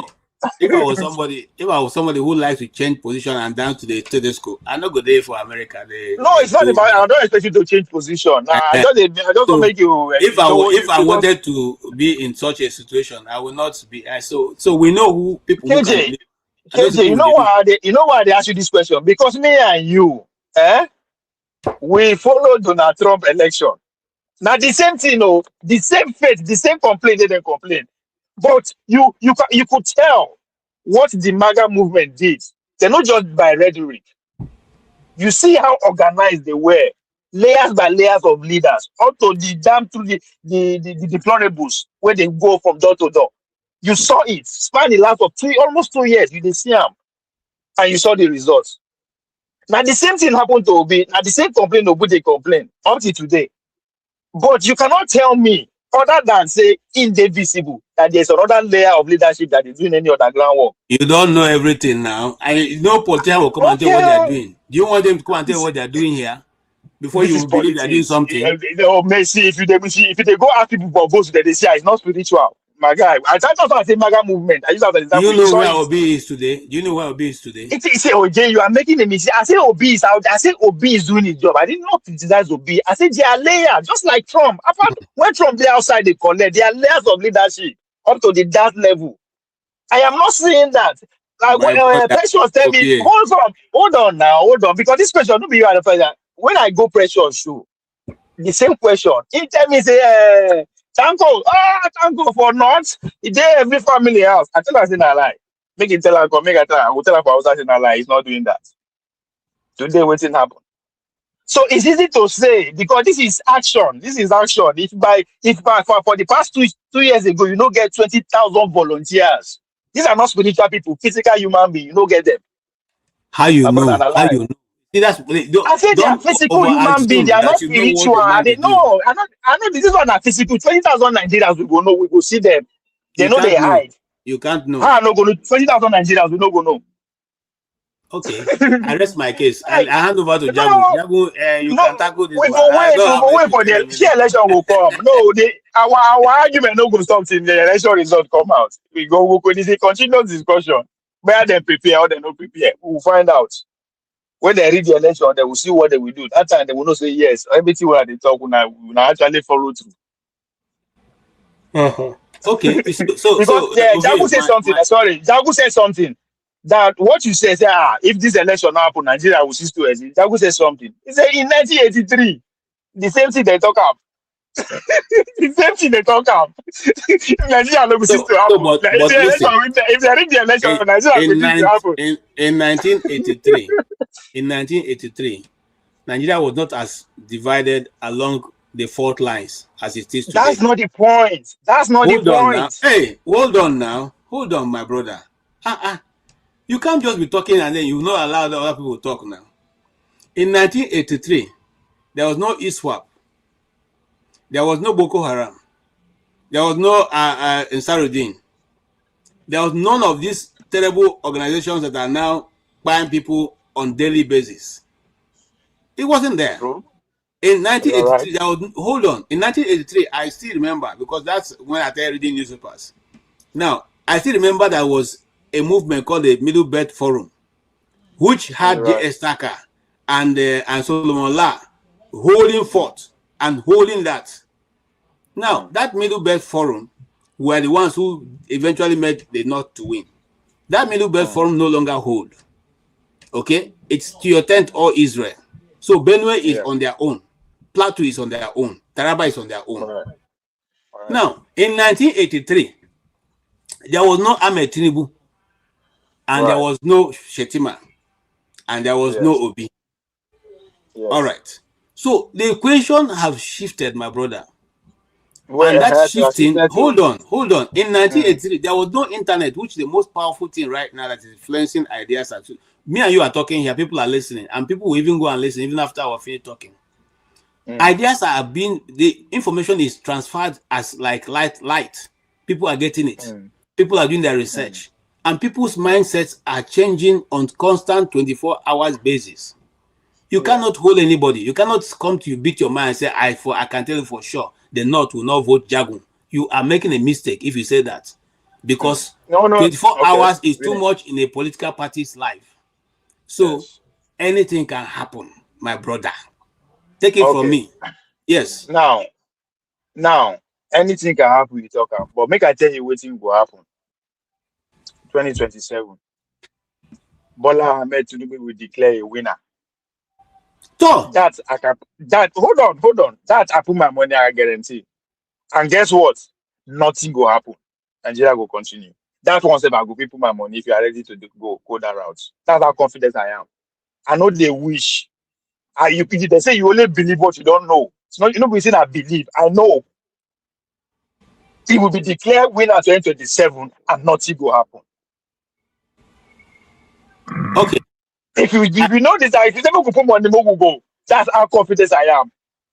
Listen, listen, as it is now, if I was still in Nigeria, you could say that and I'll be worried. Okay? But like I said to you, I have done my bit to try to bring understanding and bring people to know what is before us. And like I said to a certain group of people, this what we are facing now is not about whether we are one tribe or not. It's about our existentiality, our existentialism, existence of the whole Nigerian. If not that one, it doesn't matter who they declare winner. Nothing like not the same thing will happen. No, but let us see now. You see, Nigeria exists. You are the one always coming to tell us about geopolitics. I don't know why you have not seen the geopolitics on that one. That what is there. I don't know why Nigeria that will be profitable to, if it's divided and it's the way it is. I don't know why not. You cannot divide what is one now. What be the same? You know, if you divide them, you can only divide what's in the multiple. Nigeria, as it is, the governing circle, all of them be one. It belongs to one ideology. All of them. So where the split won't come, where the confusion won't come. Nowhere. Okay, we'll go see. That's all I'll say. Thank you. So I don't miss it Nigeria go. Things will start getting better. That's not the question. But in terms of the leadership as it is now, turn by turn, they agree that they bring out, we no force them. They agree and they are working on it. So why is they will go forefather putting this? Why is forefather? You know, because I saw that he had the other topic. Why is not discussing about that? Fubara joining the Rainbow Party. Fubara said, yeah, I don't even think that one said is a topic. Now, you remember I said to people here when that Fubara said this thing with Mickey. I told people that Fubara is somebody I will never back in a fight. I told people here, I use the word Akamu. The man Akamu, as you put an day. Of course, now people will know understand who goes to fight along Fubara is wasting his time. I said this very first time we had that issue with Wike. I said I don't know who is advising him. They should have not allow him to follow Wike. If Wike says sit down, sit down. If you say don't appoint anybody, don't appoint, because these kind of people, you follow them to go and fight, they will leave you in the fight, and they even join the enemy went to fight and beat you on top. Has it not happened now? No, the gun. You know, among people where don't understand power, you know, good luck was at the top of it for me, you know, because of I didn't give up power like that. But this guy, well, I didn't expect anything from him. Who he be? Now nobody, politically speaking, Fubara na nobody now. Not be Wike give a job as she waiting in charge of finance for in government. He was nobody now. He has no political capital. That means he has no followership and he no come from money. So he was nobody. So he mess up. Yeah, I agree with you. Him for no go against the person we want show on road. Him for they do yes and Torah. But most importantly to me, two things we need to do. Burning the national that their state assembly. That one is unforgivable. Two, Tinubu no be forgiven. If na me too, I no go forgive him because for you make Tinubu go as far as going against what he claimed to believe, which is democracy. He had to pause democracy in River State, take him out. That na come out Tinubu's legacy in presidential legacy.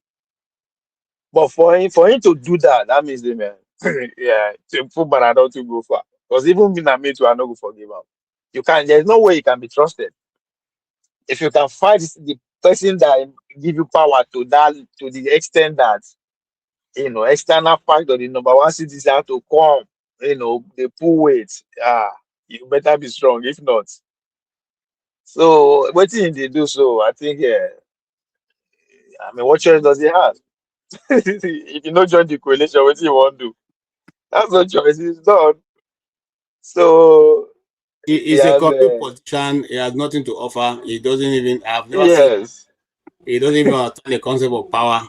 Walking about as if if now chicken went rain beat, and eventually look at make a mincemeat of him and all the elders of River State and all those who supported him. And when they can't carry your gafu for government as an opposite guy, that should tell you everything you need to know. Say, come, this guy, yeah, he's in good hands. It's in the hands of the president with that. You call the and he deliver rivers. We can deliver rivers to Tinubu. I ever deliver more to rocket way. But I mean, you don't fight that kind of person, man. I don't, especially when you are not coming with any followership. Don't be say you na grassroots politician where you get you hold your side before, like let's say like Otti now, we don't contest on his own, you don't win, then couple with the Obi force, you can't win. No matter how you do, I ain't no go fit say good disrespect Obi. Because you know what it's like when only in the own it is. They don't come with them. So that's exactly what Fubara do. Fubara couldn't just be patient. So I was I talk from that day. I say this guy is done. When Tinubu come one time, I say he's done. There's no way they go allow and come back second time. So he misuse power. I don't think he underrated. He never see underrated Nigeria and dog eat dog. We never did that level where we say institution will come here or that. No. And dog eat dog. It's still very raw and put up. But KJ, you follow you did Nigeria during Obasanjo time, right? If you look at what this is my own observation, I'm kind of concerned, the coalition between Obi and Konkoso, the way things they operate, right? When they operate in the sense that pretty much all the Obi is busy, going around international circles and all that, but the block, everybody where they want contest join the party, they come via Konkoso. For me, I see a concern there because now the same thing Obasanjo and Atiku be. If you remember well, Obasanjo they cannot go from prison in the sense that all the local political movement was rally around Atiku. Now I know pretty much everybody. Even when they enter power, Obasanjo was busy, travel around the country trying to free debt and everything he was doing. And Atiku was pretty much a local man. The economy, all the local. He was in control of pretty much all the state governors. And Obasanjo coming out to say, "Oh, Atiku sponsor in impeachment and all that." It's not a surprising thing. So I am seeing that kind of. But this is politics, especially a man that has presidential ambitions like Oguso. He come pretty much leave and all the leverage coming because which day I see the Benue people delegation, they were with him before Jigawa, everybody, and I don't, people are not seeing it or they just see that they are saying no be concerned. But if you want to go by history, I agree with you, and I have noticed that also. But I guess he knows what he's doing because you see, I have analyzed, and this is my personal opinion. I've analyzed what is going on, and I think the only reason Kwankwaso is there is because Obi had promised to hand over after 4 years. And for him, if it's a northern agenda, he doesn't really care. At the end of the race, if Obi doesn't win, he will still say, "I think I supported you, so it's not my fault. So power should obviously return to the north." If Obi wins, he say, "Okay, you remember we made a plan that 4 years after you give me power, so there's no changing the goalposts." So for me, it's not really because he supports or sees what Obi sees, even though he's a good guy. I mean, anybody who live in Kano will tell you that Kwankwaso is one of the fairest governors they've had. I haven't said that. You see, like I said earlier, Obi just have to swim with somebody. He cannot be by himself. And for me, Dati Baba Ame remains, No, what I mean is, I think there should be a point man on ground, even where they go feed it, where they go. I mean, it's as if now Konko's house or wherever in our office, but that's what I'm saying. That the machinery of government is left too much in the hands of Kwankwaso. I don't enjoy that. That's why Obasanjo ran into trouble with Atiku, because Atiku was using the People's Front, which was the political machinery of Yar Adua. Right. So because of that, Obasanjo haven't come out of prison, didn't have any, it was just like Fubara. The only reason why Obasanjo was not edged out was because he himself is a rugged man, and so yes, it was a rugged. If not, he would have been edged out. He would have only done 4 years, because that was the edge him out, and that's why Obasanjo will never forgive Atiku till tomorrow. So, but having said that, I think but what do you think? Yeah, I know they will be, confident. I mean, I trust, I should put it. I see that. But what do you think of Atiku respond to Obasanjo that, Obasanjo Atiku respond to Obasanjo in 2 ways. One is it's too cheap by taking a shot at somebody we don't die already, which is the man who is No, that's an old video. Don't mind them. That's an old video. Yes, very old video that they are moving around, and I'm even surprised that. But now about die last year. But that's what I'm saying. You don't say we now about die. I know that now not died not too long ago. So yes, that conversation could not be old. Because Obasanjo looks too young for his present age in that video. So I'm assuming that I've heard that video before when he was talking about Atiku. No, he accused Atiku bribe, give money to Yes. But the response when Atiku come tell us if you want to support the Kingsman, make it come out rather than trying to come through a cheap shot. If Atiku eventually ever be president, the first official function is to lock up Obasanjo. He no go fit even if you wish. Yeah, so that he will not miss it. Even if you just lock him for 1 month, you lock him up. He no go even try, make them even investigate themselves. They get agreement at that level. They get agreement. Now me they tell you go and market over here. Go and market. No. I just tell you so now. I understand where they come from, but I think the Asuro gang, they get agreement not about to investigate or go after ex-president. Between themselves, they get that code. But I understand what you make you talk like that. So you got not to do it, Amabi. That's number one problem. Yes. I think doesn't care. It doesn't care. It's not like when Pa Banjo day here. Pa Banjo was telling all of us, if you vote Atiku, if you vote Tinubu, when I go suffer well, I may not be here with you, but I go suffer. That video now is become a very important archive for anybody who wants to study Nigerian politics. Where is okay, I need to leave. I was more than leave Atiku alone. Okay, I leave out. You know that they go after Ralph. But he's from Cameroon now, so how? Oh my God! You know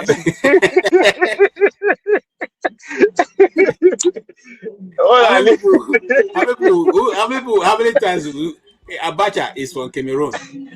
Oh my God! And this guy is from Cameroon. Buhari is from Niger. How when shall we have a Nigerian president? Because by the time Obi go come, they go just be na Biafran. When they already talk now, even the grand patron of Boko Haram, Sheriff, come to talk about Obi being this. What could I make Wike president now? Because Blasi na be the only Nigerian. No, if we make Wike president, it will finish everybody in one day. Wow! How? If you make Wike president, hey, wow. Wike the only 5 people they fight out. He never fight any other person to fight out. No, now. He will make. Who he fight again? I'm telling you. Wike is fighting that fight.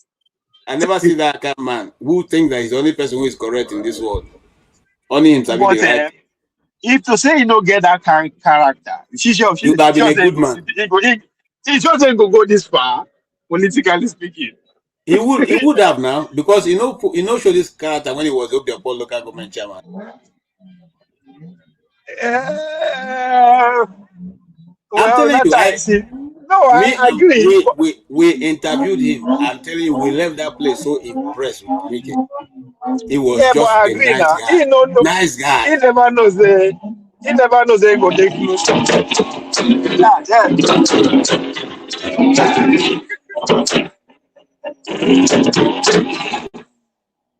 All right.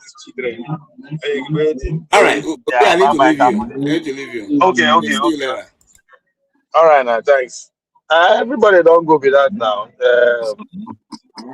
Tunanja is not here. Jagun has given up. Where is forefather? Close. Just close the. He don't sleep. He be the snore before. All right. So let me come back here. Shut up. So thank you so much. Thank you so much, Ovie, for holding forth. You really made the day. I appreciate all of you, Jagun and Forefather in absentia. All right, we will see again tomorrow. Ovie, please join and then let us have a Inshallah. All right. All right. Have a good night, sir. Thank you, and you too. And you too. Thank you. Yes, sir.